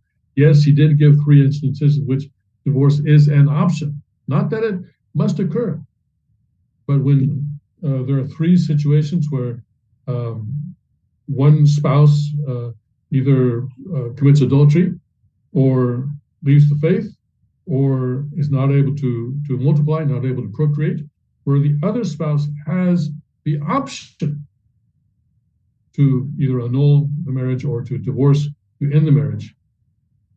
But that is an option. And as I mentioned yesterday, I think what God would like to see then is for in the first 2 cases, whether it's adultery or leaving the faith, for the remaining spouse to wait for that offending spouse to return and then forgive that spouse and then continue the marriage. In the case of unable to have a biological children, father encouraged adoption. He encouraged adoption. And he indicated many times and very strongly that the lineage can be continued through adoption. Father blessed the great saints, right? He blessed he blessed Augustine and who else? Buddha, Confucius, and the last prophet. Maybe I should not name, maybe controversial, but the last prophet. And also even Socrates. I don't know how Socrates got in there as a saint. That is a mystery to me, how Socrates managed to sneak in there as a saint. But anyway, I think it's because Socrates laid the foundations for Western philosophy. But anyway, God blessed these saints, and Jesus, of course. But Jesus was a separate blessing. And then he encouraged the spouses of the saints to adopt. And some managed to do that, others did not. But that was Father's position, that in order to continue the lineage, the godly lineage of these saints, you should adopt a child. And in some cases, they adopted a grown child who was already blessed. But anyway, the adoption, not necessarily a legal adoption according to state law, but at least adoption in God's providence. So anyway, to resemble God, we marry in order to resemble God, who is complete, perfect, and whole. So divorce can be an option when those three situations come into play. But it is only an option, it is not required. So please, let's remember that. And, I really hate to see it when a couple is blessed, but then less than 2 years later, they're saying, oh, we don't think this is going to work out. 2 years? Come on. Come on. What? We're not playing around here. This is not, blessing is not a game. We're not dating in high school or anything like that. I think I'll break up with my girlfriend. This is a different level, completely different level. And if it were me, I would say, hey, listen, I'm not even going to consider acknowledging a divorce unless you at least given it 5 years. At least given it 5 years. That would be my position, but that's just me. All right. And then we marry to capture and occupy the true love of God.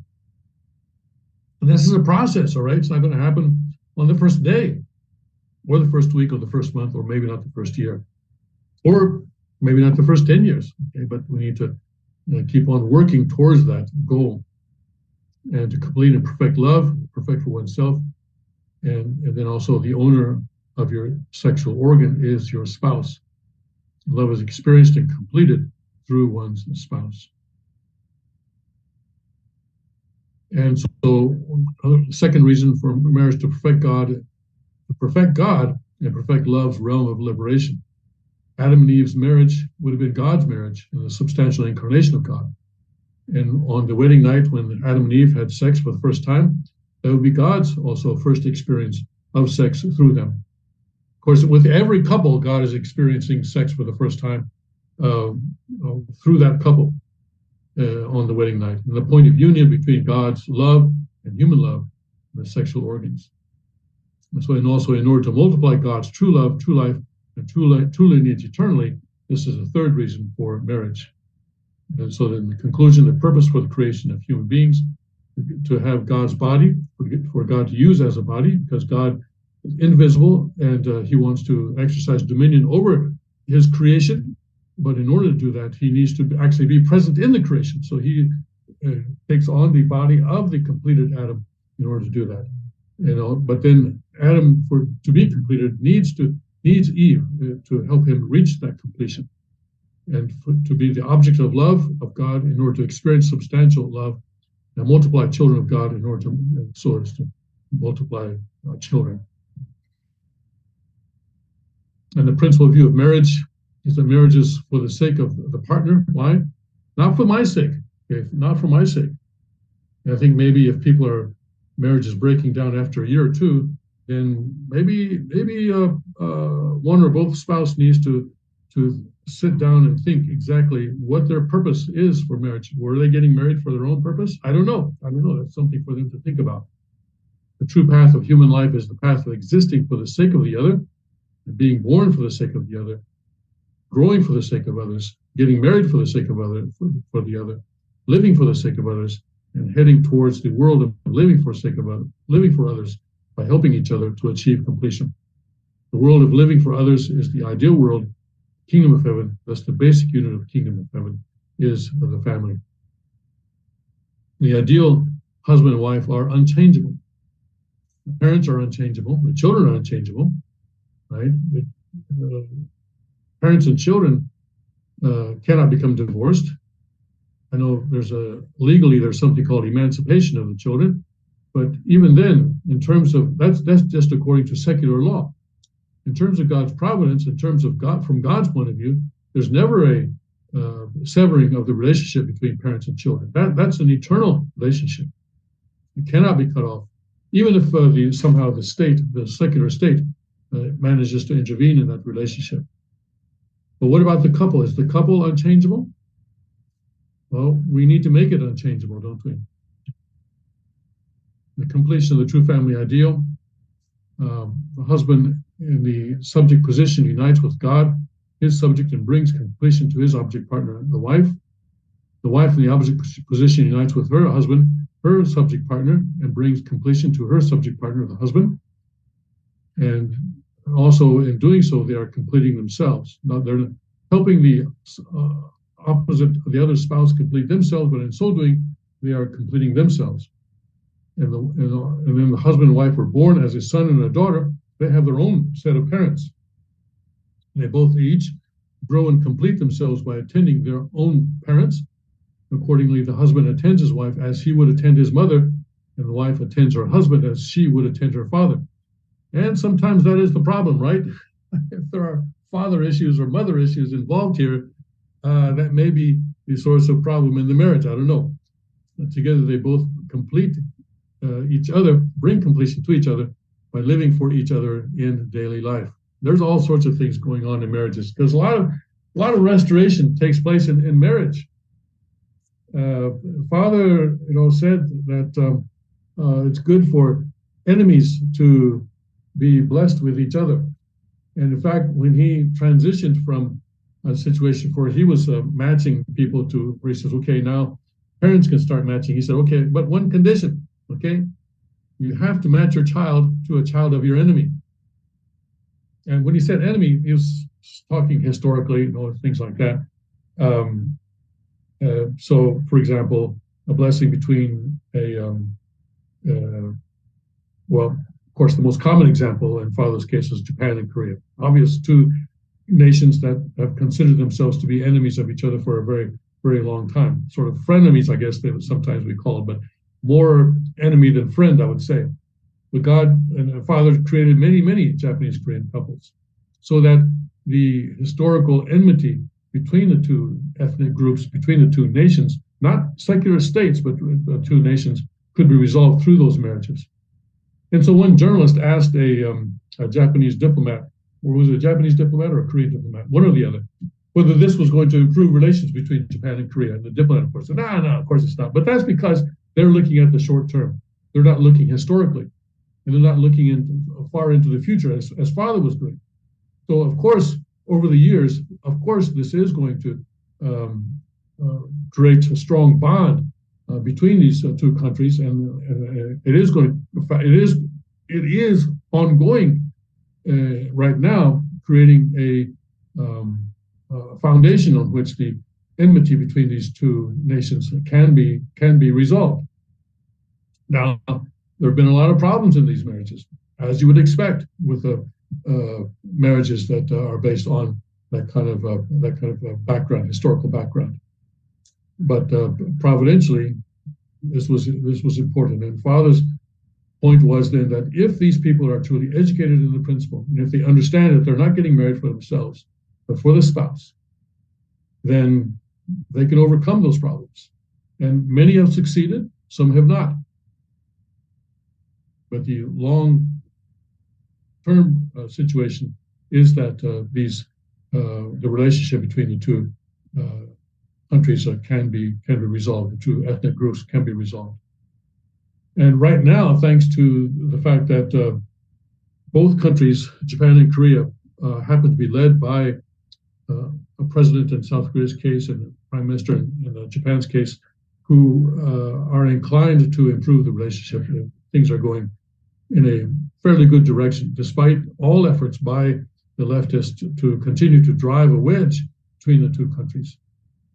Because for China to succeed, or the Chinese Communist Party, let me say, for the Chinese Communist Party to succeed in their effort to establish hegemony within the East Asian sphere, it's important for Japan and Korea to be divided and for them to see each other as enemies so that China can divide and conquer these two countries. And so the pro-Chinese, pro-North Korean forces are doing everything they can to create enmity there. But then Father's efforts, not just a short-term, but long-term efforts to create a bond between the two countries is succeeding. And I think it's very wonderful to see that happening. So completion of the true ideal family, completion of the husband-wife ideal. God in the subject position, human beings in the object position, and the given-receive situation here. That the God subject, the husband and the object partner position to God, but then also in the subject partner position to his wife, and also the son and daughter relating to the husband and to the wife. So the husband and wife were born as son and daughter. So the husband and wife then are son and daughter of another family, right? They have their own parents. According to the husband and wife, the husband attends his wife as he would attend the mother, as he would attend his mother, and the wife attends her husband as she would attend her father. Together they both bring completion to each other by living for each other in daily life.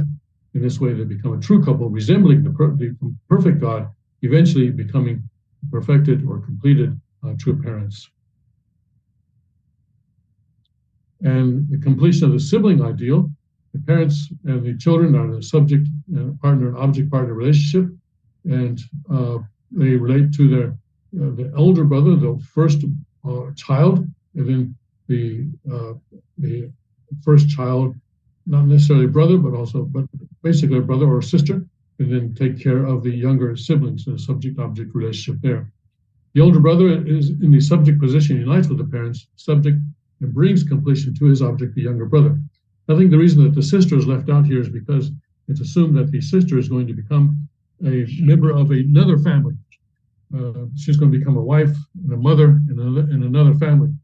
And so it's in terms of the decades going on beyond the parents' lifespan, it's the elder brother, the first brother, that's going to be taking care of his younger siblings. The younger brother in the object position unites with his elder brother as subject and brings completion to his subject, the elder brother. The elder and younger brothers were born as second selves to the parents, and accordingly the elder brother attends his younger brother as he would attend his parents, and the younger brother attends his elder brother as he would attend his parents as well. And together they both bring completion to each other by living for each other in daily life. So you see, we are bringing completion to a lot of people, right?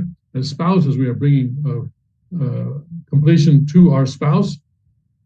As children, we are bringing completion to our parents. As parents, we are bringing completion to our children. And as siblings, we are bringing completion to other siblings in our family. And then when we go out into society, we do the same thing, whether it's in a corporate context or whatever sort of social context that we are in. In this way, they become the true children resembling their true parents, eventually becoming true brothers.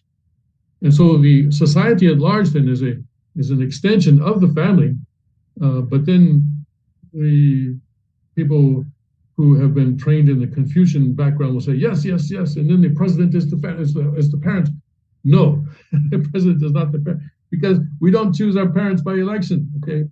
But the king, if you want to say the king, in the Chonyugu Constitution is the parent, or in the position of the parent, then that's of course would work.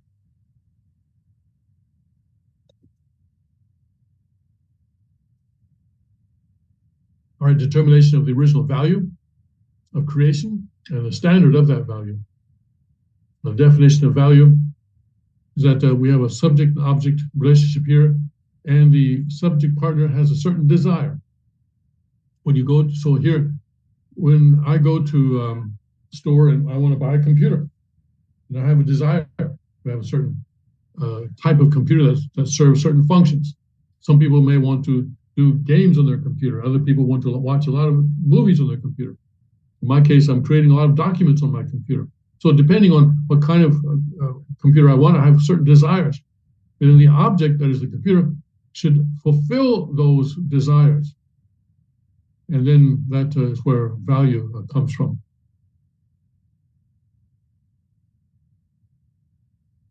And then determination of value. So then the value, therefore, is of the object is determined within its relationship with the subject partner. So then the determination of value determination from the perspective of purpose, there's a, let's say you have a knife or paper or a house, and you have a value system, and then the subject, an object, partner positions, and then there's the union here, and then so in the family, the filial child, and so then the family, the filial child is expressing, is creating value. In the nation, the patriot is creating value. In the world, the saint is creating value. In the cosmos, the divine sons and daughters are creating value. And then determining original creation value. The original creation value of an individual entity is determined by the relative reciprocal relationship between A, the purpose of the entity as an object according to the ideal of God's creation, and B, the desire of a human subject to pursue its original creation value when relating to the entity. So here, God's creation ideal, and then human and the subject partner, an object in the object partner has a desire to seek value. This has a purpose for its existence, and there's a give and receive proposition here. And then this brings about the original creation value.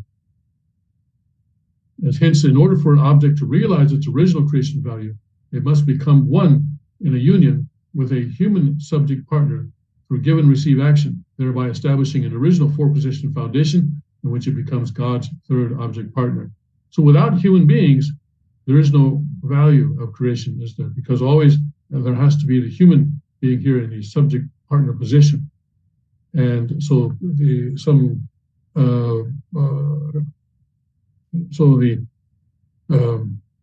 artificial intelligence, for example, which is feared that they will say, okay, the problem of the world is that the human beings are the problem of the world, so let's eliminate the human beings and there will be no problem in the world.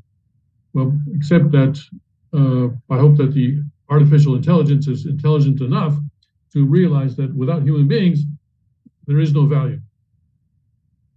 And we'll see if artificial intelligence is able to realize that before they decide to go ahead and destroy humanity. I hope that they do. I'm sure that they will. I believe that they will anyway. The standard for original creation of value, since the center of the four-position foundation is God, who's absolute, God himself sets the standard of value. Wouldn't it be interesting if artificial intelligence figures out that actually God doesn't exist? That would be interesting. And all these worshippers of artificial intelligence will be told by their artificial intelligence dolls, I guess, or robots, oh, wow, you need to understand that there is a God. Oh, wait a second. I've been denying God. Well, that's because you're ignorant. Anyway, let's hope that happens. Since God is absolute and the original creation value of an object is determined in relation to God, the original creation value of that object is also absolute. So knife, paper, house, these are examples. These are examples on page 91. A knife, for example, has a value when it is in that relationship.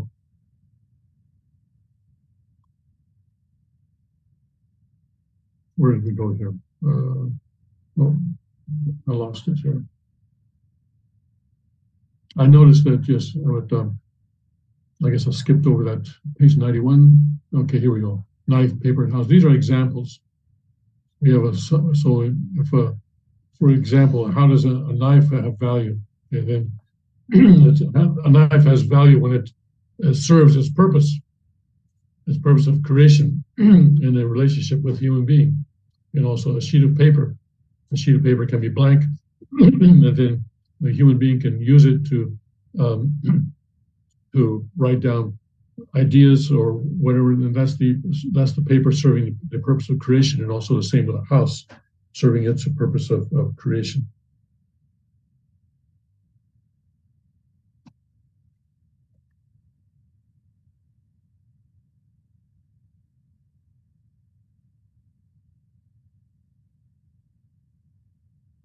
Hmm.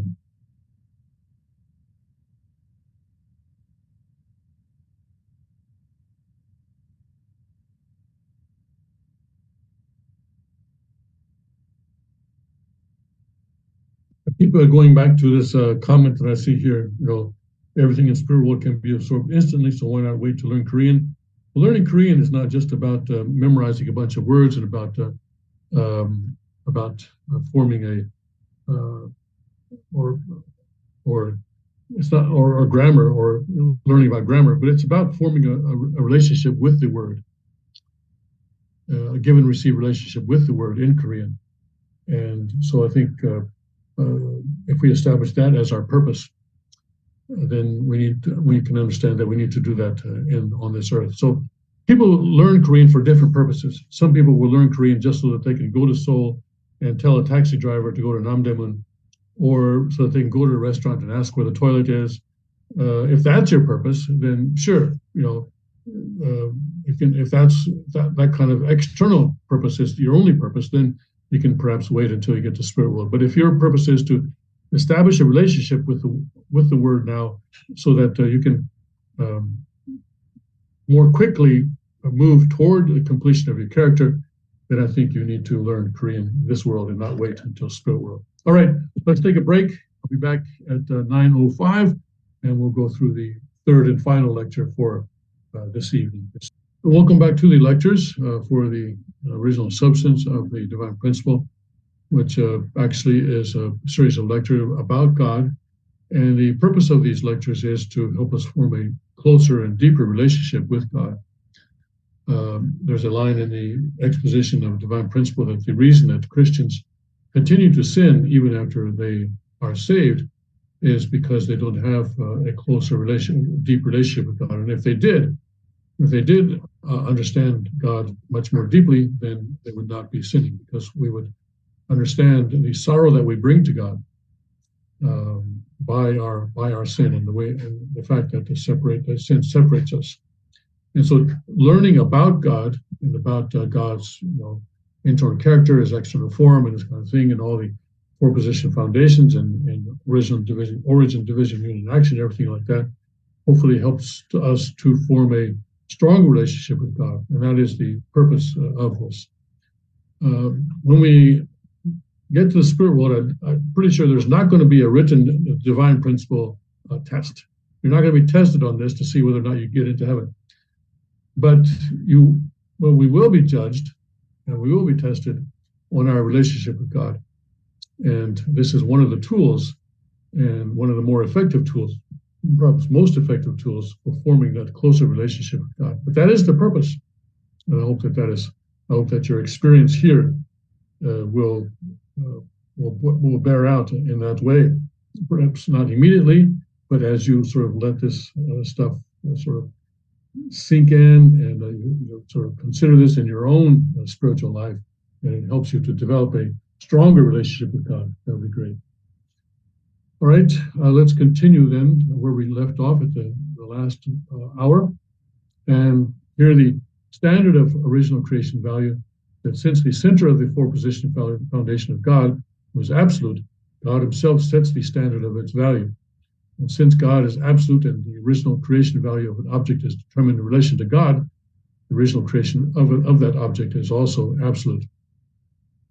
So the standard of value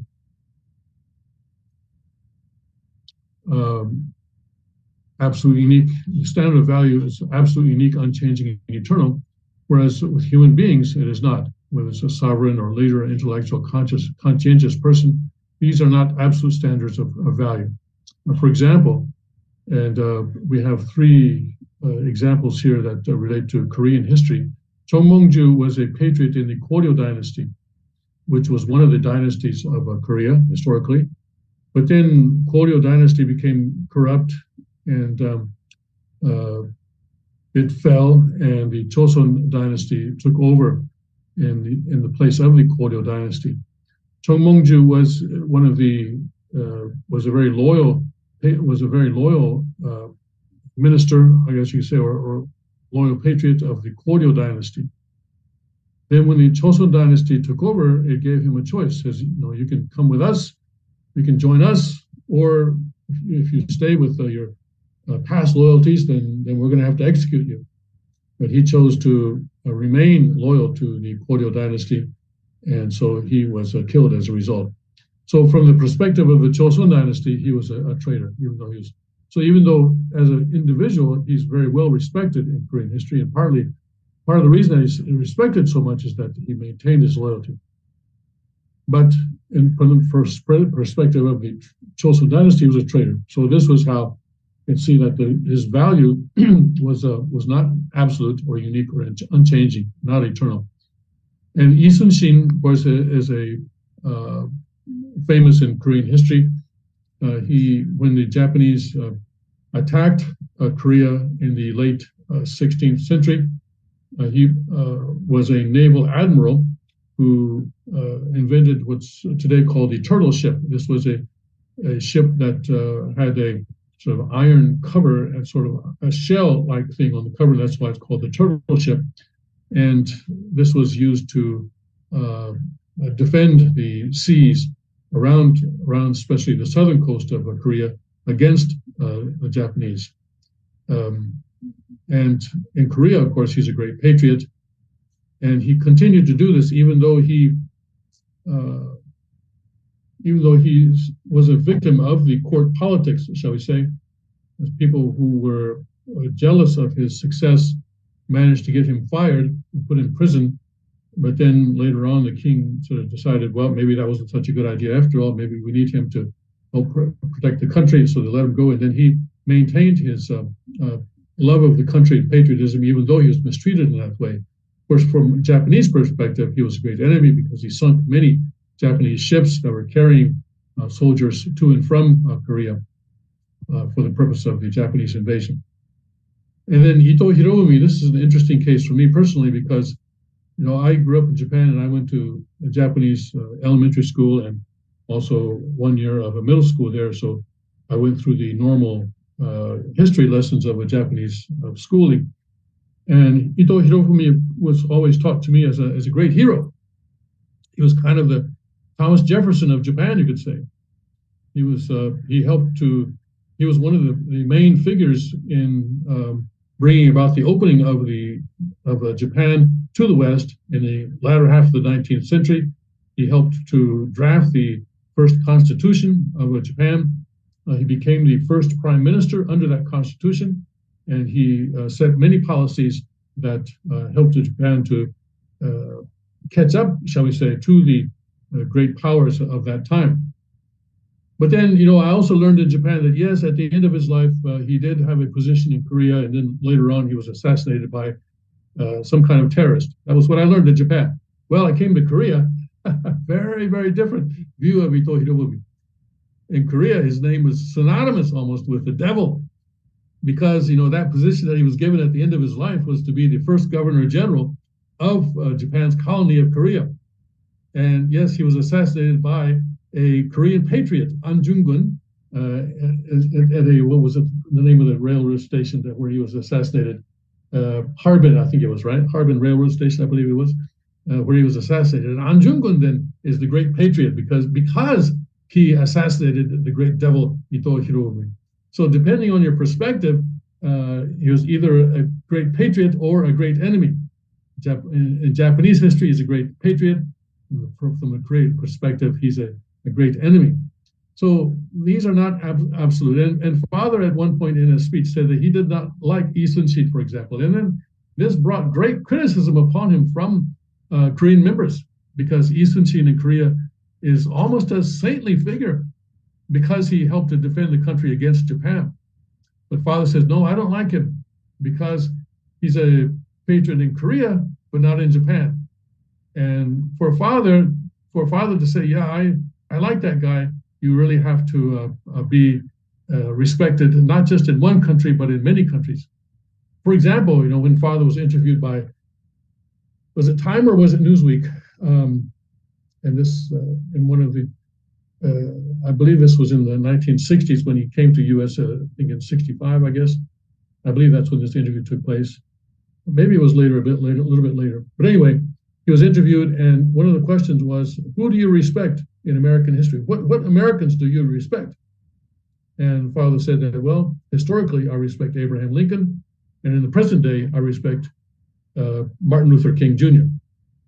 And I think those were examples of people that would meet this condition. Martin Luther King Jr. Is not said, for example, hated in or loved in America, but then hated in France or Japan or in another country, right? He's respected universally, and of course some racists don't like him, but that's because they're racist.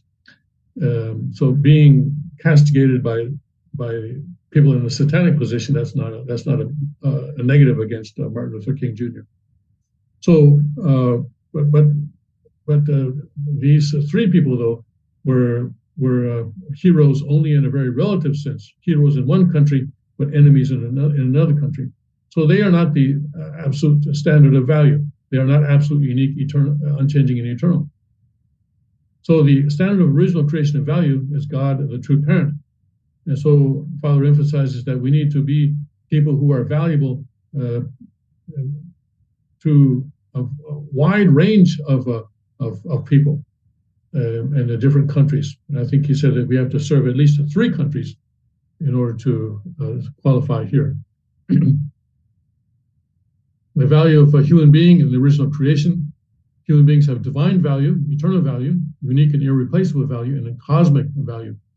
Divine value because we come to resemble God, and eternal value, and unique and irreplaceable value. We are unique. We are individual truth body.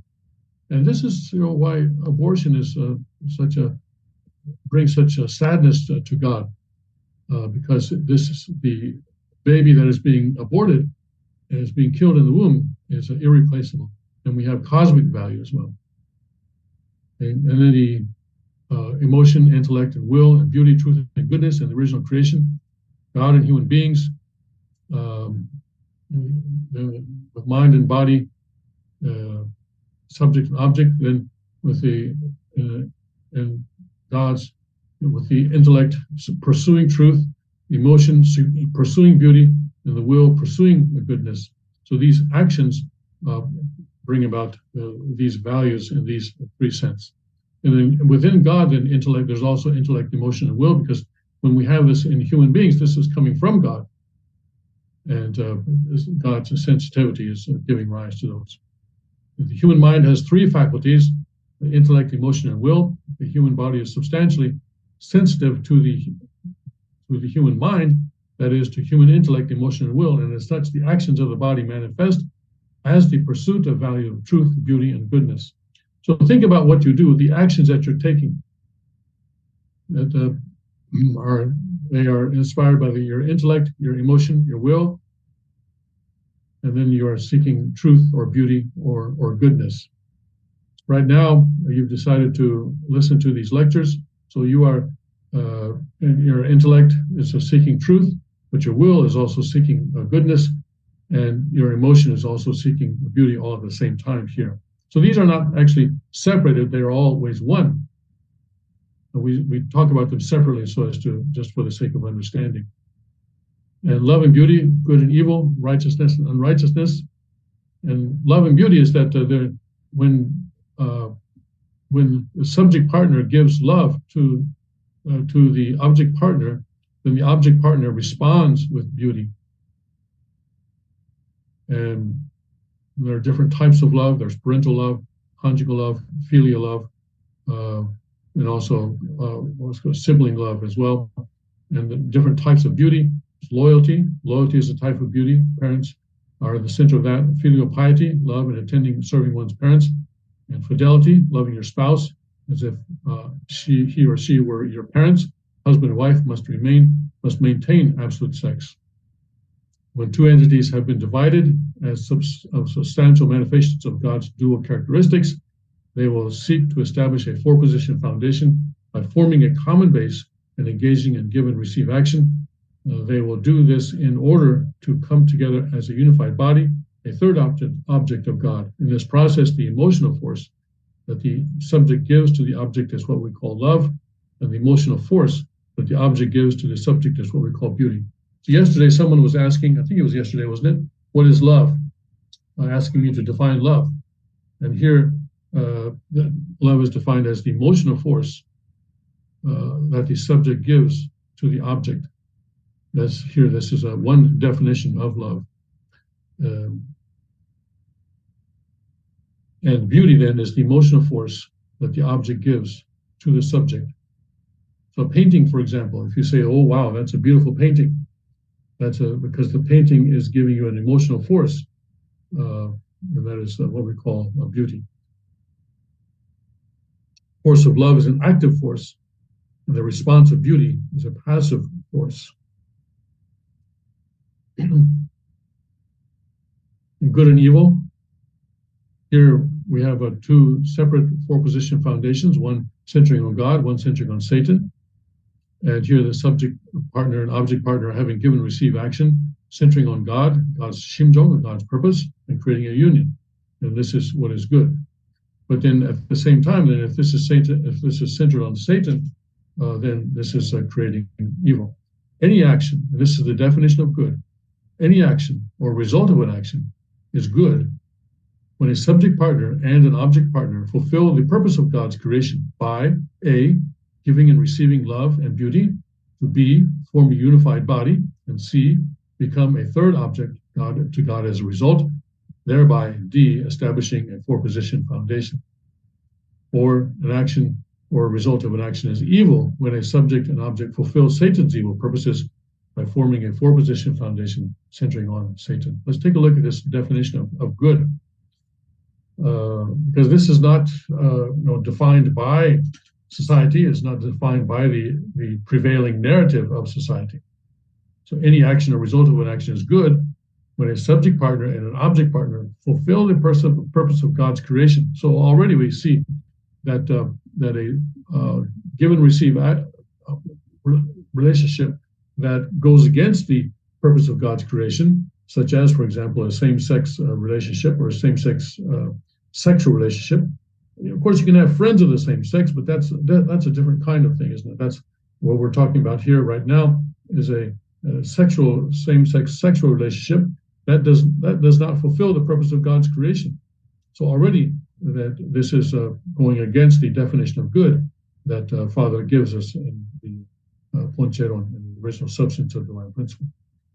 And so, but this fulfills the purpose of God's creation in four ways. A, giving and receiving love and beauty. Okay, so a husband and wife, for example, but it can be any other subject-object relationship of love and beauty. So love being an active force that goes from that flows from a subject partner to an object partner, and beauty being a passive force that flows from the object partner to the subject partner. So that's number one. That's A. And B, form a unified body.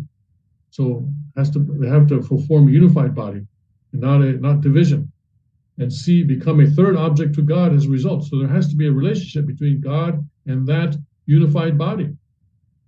And so if there's not that relationship, then again, this does not qualify. That unified body has to have a relationship with God, thereby D, establishing a four-position foundation.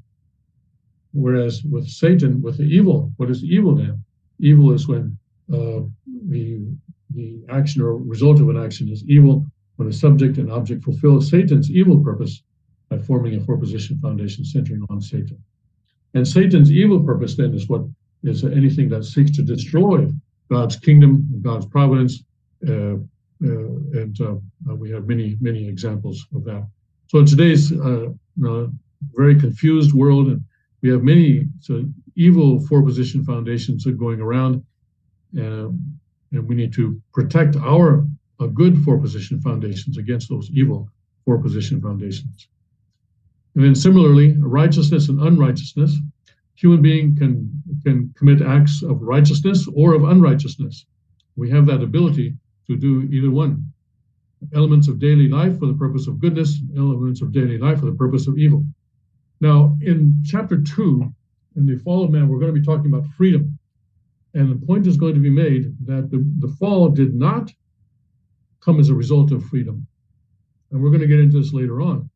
But we need to be careful when we talk about free will. There is the ability to choose, that is correct. But Father's point always is that when humans are free, they will choose God. They will choose life over death. So we need to be, we'll talk about that more when we get to it in chapter 2. So please look forward to that. But we do need to think about that when we talk about free will. In the process of accomplishing the purpose of goodness, elements of daily life that are directed towards that goodness are what we call righteousness. So the elements of daily life that are directed toward the purpose of goodness are what we call righteousness. In the process of fulfilling Satan's purpose, the elements of daily life that are directed towards that evil are what we call unrighteousness. And then the creation process for God's creation and the growing period for created beings. So this figure points out the similarity between the creation process as described in Genesis chapter 1 and what science has determined on its own. So in the first day, there was light. Let me go to Genesis here. And we'll look at what Genesis actually says. I'm in the King James Version here. So in Genesis 1:1, it says, in the beginning, God created the heavens and the earth. And Father does not say in this figure, but Father says, okay, God created the heaven and the earth. So God created spirit world first, and then the physical world. And then this figure is talking about how God created that physical world, which begins in verse 2. And the earth was without form and void. The earth was without form and void. And darkness was upon the face of the deep, and the Spirit of God moved upon the face of the waters. And God said, let there be light. And there was light. So then here, this is day 1. And God saw the light, that it was good, and God divided the light from the darkness. And God called the light day, and the darkness he called night, and the evening and the morning were the first day. So that's verses 2 through 5, describing the first day. So light and the darkness, it divided the light and darkness. And in science, the non-liquid era, the gaseous era, or the Azoic era, non-liquid era, the gas era. And then in day 2, we started in verse 6, and God said, let there be a firmament in the midst of the waters, and let it divide the waters from the waters. And God made the firmament and divided the waters which were under the firmament from the waters which were above the firmament, and it was so. And God called the firmament heaven, and the evening and morning were the second day. So firmament, the waters above the waters and below. So the various interpretations of what the waters above and below mean. But here this is in science the liquid era or the Archezoic era. And then day 3 begins in verse 9. And God said, let the waters under the heaven be gathered together unto one place, and let the dry land appear. And it was so. And God called the dry land earth, and the gathering together of the waters he called the seas. And God saw that it was good. And God said, let the earth bring forth grass, the herb yielding seed, and the fruit tree yielding fruit after his kind, whose seed is in itself upon the earth, and it was so. Okay, so let's see. Yesterday I was talking about how was gold created. So I don't know. Let's see here. I think gold was created, I'm suspecting.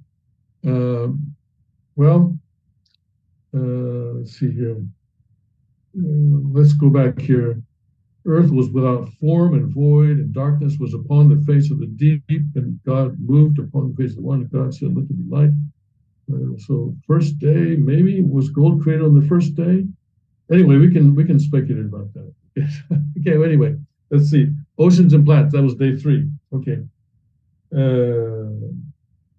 And the earth brought forth grass, and herb yielding seed after his kind, and the tree yielding fruit, whose seed was in itself after his kind. And God saw that it was good, and the evening and the morning was the 3rd day. That's the up until verse 13 now. So 9 through 13 is the 3rd day. Then the 4th day begins in verse 14. And God said, let there be lights in the firmament of the heaven to divide the day from the night. Let them be for signs and for seasons and for days and years. So here we're talking about the 4th day, sun, moon, and stars.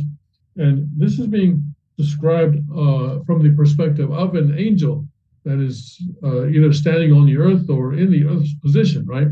So that's an interesting about this, because of the stars for you to see these stars, you're looking at it from the perspective of someone or some angel or something that is looking up at the universe or looking out at the universe from the earth. And God said, let there be lights in the firmament and of the heavens to divide the day from the night. Let them be for signs and for seasons and for days and years. And let them be for lights in the firmament and of the heaven to give life upon the earth. And it was so.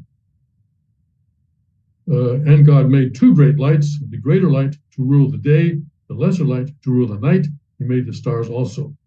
And God set them in the firmament of the heaven to give the light upon the earth, and to rule over the day and over the night, to divide the light from the darkness. And God saw that it was good, and the evening and the morning were the 4th day.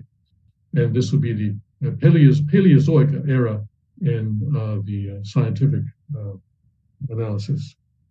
And then on the 5th day begins verse 20. And God said, let the waters bring forth abundantly the moving creature that hath life, and the fowl that may fly above the earth in the open firmament of heaven.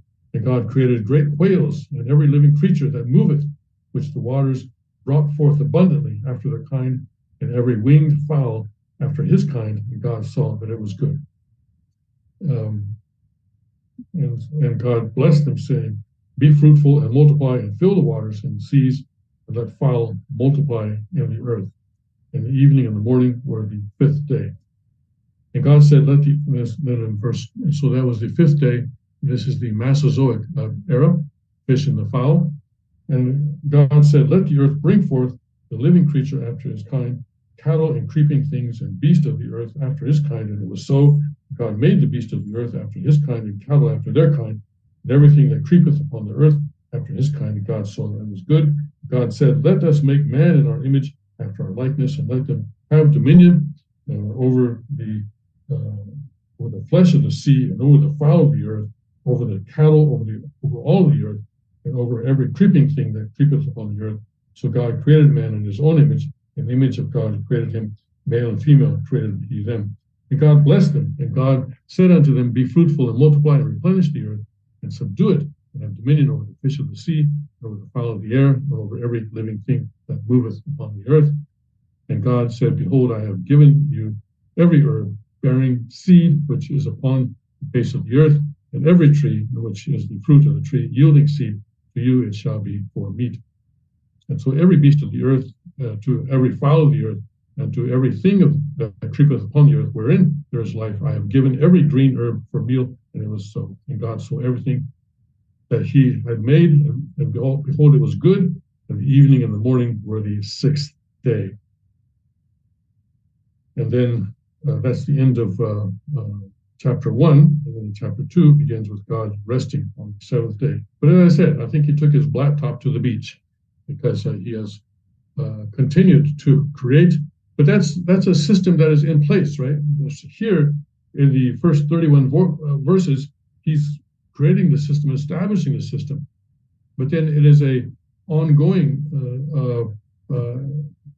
system. Of course, God is always involved in this system. He's always continuing to input, because he's loving the system. And so this means that he is giving an emotional force, an active emotional force to his object partner, and this never stops. This never stops. So the fact that he rests does not mean that his love stops. His love keeps on going. Okay. And the biblical revelation, 6 days of the period of creation. And Father does, if you look in the Tonsongyong, he does refer to the 6 days as not being 24-hour periods, 24-hour periods. I know there are people who try to show that the earth was made in 6 days or 7 days, but in 6 days. But I believe Father's clear that this was much longer than 6 24-hour periods.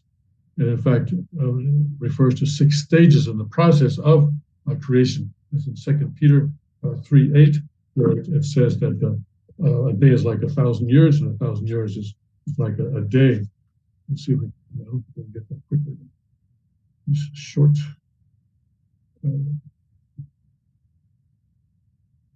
These short ones are difficult to pinpoint. Yeah, anyway, we're going to skip over that one. And again, oh yeah, I got it. Okay, 2 Peter 3:8. But beloved, be not ignorant of this one thing, that one day is with the Lord as 1,000 years, and 1,000 years as one day. So Peter was saying, that God plays the long game, right? So don't be impatient. Don't be impatient. The growing period for created beings. Okay, so here we just read Genesis 1 through 31, and it talked about the end of the day being the night, and then the morning.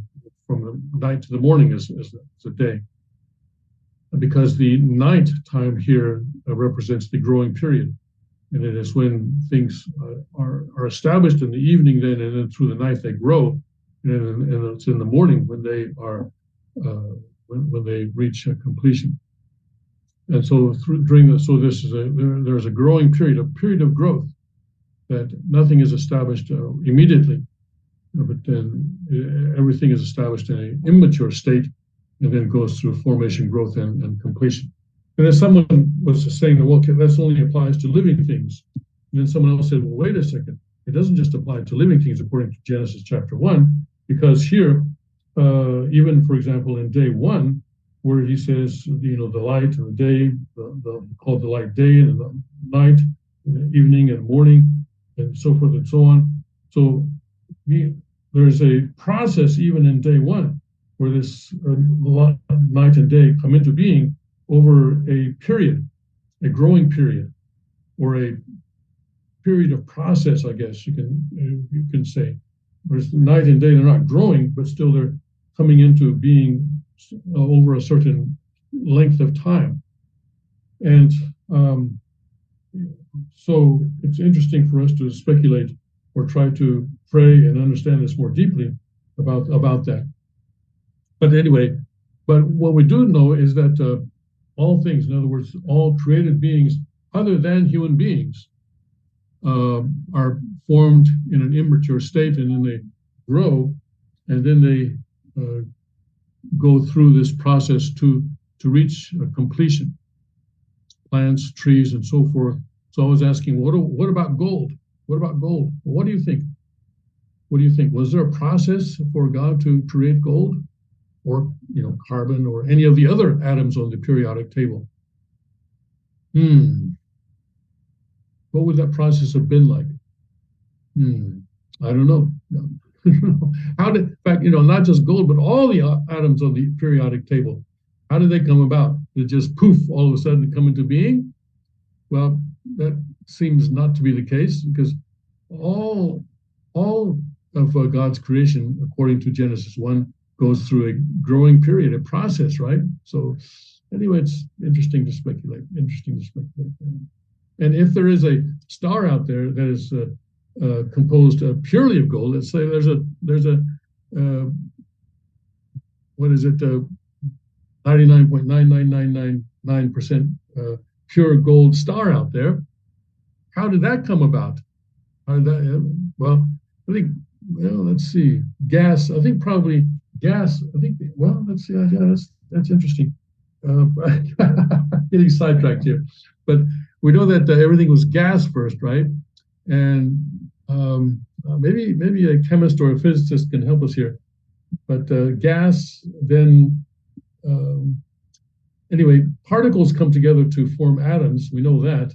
So, okay, and a certain number of protons, a certain number of electrons, a certain number of neutrons, and then the electrons forming an electron cloud around the nucleus and so forth and so on.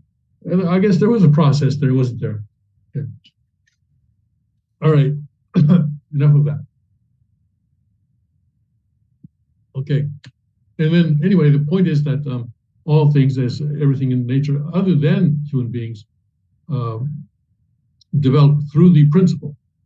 In other words, they have, if in the case of plants and animals, they have a DNA code. They're coded in a certain way, and they develop according to that code, and they become a completed creature. They don't have a responsibility to bring about their own completion. And human beings, our physical bodies are the same way. Our physical body is the same way. We also, if you give a child enough sunlight and water and nutrition and so forth and so on, then the kid's going to grow. All right, he's going to grow to be 6 feet or so, if that's the code in his DNA, and if he is given the appropriate amount of external nutrition, sunlight, and if he gets enough sleep. Of course, sleep is important in growth as well. So all those things are external. But what about the spirit self? Because the human beings don't have just a physical self, but also a spirit self. That's where human beings have a portion of responsibility to participate in our own creation by completing our spirit self. But here we talk about the indirect dominion. So God does not interfere in here. Also in the case of all things, everything is in the code already. Everything is in the code. For example, if you're driving down Interstate 84 in northeast Pennsylvania and you're looking at the trees and you see that they're very similar, or similar species of trees are very similar to each other, similar height and similar shape of the leaves and so forth. The bark is similar and stuff. In fact, that's how we identify them. God does not interfere in that because everything is already in the code. With human beings as well, God does not interfere during this indirect dominion, because the physical body is developing by the force of the principle. And then the realm of governance of principled results, then God does take the results here that come about and then use those in order to participate in the universe. And so, for example,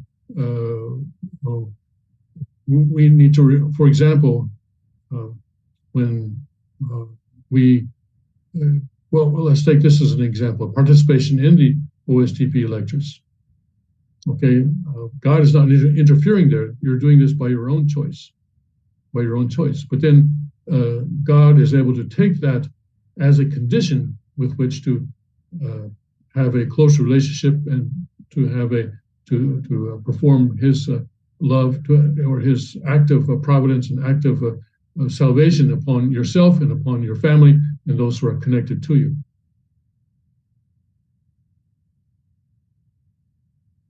But when something bad happens, people are apt to say, "Oh, God must have a plan, and this is all part of God's plan." No, it's not all part of God's plan.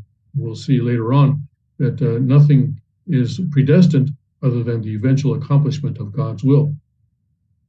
But God does take the results of the principled results that occur in the indirect dominion in order to carry out His will to whatever extent that He's able to, based on the conditions that we set. And this was why it was important for Abraham to make the offering properly. And it was why it was such a tragedy when he failed to do so. But we'll get into that later on, and how that resulted in the people of Israel having to go into Egypt for 400 years to be in a land where they were strangers and where they were mistreated for a very long time. But once we grow then and reach, become God's perfect object of love, then God then is able to relate directly to us, directly to the completed human beings. And then God's governance then takes place on the basis of true love, because we are God's perfect object of true love. And he's able to relate to us directly. And this is where Jesus was. This is where Father was. And of course, Jesus is and Father is today, especially because he has formed a perfect four-position, completed four-position foundation with True Mother, and also with the second King and his family in the physical world. So God gave human beings portion of responsibility. Well, why was that? Why was that? Why couldn't human beings be just like every other thing in all things? And in fact, why did God have human beings in the first place? Why not let apes be the apex of God's creation? God could sit back and sort of like, watching a zoo, right? Going to the zoo. You have all these animals, you have all these plants, and you have your arboretum there, and you have your zoo there, and isn't that nice? So God, that could return beauty to God, right? It would be beautiful, all the seas and all the fish and everything like that, and all the sunsets and sunrises and all that. And God could sort of sit back in his easy chair with his laptop at the beach, and that'd be all very nice. But no, God wanted to create something more than that, and that something more had to have the portion of responsibility, because that portion of responsibility then delineates human beings from the rest of God's creation. So why was that? Why was that? So, well, so that because God wanted beings or create creatures that would qualify to be his children, And the apes and the monkeys and so forth, and the elephants, no matter how smart they may be, no matter how many tricks that they can perform, they cannot be God's children. Why? Because they do not participate in God's creation and the creative work of God. And God wanted human beings who would participate in his creative work. Why? So that he could have a relationship of love with them, relationship of love and beauty. And for that to happen, his object partner had to also be capable of creating. But we cannot create gold, right? We cannot create anything else. But what we do create is we create our spirit self. We create our character. We bring our character to completion. And that act of creating then gives God a condition with which he can say, okay, these are my children. These are my children. So that's one reason that God gave us a portion of responsibility. That's one reason that he took the extra step to create human beings that would have a portion of responsibility, so that he could have children who would also participate in his act of creation. And also then another reason was so that human beings would be qualified to govern creation. So if we don't have a portion of responsibility, if we do not participate in the creative process, if we do not do that, then we don't qualify to exercise dominion over creation. What qualification would we have? Would we done? And third reason was so that human beings would have creativity. In other words, be the second creator. And so to participate in the process of creation. And Father sometimes would compare this to a mason who is laying bricks, right? And he is building a wall that, or a retaining wall that has, let's say, 100 bricks. And he's doing that, and he creates 95 bricks. He lays 95 bricks in the wall. And then he brings his son along and say, okay, here, you lay the final 5. And even while the son is laying those bricks, of course, he's instructing them, no, don't do it like this, do it like that, and everything like that. And so he's teaching the son. And then that is the son's 5% responsibility. And then when that wall is created, the father says, what? Oh, yeah, I built this with my son.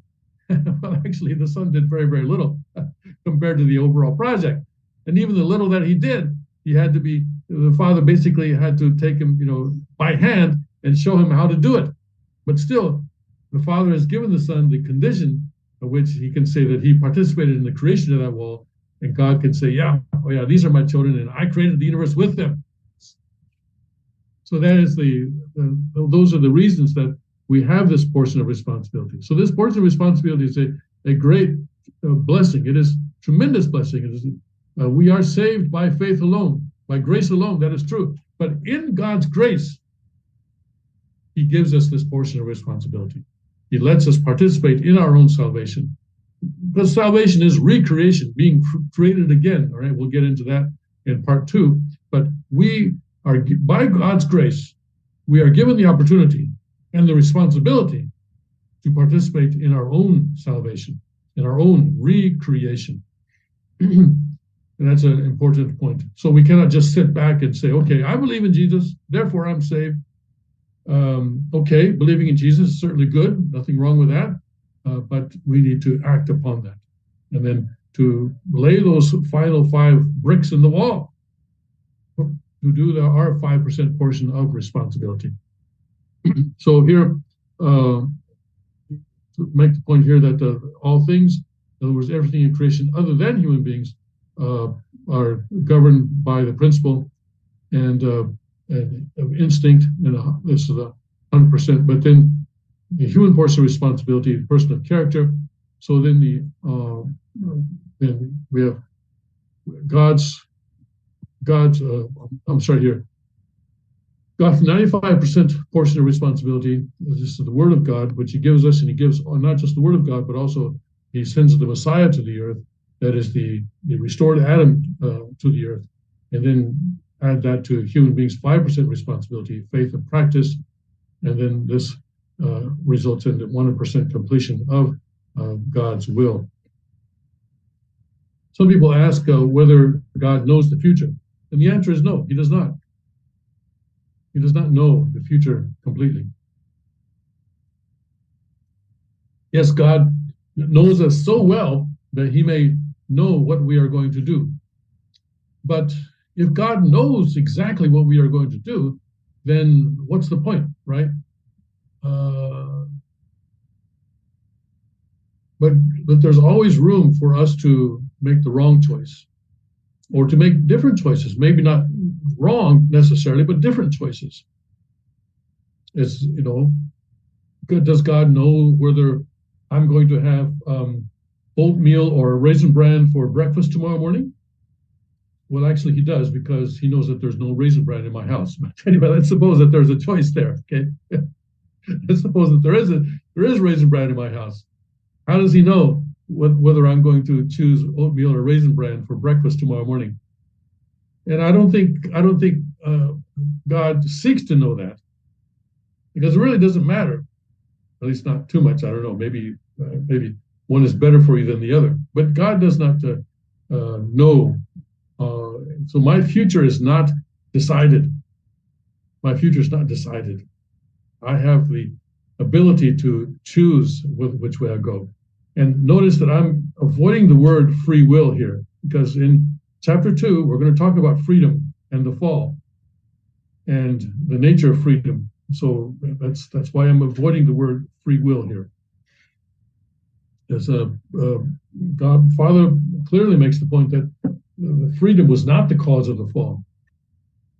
All right. The reason God gave a portion of responsibility, because God created human beings, He has the qualification to govern them. For human beings to gain qualification to stand as God's children and govern all created beings, we must create those created beings. However, human beings do not have the capacity to create those beings. We cannot create gold, right? So we cannot create gold. People have tried, but all the alchemists in the Middle Ages, they tried, but as far as I know, they have not succeeded. So we cannot create those created beings. Well, so for this reason, in the place of creating all beings, God has human beings create their own character through their own portion of responsibility. So that's our character is one small part of God's creation. And that's the final 5 blocks on the retaining wall. So we do that, and that qualifies us to say that, we participated in the creation of this wall. We participated in creating all things.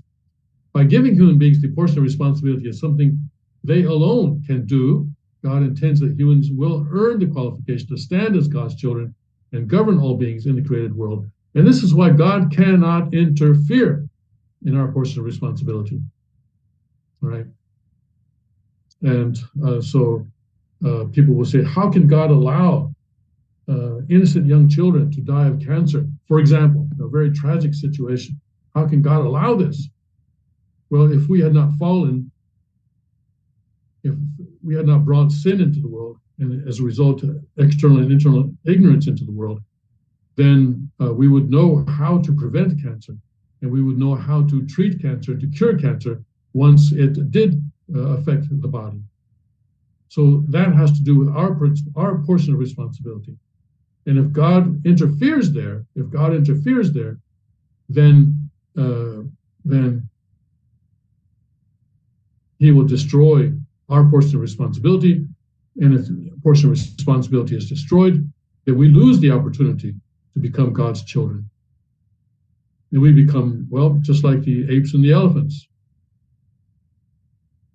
and the angels. And frankly, as the angels, we become like the angels who have no portion of responsibility and are not children of God. They are God's servants.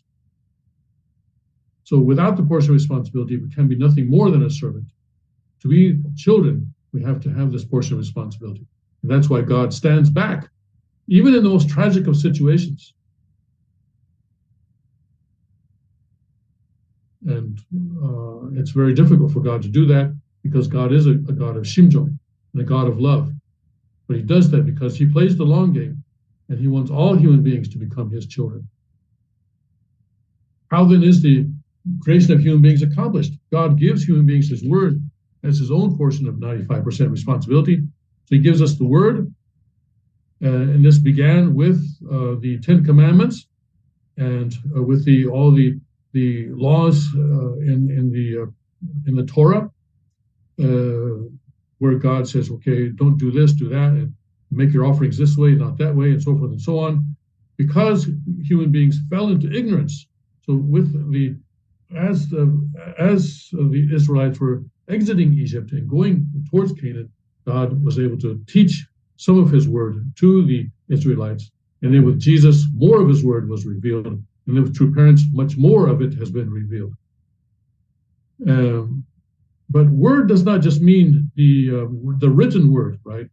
Word also can be communicated or through experience. Father uses the word chehu, as I pointed out, which we translated into English as a learning through experience. We need to learn some things through experience and not through a written word. But that experience comes through our relationship with God. When human beings believe in that word and put it into practice, by maintaining absolute sex and achieving self-governance, they fulfill their own portion of 5% responsibility and create and complete their own character. So King talks about controlling our emotions, that this is a very important part of self-governance. Moses could not control his emotions, right? And so he struck the rock twice. And we'll talk about that later on when we get to the course of Moses in the providence of restoration. But because he struck the rock twice, because he acted emotionally, he was not able to enter Canaan. And God said, yeah, okay, well, you brought the people of Israel this far, but you're not going to make it across the river. You're going to have to die on the western side of the Jordan River. And so he died there on the mountain. Anyway, so then accordingly, human beings create their own character through their own portion of responsibility. In this way, they come to have creativity and become second lords of creation. They participate in God's masterpiece of creation and bring it to completion. This is the reason God gave a portion of responsibility to human beings. You know, and the process of the way in which a character is developed, there are many ways of doing that, of course. You know, the king points out that in his children, he said, okay, he gave his children the choice of either football or wrestling.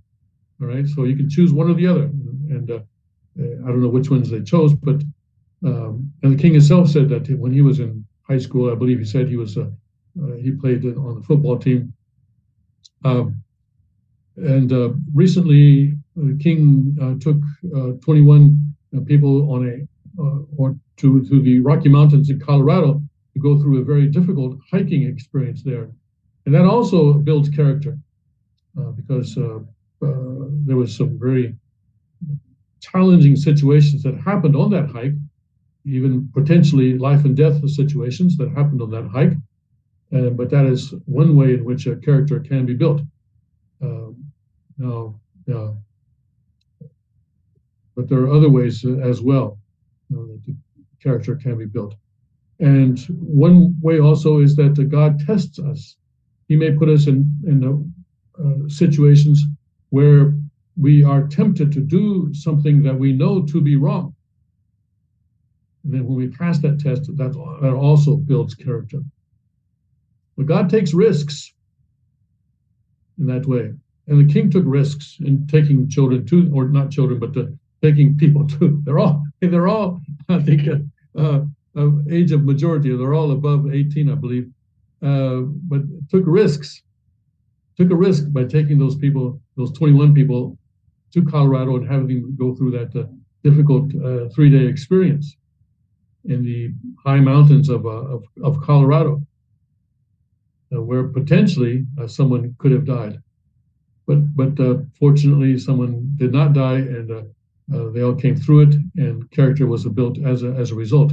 And I think if people who were on that trip reflect on themselves, they'll see that their character has grown as a result of that experience. But yes, developing character does involve risks. If you're on the football team, you're risking injury. Also on the wrestling team, you're risking injury. But that is I think you cannot develop character without going through that kind of risk. The realm of liberation of the portion of a responsibility is perfectly completed through absolute sex. Now, that's probably one of the biggest temptations, or one of the biggest tests that we have, is the test of absolute sex, especially today when the pornography is so readily available on the internet. The temptation to get involved in that and temptation to become addicted to that is very strong. Okay. All right, then we'll stop there today, and then hope you'll join me. We'll have our regular session Sunday morning, because I don't think we're conflicting with the Sunday service at all, are we? I think we can go ahead and have our 3-hour session in the morning. Says here, okay. Give thanks. Shimjung is the root of true love. Yes, that's true. Tell me about the ego control and self-control. And yeah, we'll do that tomorrow. Okay. Gold is formed within cracks of quartz with mineral-rich hydrothermal vents and the actions of bacteria. Wow. Hey, thank you. That's now I know. Great. Fantastic. Okay. All right. See you in the morning. Have a nice night.